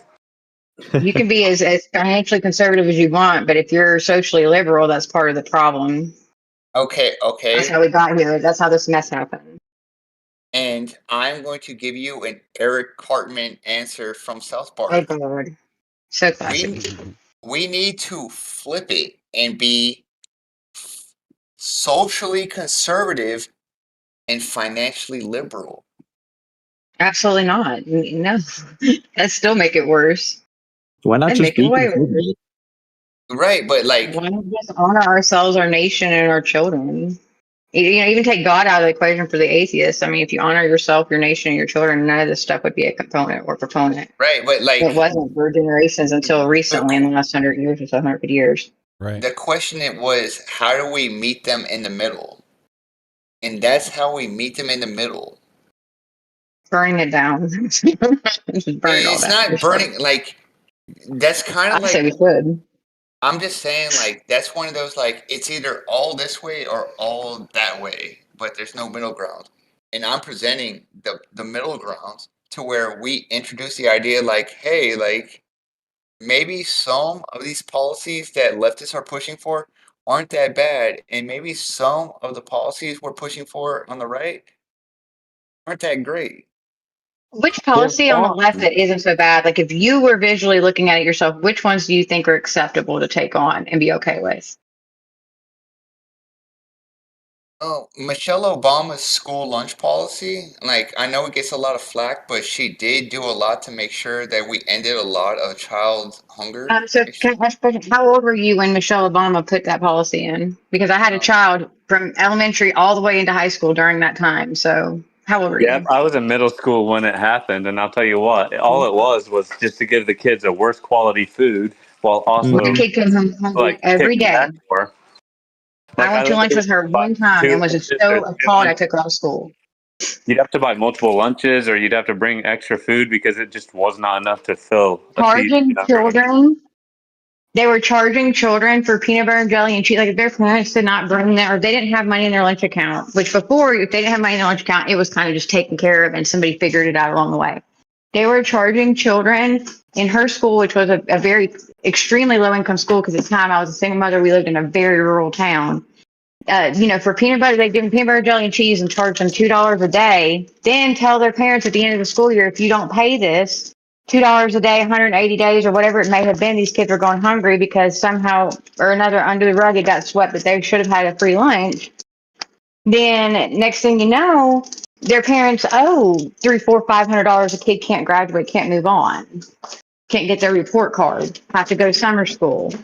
Yeah, so while in theory it sounds great, when my child, like when I went to go eat with my child one day and she had a white milk, 4 chicken nuggets, and a scoop of corn, that was like line drawn.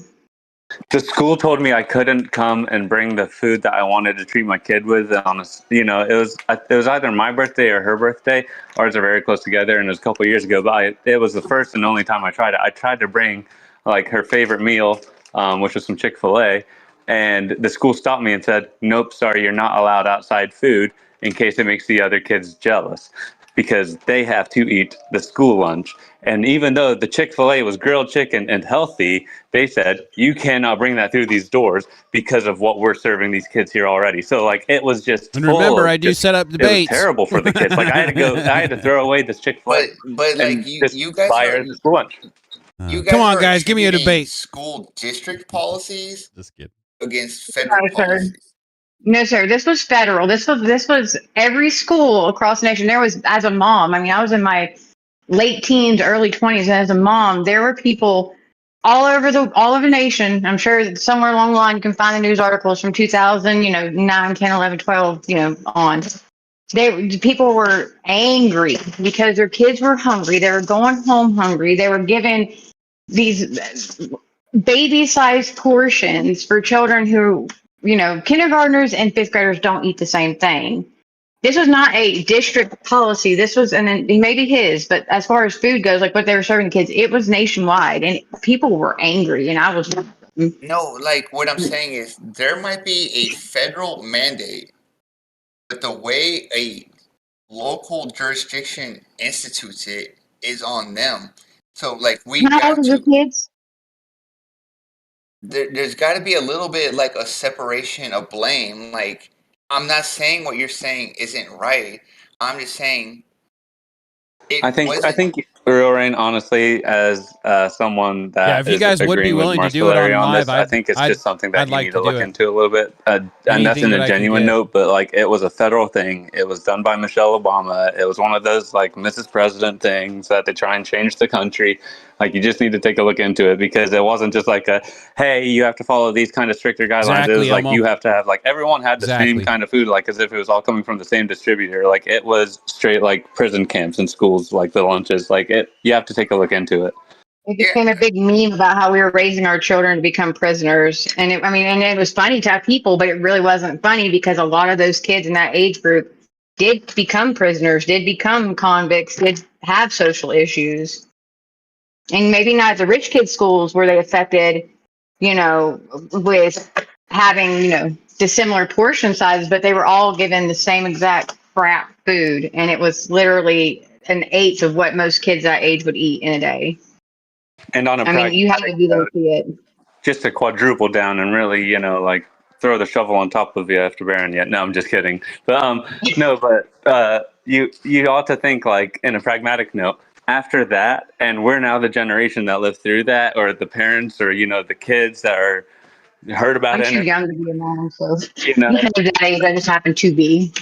But you know what I mean, like, and hey, Yeah. mom's great, so no judgment. You got your kids, right? So, but you know what I mean? Like after that, no one's gonna ever touch school lunches again because it's just everyone's gonna be like, nope, you're slipping this in the bill. Nope, this. It's never gonna be something that like that's not something that you can even like think of as like something to even propose to me on the middle on. Mm-mm. Yeah, I don't like them. I can't here tell y'all about the other thing because I'm sorry, y'all.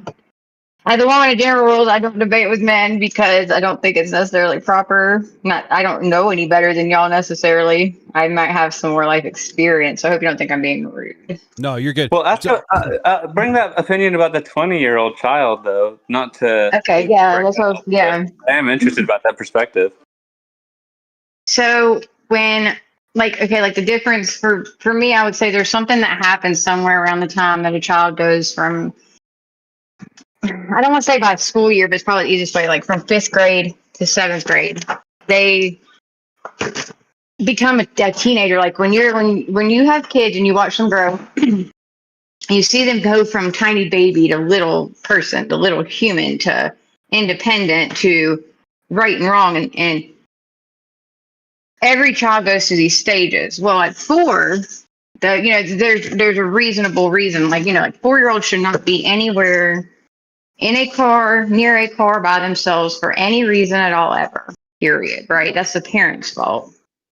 But then when you get to like 13, children know the rules. No matter where you're at, whether you're an orphan, you're a cat on the street, you know, you're a kid on the street who runs with cats. You learn the rules of the cats. It's an unknown known, you know. Same with little humans. They learn the rules. And, you know, just as an example, because this is the best example I have, I was 15, I'm about to turn 16 when I got pregnant. I knew I shouldn't have been drinking. I was like before I became Orthodox. I'm trying to become I'm trying to become Orthodox and I'm catechumen. But before that, like I was Catholic. I was like hardcore Catholic, raised by Catholic parents in the same household and all that fun stuff. And I knew that I shouldn't be drinking at 15 with my friends. I knew that I shouldn't be out at a party on my 16th birthday coming up and all that. I knew. But my brain was not comprehending the long term in that situation. That makes sense. Like, and I knew that I, you know, had relations or whatever. That I'm not like I didn't know that. You know, I knew I shouldn't have been doing it. But my brain, I was an adult. I was like close to 18, 19 years old. Like, oh my gosh, like, how did I not stop and say, that's insane, right? Well, I'm actually going to push you back on that then and really test, because I understand the logic, and for you in that situation, I'm not going to say anything because I think that's actually like that's a completely rational thought. But I just want to test the logic, you know, because I don't know exactly where I would stand on it myself without talking it through. But we don't agree, or you and I agree, but you know, like we agree to the fact that smortion is always inherently wrong. So, no matter the age, you say, sorry, but even though you're too young to be able to understand this, it is still this, and therefore, right? So, like, it does, there's some nuance in it to where it doesn't matter how young you are at some point, where we don't go like, well, I hate to say it, but like a 12-year-old, you can't let them choose murder, right? Like, you have to go through the foster care, or hopefully the family helps adopt, or right, like, you know, like the church, right? But at some point, you still say, nope, sorry, you still can't do X, Y, Z. Absolutely. Hey, And guys. that's a big with the holding grace though for kids. Like I'd hold more grace to a 13-year-old who made a mistake or decided to go joyriding than to a 17, 18, 19-year-old who knew better. Because at that age, you definitely, or at least you Like with told hard him. drugs, like with hard drugs, you would even say the opposite, right? Like even you would give them mercy no matter what the situation is. But like, No, absolutely not. Actually, absolutely not. And, you know, from experience, there comes a point where it's like, okay, the first time, cool. The second time, nah. The third no, time, let's say the first time, right? Like you would give Yes, the I same will be, grace to a Leia. 10-year-old as you would to a 30-year-old, and like even though you would say like you should know better, like you can go Pretty like, well, excited now. there's a lot of other situations where like I understand how you got there, you know. I don't know that I'd see that. I don't know that I'd give that same grace, but And then Well, so hey that like at guys. 30, like to pick up a drug at 30 is weird to me. I know. while we've Well, got yeah, no, I know, I get it. I'm not saying from like that understanding. That's why I wouldn't be the authority on it. I'm very literal. So. while we've got a lull here real quick, Rain, you were saying that you needed to dip out 10 minutes like a while ago. Do you need to get going? Yeah. I was just about to say, I gotta get going. Thank you, Tater, for having me on. Always a pleasure being on your panels. Thanks, Dave, Apprentice, Mr. B, the greatest mods in the world. Elric, I want to have more philosophy conversations with you. So if you ever want to like have free time, just hit me up in the Discord and I'll make some time. Heaven Max, it was great talking to you. This is my first time I think I talked to you, and I think what I really want to say at the end of it is the best way for us to fight leftists at this point is we need to start taking their policies and using them against them and showing them that we can do right-wing leftist ideas better than them. So that's why I'm kind of introducing this conversation to the world, is so we can like really fight leftists on their turf. Well, I always am a fan of respectful discourse, no matter who you are, right? Like I could talk to someone that was in the SS and completely disagree with them, but if there's discourse, I can at least pick their brain about like why they would even think something without ever agreeing with them. So not comparing you to that, obviously, but I'm just saying like I can do that with the most evil people or the most nicest person. So I just appreciate the fact that you have respectful discourse, and I actually want to pick your brain on that some more. Yeah, just add me on the Discord. Tater, again, thank you. And I'm gonna leave you guys on that note. And everyone, make sure you subscribe to Mr. Beast Tunes on YouTube. He makes great songs. But on that note, Elric, hit me up on Discord. Heck yeah, and like I said, anytime we can do a debate online too. Like I said, I'm trying to set those up. So if you don't want to do it online, of course, no worries. But if you do find something that you want to do online, let me know, please. I will full on one-on-one debate any topic Real Rain has, honestly. Like if he wants to go through like a full-on like opening, response, open dialogue, even questions or something like that, like I'll go the full 9 yards. We're gonna do this? I'll do it.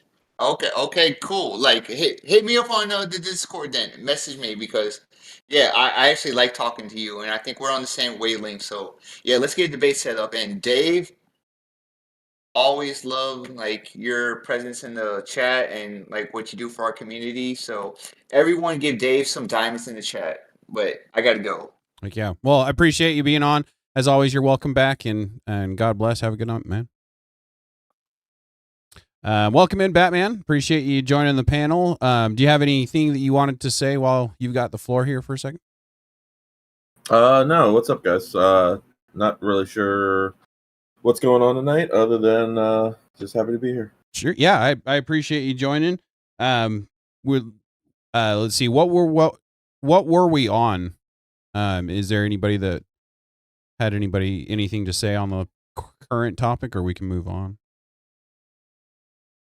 I'm assuming just from what I was hearing from Marine was Mishmortian is inherently bad. Oh, I got you, yeah. And we have to use the liberal tactics against them to combat them with their own tactics. Not sure what the topic was, but that's the two things I heard. Yeah, we'll get a hold of me in Discord and we'll figure that out, guys. That and then the grace and leniency, what criminal matter is, tying it out. Is it? I don't know how to say this. What were they saying? Like they're, I don't know. My brain's messy now. Fair. I just got to thinking about man, there's no way I'm completely always open to dialogue. I don't have any issues speaking to people of different ideologies. There was a time in our country where people didn't talk about politics at all. It was like rude to talk about your politics at a dinner table. Right. And so as a lady, I already feel like rude talking about them amongst y'all, except for I know that a lot of us are on the same wavelengths, but there will never be a time where I will find it acceptable to relent on the things that are right and true and virtuous for the sake of trying to rope in other people and, bring them to moralistic ideals and It's never going to work. There's no matter how many inches we've given this side, they've taken 10 miles every time. And then they try to, smear, diminish, tarnish people along the way who didn't deserve it, and people who did, I'm sure. But it just, there will not, like that whole, even outside of the crucible, not one step back. I mean, every bit of that, because my children, I have a daughter who has a father who has a lot of liberal ideals, even though he claims to be conservative. And now she's got a septum piercing and a tattoo of a Playboy bunny and just things that would have never happened in Mama's house. But she saw Daddy let her get away with things that she could never get away with at Mama's house. You know what I mean? And that's what it would be like with with liberals and conservatives. Us relenting to a liberal is like giving a teenager the chance to go to Dad's house where the rules are a lot more relaxed. Yeah. It doesn't end up well, y'all. I mean, every day I pray for my child. She's a good woman and she'll become a better woman. You know what I mean? This is not her permanent final form, but there's some days where I just cry because this is a world that our kids are growing up in. They think it's normal. They think it's okay. They think that we're just being old fuddy-duddies. And, maybe because I grew up in a house where I never thought my dad was an old fuddy-duddy. I always thought that his rules were, right and true. Like, I just kind of don't understand that. But I don't want our kids to grow up in a world where they feel confused, scared, intimidated. You know, like me and my husband were just talking the other day about having another child. We're scared to have a boy. You know, what if we had a boy? Fair. What are we bringing a boy into if we have a boy? You know what I mean?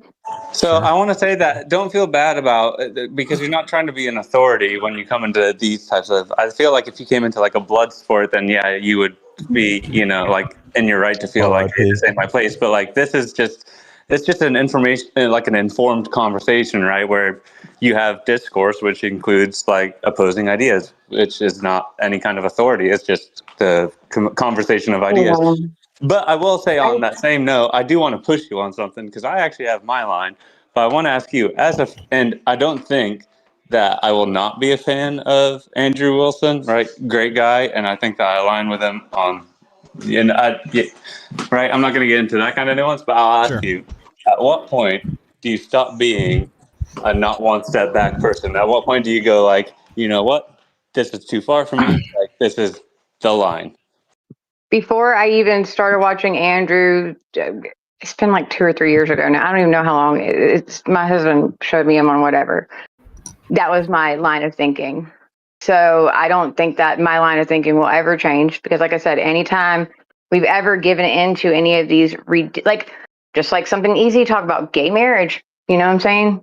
Gay marriage now, after we legalized gay marriage, which should have been legalizing civil partnerships, not gay marriage, in my opinion. Next thing you know, we have polys coming out. We have people taking away the shame and the stigma from sexual toys being out in the store. There was, you know, there's a reason why you weren't able to buy a personal pleasure item at the Walmart when we were children. Even you as a child, you couldn't do that because it's not something children and families need to see. You see what I'm saying? And so then on the gay all that marriage happened thing, though, after. even.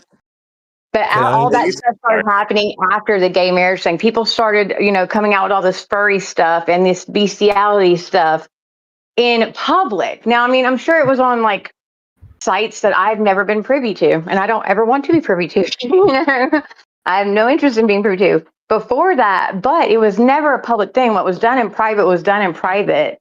And now people have no shame. So, and that really genuinely started after, you know, because I was, you know, 18 when Obama came into office, and that really genuinely started after gay marriage became a thing.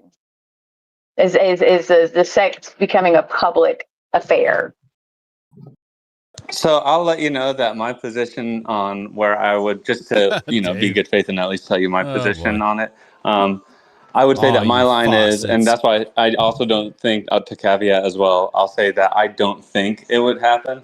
But I will say that I do believe that if Trump was bombing and blowing or targeting or not even considering, do we even want to know that story? As, you know, like collateral damage, and it was just like blah blah blah, and then for some reason, which again I don't believe this, Wilson says, just hang on, just, you know, see till the end. I think I'm going to space myself from that ideology. I think I'm going to be like, nope, this is, you know, against my values. That's why I think, you know, like, but it would take Andrew to be corrupted by the fame and wanting to just get some sleep. The Trump is good thing, which I don't think would happen, right? Don't leave if you don't want to. Well, you know, I don't know that Andrew, even because he never, you know, straight out said, oh yeah, Trump is good. I've never heard him say that, so I'm not going to speak for him.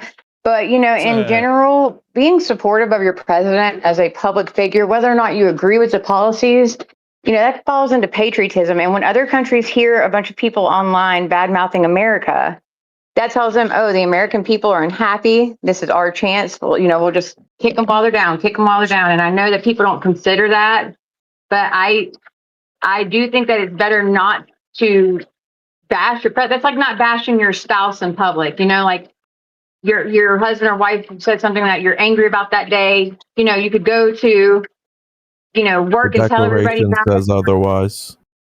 Okay, well, I'll push you there then. So if Trump nuked Australia, you'd have no problem with that? You'd stay patriotic? I am a wife. Wait a second. That would be my business to speak about. To see the logic of a hypothetical, you have to push it to the extreme. Hold on, guys. Batman was trying to come in. Oh, sorry. You're all right. Give him a minute though. Am I low? Maybe. I have you up, but they might have you turned down a little bit. Mine automatically will cut one person out when another person's speaking, so right. I get lost all the time. Yeah, it's hard. Well, I get what she's saying with the whole wanting to not badmouth your spouse and all that stuff. A spouse is different than a president. A spouse has a more sacred bond to you than a fucking president or any government will ever have to you. They might tell you they have that bond, but if you're dumb enough to believe that, that's on you.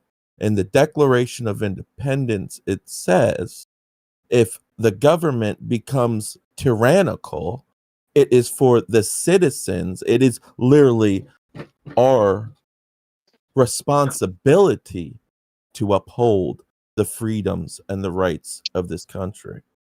So We who don't, gets that doesn't say lie down and well, I'm just saying in general, we can't say we can't badmouth our government in general when that's the whole point of press. That's the whole point of freedom of speech. That's the whole point of freedom in general. If we don't think something's going right, we should have the right to be able to say, hey, I think that's wrong.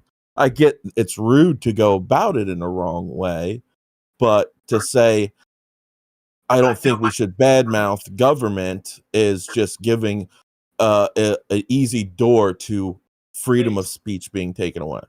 Like the I was saying, I don't of think, the American citizen or the American spirit. what I'm saying though is I don't think that it would be wise of someone who is on the right, who is trying to, persuade or to keep people to the political side of they're choosing that Andrews is conservative. I don't think it would behoove him to badmouth the president during such a chaotic time as it is already, when every liberal out there just needs cannon fodder. Albeit whether he believes it or not, if he was as a public figure, if he chooses to do that, I find that that's a supportive thing to do. That's it's better not to be on the side that's, causing. I get what you're saying. But that's It doesn't why mean my hypothetical is to what point, right? Like to nuking Australia, do you say, yep, you stay patriotic, or do you say, hang on a minute, now we're getting into some hairy, like even there, do you go, well, hey, if we're going to be a global power, so be it. Well, what I'm like, see, for me, that's not a grand hypothetical. I am autistic, so I'm trying to put myself in the non-literal shoes here.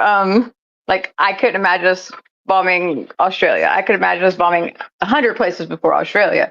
But I know, but I'm just saying a Christian country that isn't just like, I wasn't going to say something contentious like Europe or Israel, because obviously people. Yeah. Canada, right? Canada or Mexico, majorly Catholic express country, right? Like where do you say, like, hang on a minute, like they're actually part of America, right? Like what about Brazil? Well, they're part of North America, USA America, I don't know, but United States of America, I think, like America. yes, but right? not United Continent of America, just the states, right? Right, of course. I'm just saying, like, at what point do you say, like, this is a bit tyrannical, this is a bit messed up of the president be kind of exporting this power on other countries and these innocent people, right? To me, I am actually all for it. If there's power to be held as a woman. Now I can't. You as a man, you have those. This is where I don't like. Yeah, this is why I couldn't be a debater, because in my mind, it's like that is not something that I should ever think about, worry about. No, I don't want to ever make you think like any kind of way. I can't really say for or against, because that's where my brain stops. Like I listen to everybody on Rob. I listen to all these channels. I listen to Tater. I listen to everybody, and I like to go through the chats and I like to learn new things. But at the end of the day, when I've been taking a break from Andrew's streams, I haven't. I'll pop in and say hey to some people I know, and then I'll pop right back out, because there comes a time as a woman where I have to say it's time for me to sit down. This is becoming something that's starting to affect me, and my job is at home. Yeah. Right. My job is right now. I'm making dinner for my husband tomorrow because me and the baby got homeschool co-op. It's fair. I won't push you to hypothetical extremes. That's not fair. It's not something you even consider. So I want to tell you I have an answer. I genuinely don't have any, and that's where I would, refer to what my husband, says, or my priest, or the men in my life. I'm not going to hold you to that, or Yeah, so I don't really have an answer for you. I'm sorry. Well, I guess I'm not that's sorry. you then, Batman. Can I ask you, Batman? Please. Batman. Yeah, ask away. What was your question? Heaven, Max, what was your question for him? Oh, sorry. The question was, at what point do you stop showing allegiance to the United States when it's extorting world powers, not internal powers, you know? Because, like, a lot of us, Do you I want think, my support honest Iran. answer? Yeah, like, right now we're at Iran, and, you know, that's already contentious for the population. I'm pro-Iran. Well, it but, really you know, comes down to who are you and what do you believe? Do you believe in God? If so, then you would have allegiance to no country, ever. If you believe Jesus Christ is your Lord and Savior, period. It's in the Bible. He said it himself. Have allegiance to no nations. That's what I don't understand with Christians of this nation. We all read the Bible, we all go to the church, but we ignore the fucking words. Excuse me. but he does put kings in charge of nations, so he obviously cares about nations too. Like, he wouldn't want the idea of nations to not matter, and that only He happens with some level of understands that allegiance. nations are a thing, but he doesn't say you have to have allegiance to them. You Well, don't without need to allegiance, how go do you have the to. nation? Like, you can't have a Christian nation if no Christian has allegiance to the nation. I mean, look, I'm allegiant to people. And I believe that's what God wanted us to be. That's what he taught. Love your neighbor, love your enemy, love everyone. That's allegiance to people. That's allegiance to God. Allegiance to a country gets you what? What does it get you? If Security and safety for you and your family. Like, would you just So let does any allegiance kind of to people. immigration in? Would So you does let all allegiance to immigration people. in? We had that when we were tribalistic, when we were tribes. You're saying the quality of life is the same. I'm just saying we can. Yeah, in that a order. nation, when it's a world where its nations are about power and stuff, yes, that you have to live in a world of allegiance to nations and allegiance to the guy who has the biggest gun to bomb everybody and control the resources, because that's the game. That's the game that the world plays. But Batman, so do you genuinely pray for your world leaders every night? And your country's leaders every night? Because then then you can take the allegiance thing that when the Bible in like Timothy, it's like 1 Timothy 2 or something like that. It tells us that like we have like a responsibility to our nation by praying for our leaders, but we shouldn't pledge ultimate allegiance to a state. But it's our responsibility to pray for those in charge of the state. So a lot of people aren't doing that anymore. That's part of the job of being holy on the earth. I just say, like, there is a point, right, where I like, can agree with that. I don't want ill will towards anyone, and that's not what I'm saying. What I'm saying is idol worship is, there's a fine line between it, and I see it all the time. We see it on TV, we see it through celebrity, we see it through clothing, we see it through material. Idol worship is everywhere, and if you think saying my football team and my baseball team's better than yours is an idol worship, or my president is better than your president because he's red and yours blue, or blue is better than red, that's all idol worship at the end of the day. well, you see it in today's culture, not necessarily as much in the sports teams. I don't think people do that, but I mean, you can even see it mainly on the TV shows.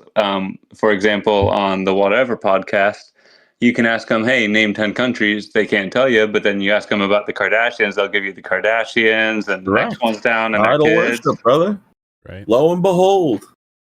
So what? You just let the nation burn then because people are idol worshippers? I don't think that's, you know, I don't think the United States is Sodom and Gomorrah. I don't say but that. we're not Sodom and Gomorrah, you know, like it's not But like, I oh, think well, give up. I think if you realize the game that's being played, what you can do, and that's all we really can do, is be the best people we can be as good as we can be to everyone. Obviously, I guess some people would say you would have to live in the society that's given to you because everyone's dictating that society. So you have to play within the game of the means, but you can break the society if enough people break the means of that society, right? That's how all those games work. Get enough people shift to change the table, people shift, and society shifts and so on and so forth. It's all about numbers. But if you realize the game that's being played, that's deeper than politics, that's deeper than, that's on the spiritual level, that what can we really do that affects that other than love God, know He's the greatest, tell that to everyone we can, be as good as we can, and He's going to take care of it. He says so Himself. And all the things that are happening, He's saying, I'm going to take care of it. Don't you worry. So to push that logic then, as long as us as Christians follow the Mosaic law in a sense, and also follow like all of the new commandments and any other obligations that are told of us in the Bible, as long as we do that, you'd be completely fine with complete open migration, because as long as we're doing everything that we're supposed to with putting our faith in God, you'd have no problem doing that to the country.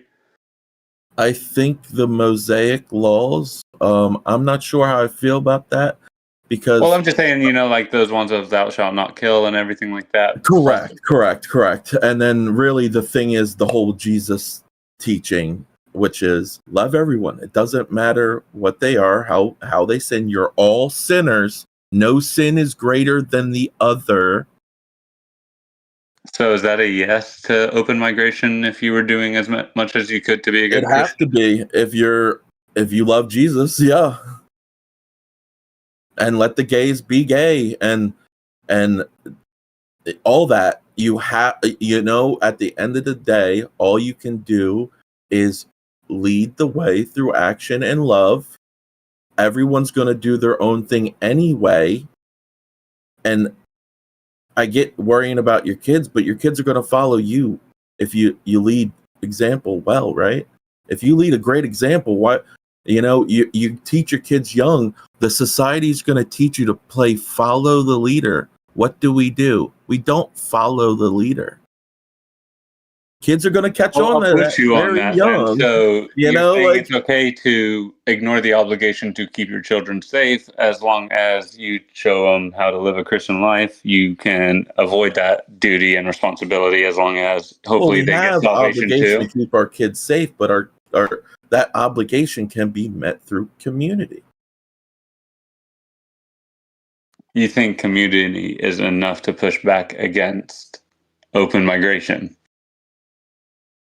Well, you got to understand, what is the argument with open migration, really? I own this land for right now, and my people have owned it for a few hundred years for now. And these other people have agreed that we have these God-given rights and divine until someone comes in and says otherwise, right? Because that's history. How old are your kids? As long as we are built on our ethical system, right? Then our community is our nation, which we must protect. Correct. And if our ethical system is to love everyone, and hopefully you can get that ethical system worldwide. So it's loving your community to put them in harm's way and risk them getting injured by people that don't follow the same ideology? Or are you an ecumenical where you think that everybody in the world could become a Christian one day? And so hopefully we just, let's accelerate it to try and get all the Muslims and the CCPs and everything like that and the China and everything. Let's get them all to become Christian, and then, it doesn't matter if there's any borders. All right, hold on for just a second. Larry's been trying to come in for a second. But I'm just like, Batman, how old are your children? If you have any. Oh, okay. Then I see what you're saying, but it's easy to say that if you don't have children. Oh, they'll follow the leader. Children are still an individual human being, and there's still lots of outside forces that work upon a child. My child grew up in a Christian home until the day that her dad moved to where I lived at the time, the same state as me, after not being around for God knows how many years. But I'm not I wasn't a baby mama. I was the mother of a child, so I didn't, do the whole, I need, child support and all that kind of stuff or whatever. So there's outside forces that are working on children, just like there's outside forces that work on adults and all humans. So to say that, oh, well, if you teach your child in a Christian home, my parents, my dad was devout Catholic, a very good Christian man. I did what I wanted to do. It's part of human nature, that free will. So to say that, that's going to save us and that we should be accepting of the outside forces just, doing whatever they want and influencing our children, even though they're forces that God told us we could not, bear witness let to. the Antichrist be your neighbor as long as you are Christ-like. I don't think that's what we're commanded. I think that's antithetical to our theosis of not allowing that in, right? We're supposed to drive it out. Correct. Right, so how do we drive it out if we're letting it in? I agree with what she's saying. I understand that there are always factors at attack, and there's always things that are out of our control. Correct. It's hard to, I guess, instill morals to people. It's really, the game is all you can do is build the community around you that you want to build with the like-minded goals, and hopefully that gets big enough, one drop at a time, that it spreads. I don't have an answer for you to fix everything in the world. All I can tell you is how you fix things around you. Right. Well, right. That's another thing you have to consider is, why do we have to worry about the greater world around us? Why should we worry about what's happening to people in China, Iran, whatever? We wouldn't have known 100 years, even 150 years ago, what was going on there to begin with, outside of maybe a newspaper. So why should we take away from our homes, our children's, and our immediate community by saying, oh, let's put into federal laws things that are absolutely degradatory to our nation? Correct. Right. I agree with you. I think federal law should only be to protect the country from outside threats, and that should be it. Really. I mean, I guess to deal with trade in between states to make it even, but yeah, I mean, obviously with immigration, it has to be limited to an amount, but to hate the people coming in because they want to have a better life isn't right either, Right, but suicidal empathy is not a commandment, right? And I don't think anyone hates anybody for wanting a better life. Oh, hold on, guys. Marcelaire, what was that?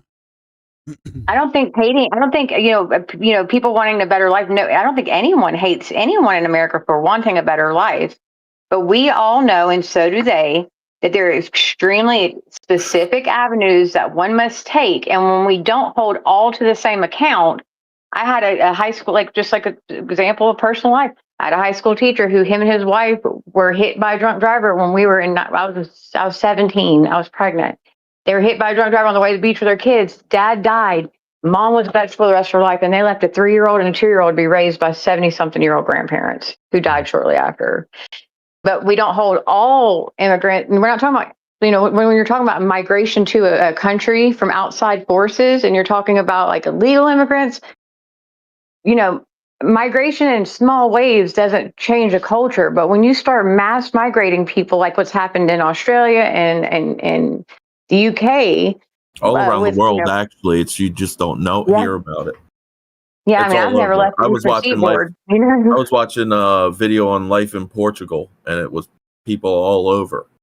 Well, here's a really interesting one. In Russia, in 2 generations, the Muslim community is growing so fast that they predict in 2 generations it'll be the majority population of Russia will be Muslim population. And I mean, I almost got sucked into the Muslim thing. A girl that I'm very close friends with from high school, she even so much as moved her and her baby up here and bought a house where we moved so that I could be the baby's nanny, that close. She was with this guy for 3 years, Andrew Tate and them. He was listening to them. He ended up converting to Islam, and she converted to Islam, and she was like, yeah, they're they love women, da, da, da, da, da, da, da. And I was in the middle of that, leaving Catholicism, had looked into everything else, could not find anything that felt like home. And, I literally just nearly bought into that. For like a year, I was like, man, like, you know, like so much so that I don't even eat pork anymore. But I was sitting there thinking like, man, da da da. And then I found out like, oh my God, it's like this is really like an epidemic. This is something that they are intentionally doing. And I should really started reading into it, started reading hadiths and stuff. And it was like a nightmare. Like that stuff's for real. And it's really trying to take over your culture, your women, your children, you know, your TV. Yeah. So Dave, you're new in the panel. Wanted to give you the floor for a second while if you wanted it. What's up? So I was watching the stream and I just fucking had to jump up here when I started hearing that we're called to love everybody, and that means inviting everybody into our country. That's not Christian. That's not what Christianity says. It's not what. I had to say something about it because that's Yeah, we're on a complete straw man of Christianity. We're on a just love everybody. Love everybody means give them whatever the fuck they want. That's not love. Marathon tonight, I guess. Welcome back, Static Age. I'm with Dave on this.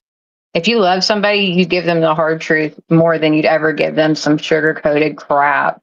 Oh, yeah, you can definitely do this and that and the other and the third, even though it's morally wrong because we want to pat you on the head and make you feel better, is not love. Well, it's like when the woman was about to be stoned, did Jesus just tell them, hey, worry about your own sins? Like, if you haven't sinned, don't cast a stone. But then did he not also turn around and tell her, don't you sin as well, too? Right? Like, it's not just about like that outward going love. It's like, hey, you got to hold everyone accountable, including your own thoughts, including letting in people that might harm your children and your wives and stuff. You know, like, so it's just an impossibly silly take. Yeah, I think when you're talking about loving everybody, that includes the people in your own nation. So when there's people that are flying across the southern border trying to bring nothing but the demonic Islam faith and the just the degeneracy that comes from it. You know, when you're coming from a country that does not respect women and it does not respect the I don't know, human life, what's going to happen is you're going to get a bunch of people that are not conforming to our laws. Therefore, what's going to happen is nothing but degeneracy, and people are going to get hurt because of it. Look at, you know, Lincoln Riley. Look at, I mean, there was just a car accident in my town over the weekend. So I don't know, a few days ago or whatever. And it was an illegal dude drinking and driving, because in Mexico, that's totally fine. Like, it's 100% cool to drink and drive in Mexico. As long as you got a couple pesos to pay them off, they're not going to care. So when you bring that over here, and you got people that are getting popped left, right, and center for DUI and graping the women of our country, yes, we have a duty to stop that with whatever means necessary. And if that means shutting down our border so that we can protect some people, then that's what's going to happen. I would go farther. That's our duty to remove people that don't adhere. Yeah. Like even if you're a natural, like if you are born a U.S. citizen, but then you take on these radical ideologies that are inherently toxic to the values of the United States, sorry, you lose your citizenship. You know, go live in that country. Yeah, and if you're doing it from a secular view, then everything boils down to your preferences, and you can't tell somebody that it's wrong to drink and drive, or it's wrong to you can't tell anybody that anything is wrong, basically, because you have nothing to ground your morals. When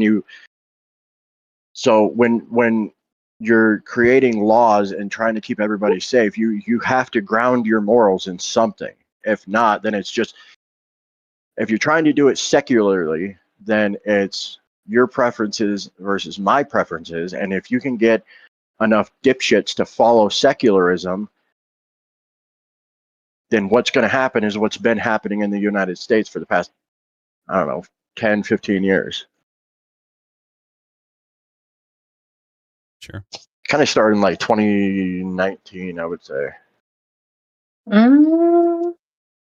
Maybe a little bit before that. You're right. Yeah, Yeah, a little bit before that. Maybe 2017, it got really hard. But it was more like 2015, things became very open wide. 2014, 2015, things just started kind of ramping up undercover there. So remember? I was watching a Cliff Connectley on college campus thing. I don't know what he calls them. But he was basically saying, I mean, virtually Andrew's arguments, Jim Bob's arguments, Rob's arguments about how secularism is just a preference based. If we're all just sacks of meat, then it's all just biology. Then it's your biological sack of meat versus my biological sack of meat. And you can't ground it in anything. He was saying this, the thing I was watching, he was saying this all the way back in 2014.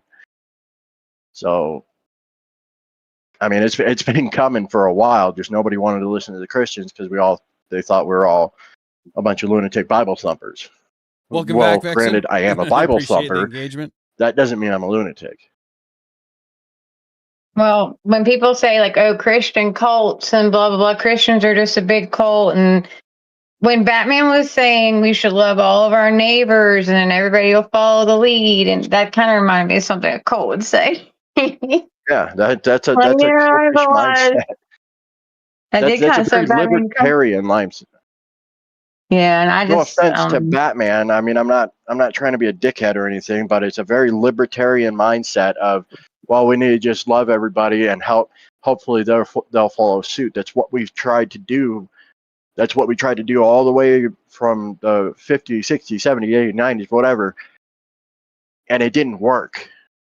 It didn't work because people saw, okay, well, if I just tell these people to, get bent, then I can go off and live a degenerate lifestyle.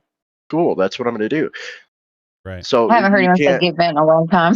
I know. I'm old, but my husband said it like the first time I met him. I was like, what does that even mean?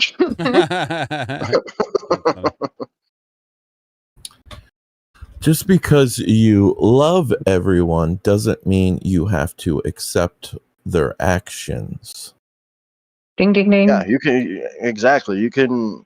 I don't. What does it say? When did I ever say you had to accept the actions? When did I ever say that you need to bring in criminals and greaters? I would say that the point is that we don't have to accept everyone's values. I understand that, but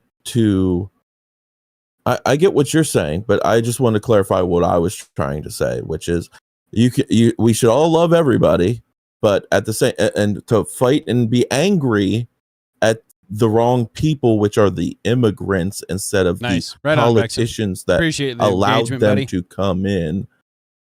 I don't think anyone's mad at the immigrants. No one's mad at the immigrants. A lot of people mad at the immigrants. They're mad at the illegals. Get them the fuck out of here. Yes, the illegals, not the people who immigrated lawfully. Yeah, people that lawfully immigrated. Who's the illegals now at this point, to be fair? No, it's not. You are they speaking English? Because most of the immigrants that I know, a lot of immigrants. I live in fucking Arizona. Most of the immigrants that wanted to come here, they adapt.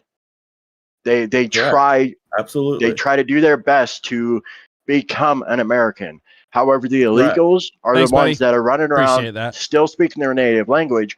Those are the ones that are never going to adapt. Not all illegals and those are the ones that are running around speaking their native language. I've worked a lot of landscaping jobs, a lot of cooking jobs with a lot of legal immigrants who never spoke a lick of English. So to think that all illegals are the only ones not speaking English and not adapting is ignorant. I don't know why when anybody spoke in a monolith, nobody is speaking in a monolith. There is exceptions to the rule. But what I'm saying is, for the most part, judging on my Arizona-based experience, the ones that want to come here and they want to stay here. Yes, the ones they adapt. They what's it called? Assimilate or whatever? Yeah. Yeah, assimilate. Yes, correct. And how do you also welcome more people to want to assimilate? Do you do that by being aggressive and being hateful? Yeah, it's getting a little spicy. I'll give now, you isn't pushback it? though. I will, because we Or are actually they have a gonna real-time see? example of this Oh, that's happening in fair. California, where they literally had a CCP spy elected and holding public office, literally holding dual citizenship with the Chinese Communist Party. How do we stop that if we're not even background checking them to that point? And I feel like that would slip through the cracks of your system. I think what you're Kinda saying hoping is so. that we need to I need some love clips. everybody and show them how caring we are. We tried that. We've tried that and tried that and tried it, and it hasn't worked. So I think now what we do is we say, okay, we tried to be Christian and show you grace, but because that didn't work, now it's time to show you what we are doing, what we care about. Hey, I got to mute for a second. Enough. You're good.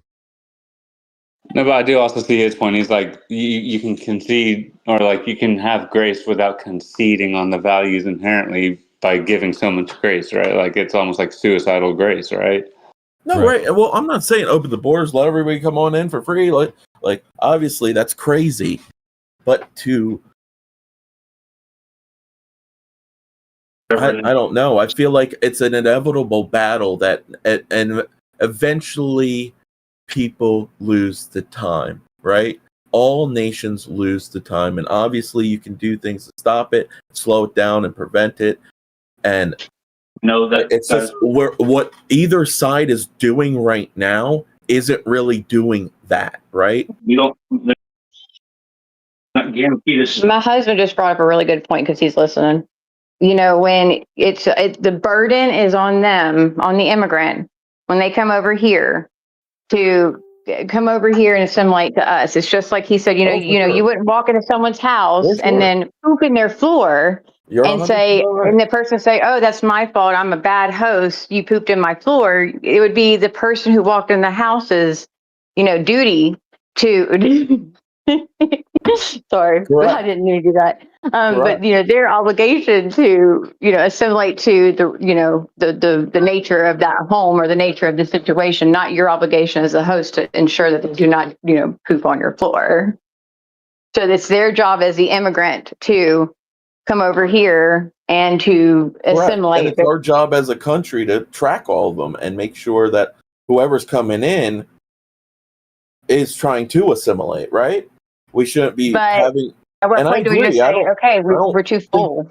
Any democratic view of open borders is great at all. No, I don't. I just don't think fighting about it's going to solve anything, really. Then why wouldn't you just opt for them to just stop being able to immigrate? We have no problem with people that are trying to assimilate. It's the one. It's the 93 strikes and maybe you're out, maybe not. That's the issue. He's got a point. You know how He's a really base fad. Crazy nationalist views, though. I am a U.S. immigrant that has gone through the visa, green card, and then the citizenship process. I am the first one to say, keep them out. Keep them all out. If your values aren't the same, if you can't pass the tests, like you have to pass 100 questions, or you have to study 100 questions and have them all memorized. I think they should all do that. Absolutely. I'm just saying that, like, I feel like these standards are good, and I don't think that we're really missing the mark. That's why I'm just asking. Like, I feel like we're just following the letter of the law, which is what I came under, and I was like, this is completely reasonable. And if you're not willing to do it, you need to get out, because this is what you should be. This is like 8th grade high or 8th grade middle school, right? Yeah, absolutely. It's stuff that my 7-year-old started learning when she was 5. You know, every day in school, at home. You know, is your responsibility as a citizen, right? Probably, You know, huh? took her this year to go see the Constitution, to go see the Declaration of Independence. I took her to Washington. It was a great time. You know, she worked really hard to learn about what it takes and what it means to be an American citizen. And she's 7. So if somebody can't do that and put in the time and the money and the effort that everyone else has to put in, then why should we want them in our country if they're lawless to begin with? Well, and then on top of that, that risks our nation. They don't have any what would you call? They don't have any like Can I ask patriotism or you any a allegiance to question? us. Absolutely. What's more of a risk to the nation? Allowing a foreign country to shadow control us, or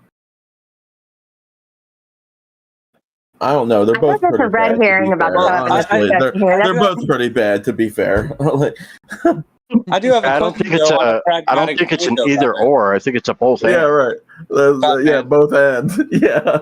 I got a question for you though. On a real serious note, though, I think that we're hitting the mark. And you saying that, like, I don't agree with the Democrats, but I think the Republicans are missing the mark. Where could you like illustrate that we're missing the mark on immigration policy?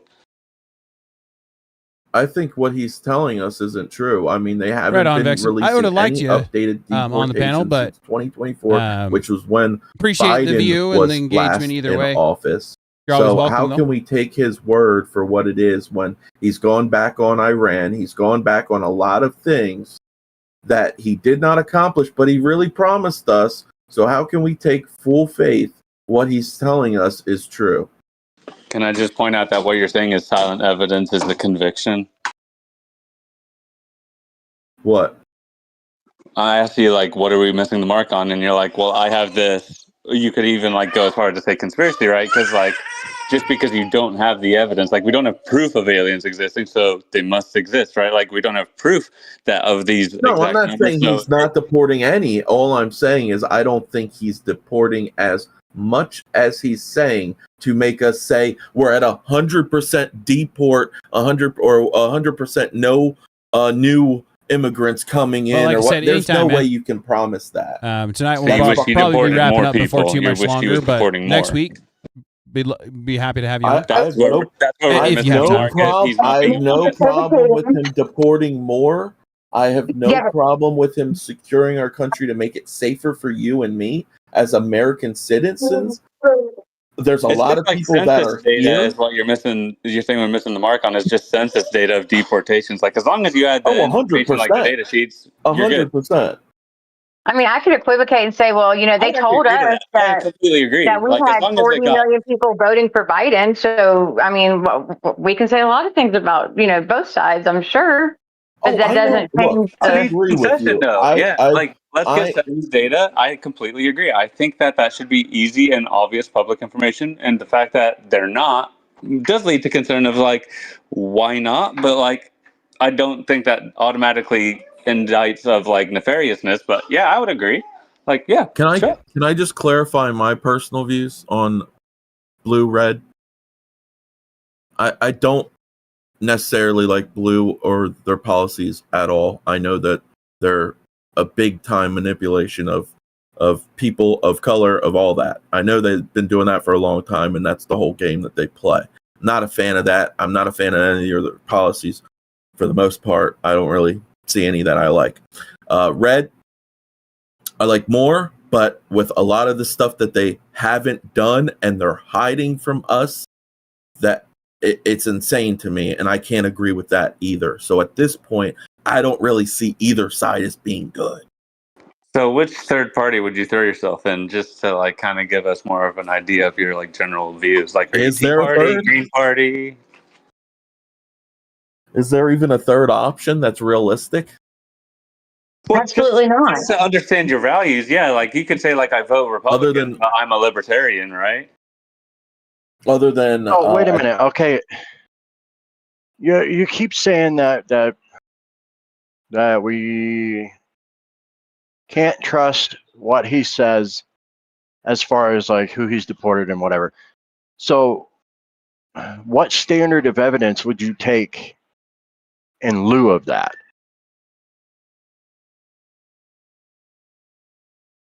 I mean, I'm pretty sure what they've been using for a long time, which is the census information and all that stuff, which, again, I have no problem with. But again, we have the ability to ticket these individuals and know who's come in, who's come out, how many times. There's a way to ID this. We live in the age of technology where literally our phone's a computer. So if you're telling me they don't have the ability to know who's coming in and coming out and how many, but you can tell me exactly how fast we were going to the moon and how fast we were coming back in and at what time they went from 5,000 miles to 300 miles an hour. And, like, but that's the same argument. You're saying that's the same argument, though. You're saying that because you don't have the information. Yeah, how can you trust anything when you don't have information on? Well, Batman, I do have a question to push that logic then. So let's say he said it was 10 million, like he kept spouting 10 million. Is that the number that you, I just don't want to strawman you, but I think he said 10. Like, what if the census, the same information came out and it said, actually, he deported 20 million? Would you believe it? To be honest with you, bro, I don't believe most news. Let's be real. It's mostly propaganda. It's mostly lies. Then there's inflated no, shit. All politicians are lying to you. All of them are giving you inflated shit. But do you see what I mean? Like, that just means like any source is fallible unless it agrees with my subjectivity, right? Like, unless it agrees with what somebody else said and you think that that's an adjustable No, number I don't think right? it needs to agree with me at all. You guys make up your own mind. I just realize, though, to me, I realize it's all lies. And if you guys want to fight over the lies, feel free. But it's in reality, they're all lying to you. When are we going to realize that on a mass level? When are we all going to realize they're all lying to us? It's just they wear a different color. Okay, but that's the problem. Is you're saying they're all lying to us. Then who do we take? Like, what standard of evidence do we look for? You're saying that the news is lying, the administration is lying, the Department of Homeland Security is lying. So who the fuck else knows this information? Knows what information? That they're lying? Well, it's like the difference between what you're saying and immigration information is evidence, right? Like, the only difference between what you're saying and a tinfoil hat theory is evidence. Rather than saying, and all the sources that I could possibly come up with, you're going to say, "Oh no, they're lying." No. I'm sure they're accurate to a point. Is what I'm trying to say. What I'm saying is, if you guys think that they are saying they mean 100% what they say, that is a lie. And what I've heard as of like a week ago, Trump has been saying we have zero new illegals coming in. We've completely closed that down, and we have a record high of deportations. What does that mean? There is no number to tell us what the record high is. To what record?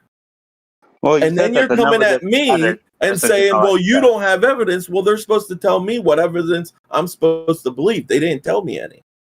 What evidence am I supposed to go off of other than record high?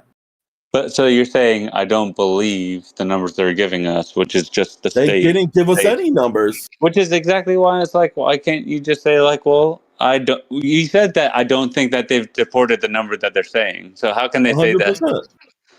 Well, but they're not giving numbers. Do you not see how that contradicts? You're saying they gave us numbers, but they didn't? They gave us the number on 100% closed border, no more illegals coming in, and record highs. That's the number I'm talking about. There's no way you can guarantee we have zero people coming in And record high, what number is that? I don't know how more I can be clear. So it's the monolithic. That seems like a pretty bold lie. Like it's That the seems like monolithic a wording, pretty. like it's the ultimate. Like there's been as close to zero as you could even comprehensively tell with a border as large as ours. It's almost 100% as far as we can tell with what's going on in immigration policy, and it's record highs as far as we can tell. Like if he said that's your problem. Am I just getting that right?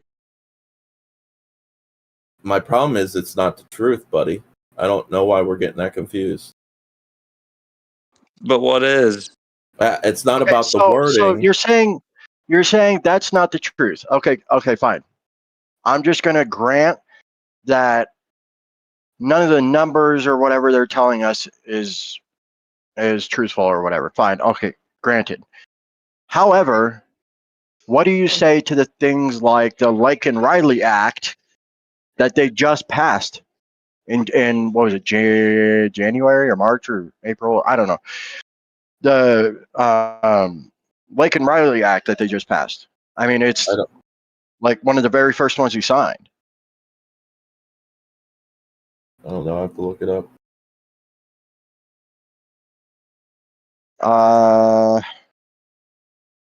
It was in response to Lincoln-Riley, the chick that was killed.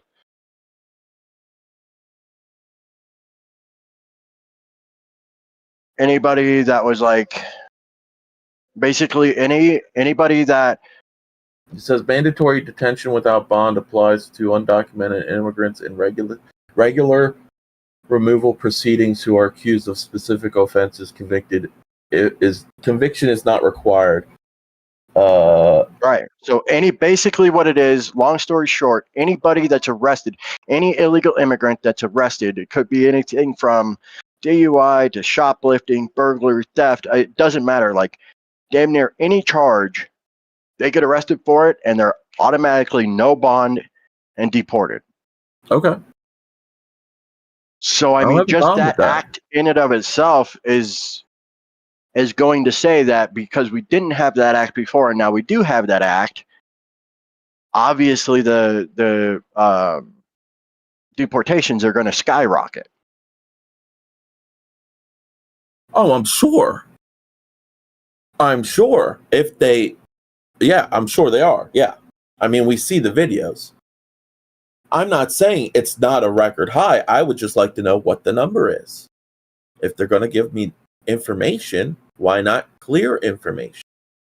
That makes no sense. You give me clear. It's clear, man. If you've never been lied to before, liars give you murky information and then want to give you fluffed, real distinct information on shit they know is a lie too. They don't want to give you the truth, so they give you really murky shit, and then they give you really descriptive bullshit. I'm in the middle of changing a diaper. I've been listening the whole time, but I do have one quick question just to understand worldview. Who did you vote for last election? And if you didn't, who would have you voted for? Neither.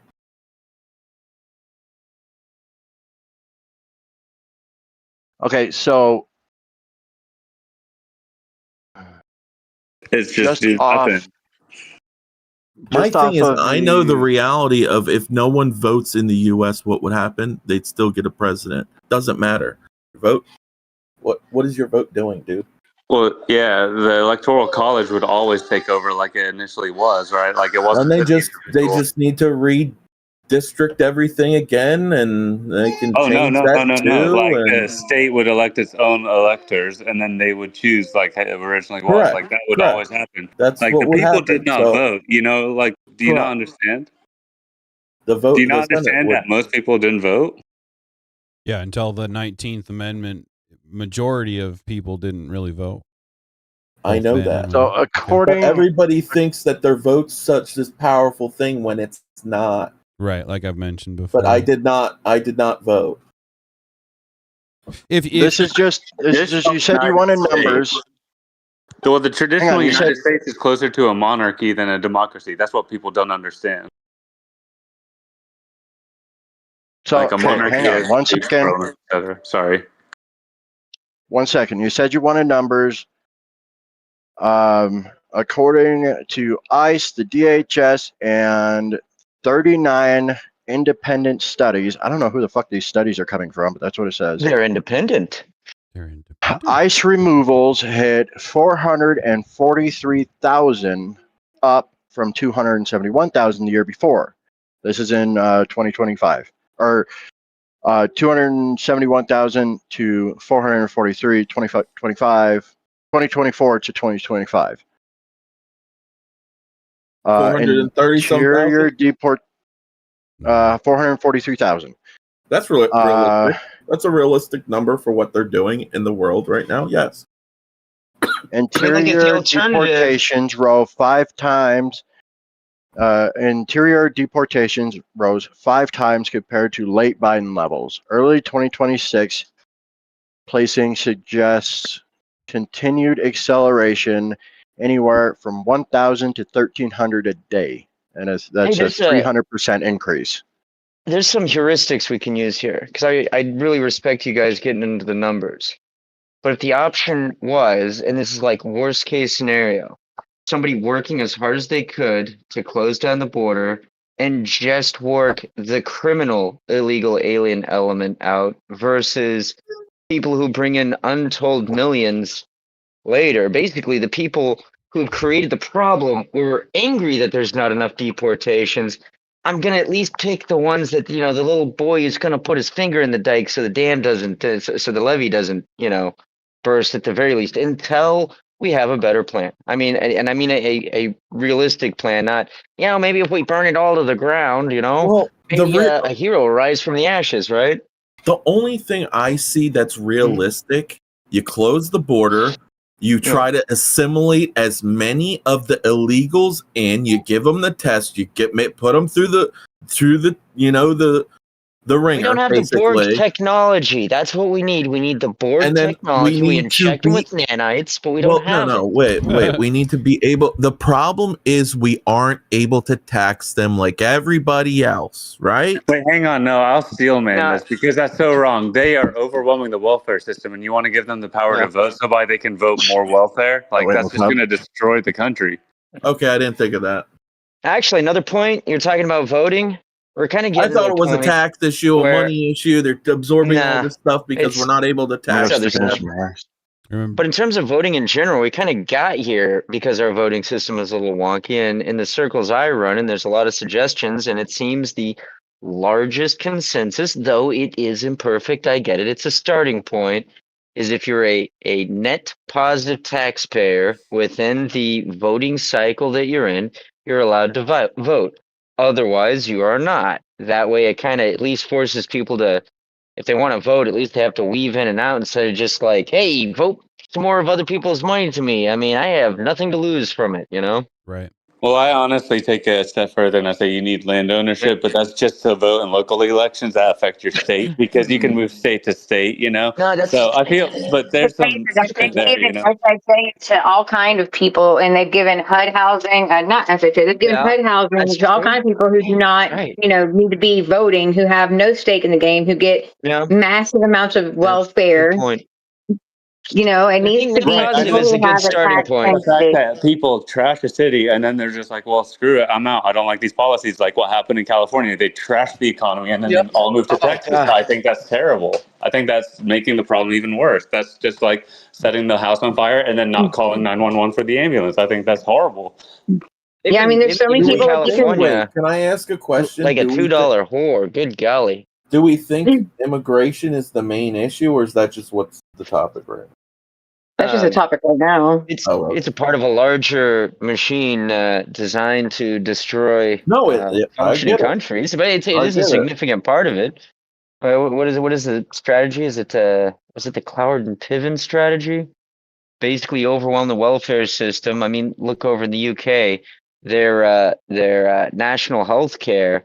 If I'm recalling this right, the cost for the NHS, I think that's what they call it, the NHS, cost more than the tax revenues that they brought in. Now, I think that's what it was. I could be off. If anybody feels like double check, Yeah, no, I'm I having a believe cigarette it's the outside. NHIS. But that's the cloud and pivot strategy, and they've been rolling that out everywhere. Isn't it funny how every Western country is basically dealing with a variant of the same thing? And we're here in the trenches. We're all being affected by it. We don't want to be cold-hearted monsters, but it's not about that. Who put us in the position to be cold-hearted monsters? The people who are basically, they're like, oh yeah, we're gonna have a bunch of welfare. Next thing you know, there's a bunch of leering centers. Like, where's that money going? You think it's just going back to Somalia? You don't think any of it? You don't think 10%'s finding its way back into somebody's pocket? I mean, I don't know who would benefit from that. You know what I'm saying? Right. Well, I mean, even if you take what Batman was saying, you're like, oh, well, we need to, love our neighbors and this and that.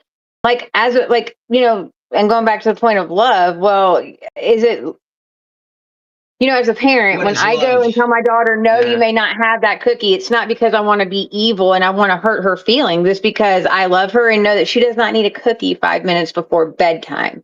So I would it's the even same say kind of that, concept. like, If we really love our neighbor, then we need to start becoming far more worried about our neighbors and our same, like literally, we're all probably at least hours, if not miles and hundreds of miles away from each other right now. Have you checked on the neighbor next door to you? If you haven't checked on your next door neighbor today, then why are you worried about your neighbor in Mexico being able to stay here with their kids? Right. Yeah. What are you talking about? I'm outside your Elections house. don't hurt me. I'm outside your. Elections I'm don't I'm looking in your window right now. My But, like, husband said I he will said actually. showing a little anal Again, to with you. the whole love everything, everybody thing, it's to have love for people, but not to accept Love the people bullshit and not and the evil, accepting her. that they do. You Yeah, don't they like have the to perversive. accept It's the a good evil point. and the Yeah. badness of them, but we can't let the Hey, anger Batman, I have an absorb option. into hate. And I hear a lot of people, personally, I've heard a lot of people who have gotten this hate in their heart, and I know they're not hateful people. They And feel that's ignored. what I know. Yeah, and And abused. I get You're it. right. Yeah, I've been you're there. totally right.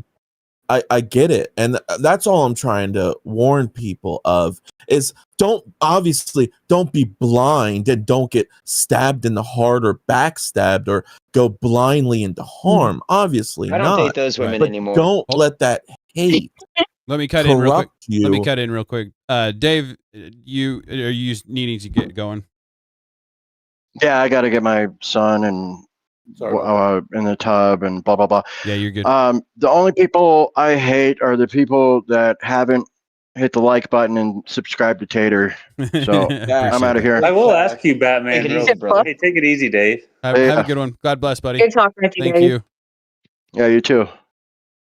But Batman, I will ask you then. So, like, if you said vote Republican until we got rid of the welfare state because we reinstituted the nuclear family, got rid of all these immigrants that are overwhelming the system, actually fixed the healthcare system to where it doesn't cost you $1 million to get your brain fixed or something simple like that. Not simple, but like it, where it's way overinflated because of insurances and all the welfare and everything else, right?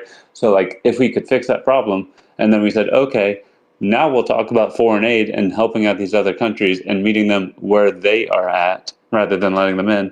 Would you have any issue with that? No, look, I have no issue with that at all. And I don't have any issue with us getting our country right first. I've been saying that for a long time. None of our leaders that have ever stood up have ever said that and meant it. They're all liars.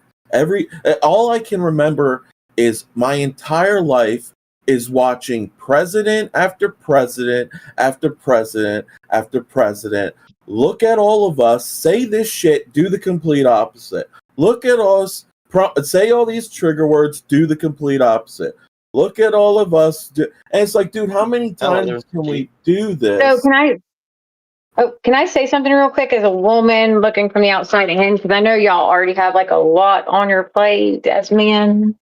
Yeah, please go ahead. I don't want to be rude or anything. Okay. You're good. I just don't want to be rude or insensitive, but Rude with us. like Friends like that. you realize that when you say stuff like, oh, well, I see all these leaders and year after year after year, would that burden not fall on the men of America as even if you want to put it in Mr. Wilson's words, like the force of the nation is the men, is y'all. So that actually adds something else to your plate. It is y'all. I'm not trying to say it is, but wouldn't that mean that it's y'all's job to change this system? That you are the only thing standing between your children and wives and community and the system that you wish our country was thriving under, not flailing under.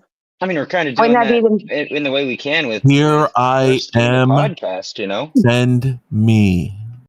That's all I have to say. I mean, I want to point out, as a 46-year-old, okay, the flaws that people point out, whether real or imagined, in this presidency. Oh yeah, I have amazing life extension. This president has done more in his first term and a little skip, and then the second term, than I have ever seen another president do that hasn't been outright destructive.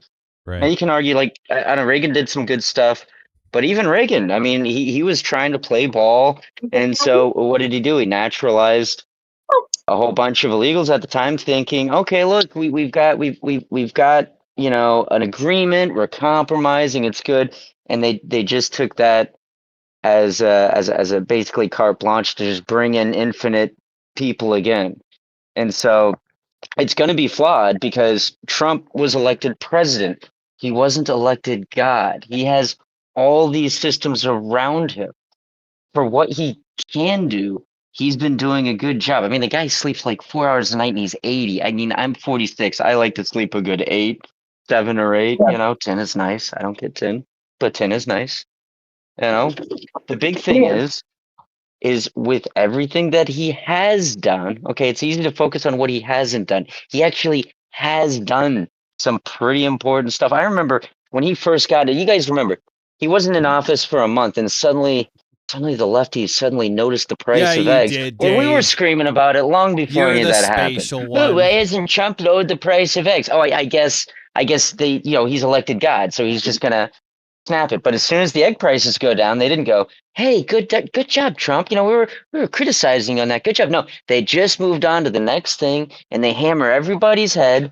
And honestly, I don't think it's fair. I just don't think it's fair. I'm not saying you're being unfair, but I don't think it's unfair for us just trying to look at it, you know, because it's not perfect. Nothing's going to be perfect. Like, we're electing humans, you know, not angels. Right. But you know, like, when you look at it though, and then this is just like this will come from a woman, and I'm the first to admit that women are by far overprivileged.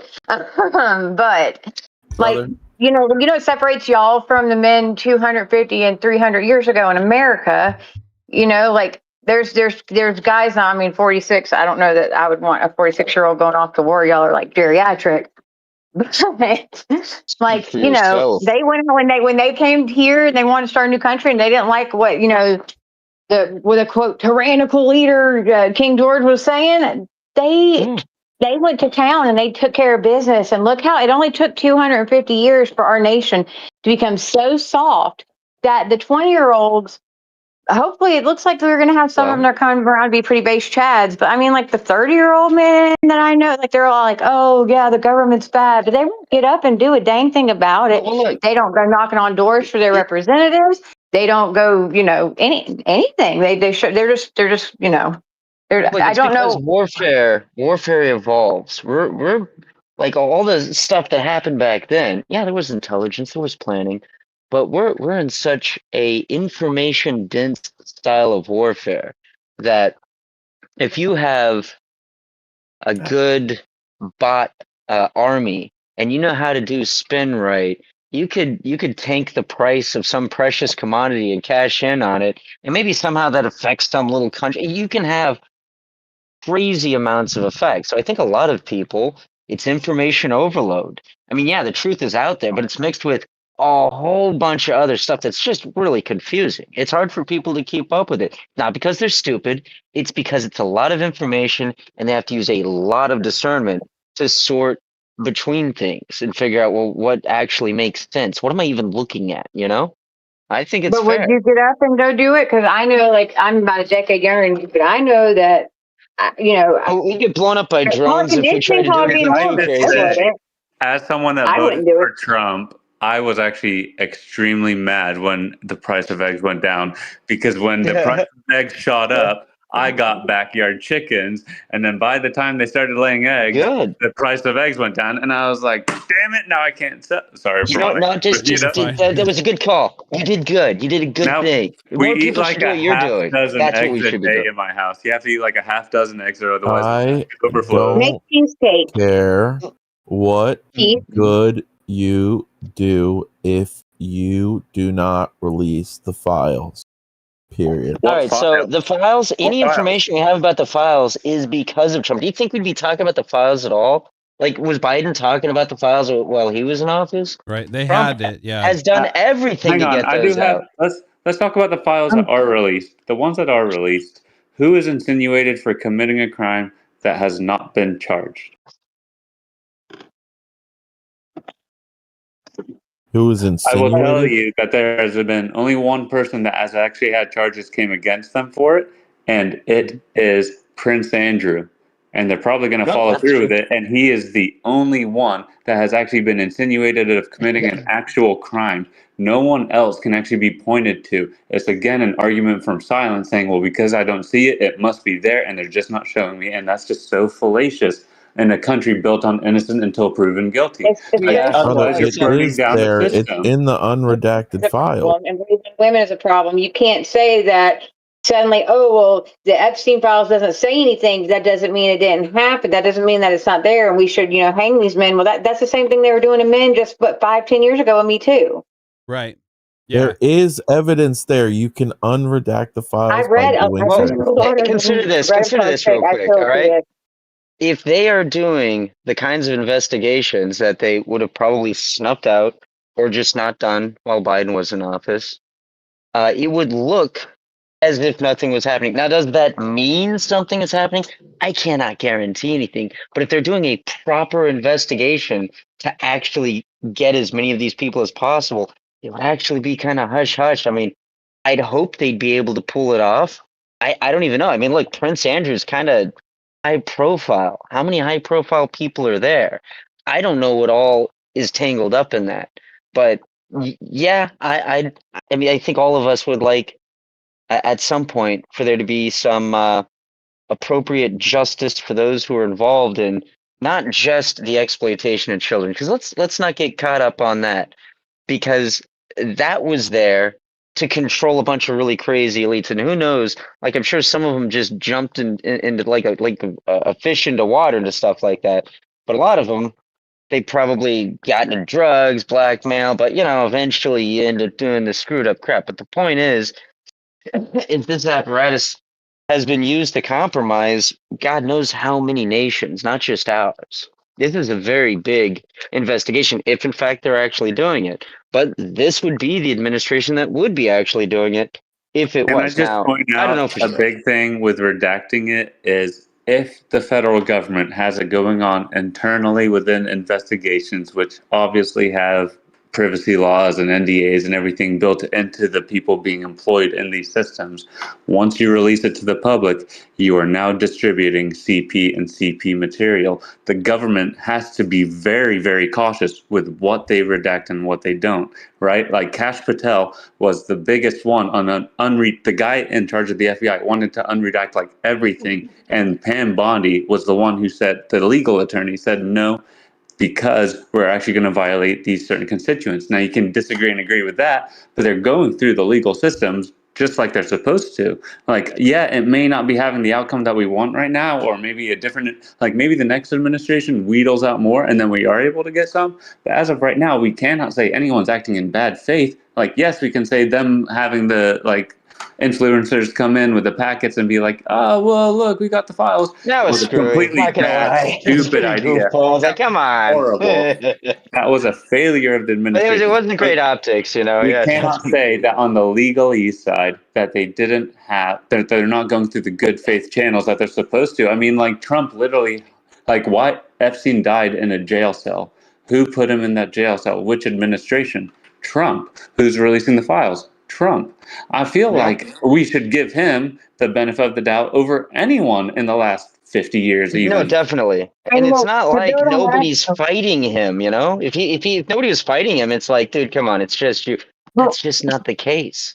To build on that, though, you hear a lot of liberal people screaming stuff like, oh, well, they need due process of law for the illegals, even though they don't fall under our Constitution. Well, why are we not giving time and due process of law to the people who are in those files, whether they committed an atrocity or not? 100% If they of did, that. it will be found and given. And the same, I keep the same interviews, they say. It's And also not about only trying to that, if uncover we're- as much of the network as possible. Sorry, go for it, Batman. I was just going to say, if we're going to say they're not being facetious and lying to us, well, why only release half of the files? I will Maybe put to this get out people there for you talking and about it. Talk. Look, You know, I mean, I just to never get heard of a people government talking about it. investigation. Justice system. The whole thing relies on the justice system. So it's whether or not you can trust the justice system, not the Trump administration. I've never heard of Because an all of these are investigation. going I to, agree. like, I don't trust every anyone. one of these victims that is named in the suit has got their own like private lawsuit going on, like civil or legal or whatever else. So that if they're in another lawsuit, it also cannot be shown. So there's a lot of things that are just like the lawsuit has not come to completion, so they can't unredact it without it, also violating another lawsuit. So like there's such a spaghetti of mess with it all. And you can't just hand out all of your information and your evidence if you ever expect anything to go to trial. You would never put everything in public, because once you put it all in the public opinion of the court of a public opinion, Throughout the investigation, then there's your case. Well, also consider this: they throw out enough information to keep people talking about it, because as long as people are talking about it, even if it isn't the best optics for Trump, people are going to keep pushing for more information. And if people are pushing hard enough, it's going to force enough people's hands to hopefully keep the ball at least kind of moving in the right direction. Like, it probably would be unrealistic to think that, they're going to release a bunch of stuff that's going to throw the world into so much chaos. We got World War III. I'm not saying that would happen, but who freaking knows, But it doesn't mean that we can't at least get as many of them as possible. Yeah. We'll just have to wait and see. It'll be one of those things we're not going to be able to judge. If we're lucky, we'll be able to judge it in 10 years. I mean, look at the JFK assassination. Like, we barely, it's been how many years and we barely got some stuff out of that, which, yeah, there was some interesting stuff in there, but it's like, we still don't have all of that. Like, good freaking, like, what was so secret that this long, like, basically everyone's dead, it still can't be released? The only thing realistically would be something that would either shatter our country or some other country, or and I don't know exactly what that is. I have my theories, but the rabbi told me not to talk about them, so I probably keep my mouth shut. I would definitely say that there's more chances of there being two rather than one in that situation. But I may not say anything else like that conspiratorial. But I definitely think that like the angles don't make sense personally.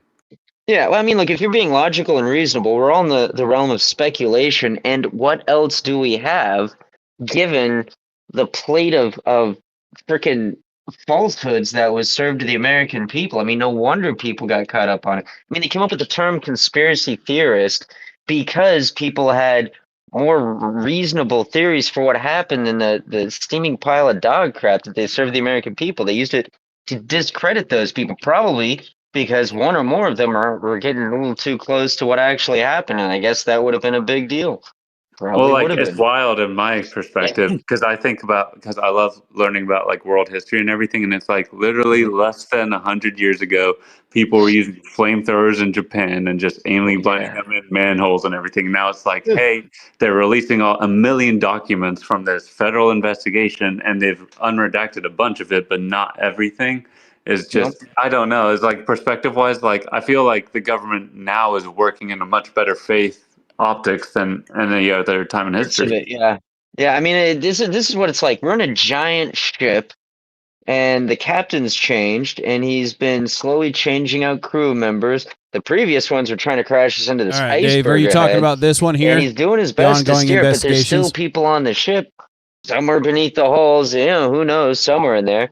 And it takes time to work them out. But when I say it takes time, like it could be more than a presidency, you know. It would be pretty awesome, but also kind of baffling if we expected one guy to fix everything, because then the problem would still be there. The problem that led to it in the first place, because people wouldn't know if one guy just like fixed it. You know, it's like, all right, guys, I fixed it. Don't worry. The next time you let the nation go south, there'll be another Superman. You know, right? So Dave in the chat, he said ongoing investigations or appeals simply being named in the files doesn't prove criminal activity. So mass unredacted release could defame innocent people. President or the DOJ couldn't legally dump instantly without court approval and redaction review. He says a lot of material is tied to grand jury secrecy laws. There are privacy protections for victims and for people who were investigated but never charged. Some documents were allegedly part of ongoing investigations. That was the first message. Yep. So, but we kind of moved off of the topic that we were talking about, and it's what 12:34. You said Heaven Max, and it's 10:30 for me. So I should probably wrap up. As much as I've been actually enjoying the conversation, it's been really good. I should probably wrap up, and we can, like I said before, we can always set up one-on-one debates. I'm always happy to do like a different day of the week. Like if day of the week works best for you guys, it's not my normal days, I'd be more than happy to set up a debate on a different day if you guys want to. And then we can always bring these topics back up on next panel if you guys want to join. But yeah, with that being said, is there anything else that anybody wants to say to wrap up real quick? I just love the conversation, and I hope Batman understands that, like, we all, you know, like, we're just trying to share perspective with him, and I think we agree on like 99% of it. I think that I think that we just have a disagreement on like what transparency is, but I think that like inherently we all want this. We don't want PDFs to be roaming around, you know. I think so. 100%. I think that we're really all like a lot closer in values than like maybe me and what's his name, Rain Man. I think that me and him are farther in values than me and Batman, you know, on all of these things. So no, but I'd love to have a great conversation with everyone. Yeah, I have these every Thursday night. So I usually bring prompts up to start the conversation, but just like tonight, we've gone off those prompts, and that's completely understandable and okay. So if you guys want to join the panel again later when you have time and you want to bring a topic up, if we're not in the middle of a topic, I'll definitely talk about anything that you guys want to talk about within TOS, of course. But yeah, was there anything else that anybody wants to say on that? No, I just wanted to say I appreciate everybody's time, and I thought it was all friendly, and that's the whole point of conversation. We've lost the ability to be able to talk, have different perspectives in a peaceful discourse, you know? Yeah, 100%. So I'm all about that. Well, look, I've learned from my leftist friends that everybody's your enemy, especially your friends, and I've really taken that to heart. And I'm really trying to adjust my worldview so that I can really apply my will like a cudgel upon the world. That's fair. But yeah, so what I normally do for the people that are just joining for the first time, I usually let you guys shout out anything that you want to shout out. If you have a streamer that you like, that you'd like to give a shout out to, or if you have a channel that you'd like to shout out, I'd like to give people an opportunity to do that. So I'll just start up in the top corner with Marcellaria. Did you have anything that you wanted to shout out or anything that you wanted to say to wrap up? Yeah, I want to say thank y'all for having me up here. This is not usually something I would do, so I don't know that I would jump up here like that pretty regularly. I like to stay in the kitchen, but I really appreciate y'all bearing with me. Come up here and talking with y'all. Yeah. And y'all check out Chris Lestrange. He does the good news like 4:00 Eastern time during the week. I think it's like Monday or Tuesday. Okay. Overanalyzing reality, and he also does one called the DNA, which is really cool, and they're just really cool streams, and he's my favorite streamer. So if y'all go check out Chris Lestrange for me, right on. Well, yeah, and we'll subscribe. Yeah, I appreciate that. I appreciate you coming on. I know that you were a little hesitant about it, but you're always welcome back. I actually want as much female feedback as I can get as male. I'm not here to just be a male space. I'm here to try to get to an equal footing for everybody. So I appreciate you coming on. And again, you're always welcome to come back on. And I appreciate the shout out to Chris Lestrange. He's a good streamer. If you guys don't know about him, definitely check him out. Was there anything else that you wanted to say before you go? Just thank y'all for having me. Yeah. I appreciate it. Absolutely. Again, you're always welcome back, and God bless, and have yourself a good night. And I just hit the red button. Will that make me go bye-bye? Yep, that'll kick you out. Okay, thank you. Yep, absolutely. All right. Have a good one. The escape You hatch. too. Take care. All right, so Heaven Max, you're the next one up. Do you have anything that you'd like to shout out or anything that you'd like to say to wrap up? I do just want to say thank you again to all the mods. I'm having a brain fart. Like I said, again, it's like midnight, but Apprentice, Dave, and I'm having a brain fart Mr. on B. his username. Thank Mr. you, B, Sam. thank you. Cool. Yeah, they're all awesome guys. They're awesome in talking as well, not just moderating, but they are always in the Discord. So they're really great guys to talk to. Everyone in this group's fun. And yeah, I think we should also peer pressure Mercelari's husband to jump on because it sounds like he's got some hot takes. Right? Yeah, that would actually be pretty good. Yeah, appreciate you shouting that out. Was there anything else you wanted to say? Nope, that's all. Just thanks, guys. Right on. Well, yeah, And thank you again. You're welcome back anytime. And you have yourself a blessed night, man. Y'all too. God bless. God bless. God bless. All right. And Vexen, I guess you're the next one up since you popped up into that corner. So go ahead and shout anything else. All you right. like. I like obviously your Thursday streams. I wanted to jump on earlier. I apologize. No worries. But I always got to give a shout out to Rhetorically Defective. Like, here's the thing: even if you disagree with one of his points, the lingo that he uses, like you'll probably agree with plenty of points. But even if you don't, just the lingo he comes up with, the phrases he comes up with, they're pretty solid. It's good in your arsenal. Good way of hit me up in the framing Discord, things, Marcelari, and He's a we'll smart guy. explain I it like to you. Hmm. That's awesome. We definitely want to get him on if we can, though. Right on, Vexen. I appreciate it. Appreciate this shout out and you coming on. Again, always appreciate you on the panels. It's a good time, and you're always welcome back. Thank you. Oh, it was fun hanging out. Hope it wasn't too disruptive. You're good. Again, I appreciate you. And was there anything else? No, I kind of like the little network that between you, Tyler TV, Rob Knorr, and Cool Vic. I'm kind of running around in that network. It's pretty cool. Yeah, they're all good streamers. Yeah, it's definitely the circle that I started in. So good to know. But yeah, I appreciate you again. You're always welcome back, and you have yourself a blessed night, man. I appreciate it. You take it easy. Yeah, absolutely. Thank you. All right. And then Batman, did you have anything that you'd like to shout out?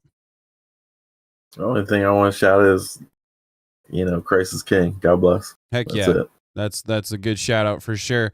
I appreciate you coming on and giving me the Appreciate you content. having me. What was that? Appreciate you having me, man. Yeah, absolutely. Again, you're welcome back anytime. Like I said, even the pushback that I get from people, I welcome it. So again, I appreciate you. Was there anything else that you wanted to say before you go? Oh no, I'll be back. Nice. You haven't seen the last of me. Right on. Well, I appreciate it again, and you're welcome back anytime, and you have a blessed night, man. Night. Good night. All right, folks. So real quick, I wanted to show you, let's see, where was it? The memes. There it is. So since it's my birthday, my Discord birthday, I wanted to show you all guys. He's a jolly tater. I love you guys. No homo, but this is awesome. Yeah, man, you guys are all freaking awesome. I know that I lost most of my viewership because everybody went to bed. We're up late, guys. We're up freaking late. Yeah. So Christ is God. Please leave your comments in the comment section below. Tell me what I'm doing right, what I'm doing wrong. I did get the poll for, it looks like Cool Vic to be the one that we raid to. So let me get that set up. What I'm just going to do is obviously just a ghetto raid. If he's even still live, let me figure out what's going on there. And we'll just post the link in the chat. And then I think next time we're going to do like Rob Knorr or something like that. But Vic has given me a raid before, so I would like to return that favor. All right. So with that being said, I appreciate you guys. Seriously. This was a long stream, 6 hours, and we still have some people viewing. So I appreciate that. Please take care of yourselves out there, right? As I always say, remember those Second Amendment rights within the United States. Your response time will always be faster than that of the police. And I want to keep you, as much of you as I can, around for as long as possible. And of course, outside of the United States, remember your rights.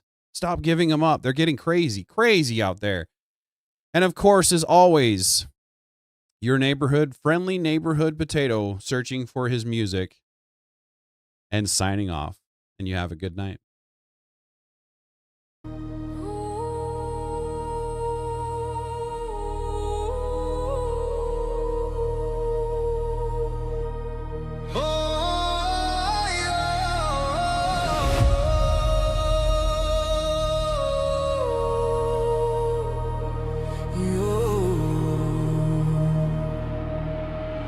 You knew the spark was real. Don't say you didn't know. A heartbeat whispered truth before the world could ever show. You stood there at the crossroads with a choice in your own hands, and still you turned your back and said, I never had a chance. Tell me, how would you silence the cry when you knew a living soul was on the other side? What were you thinking? To take a life you knew existed? How could you justify taking tomorrow from someone's eyes?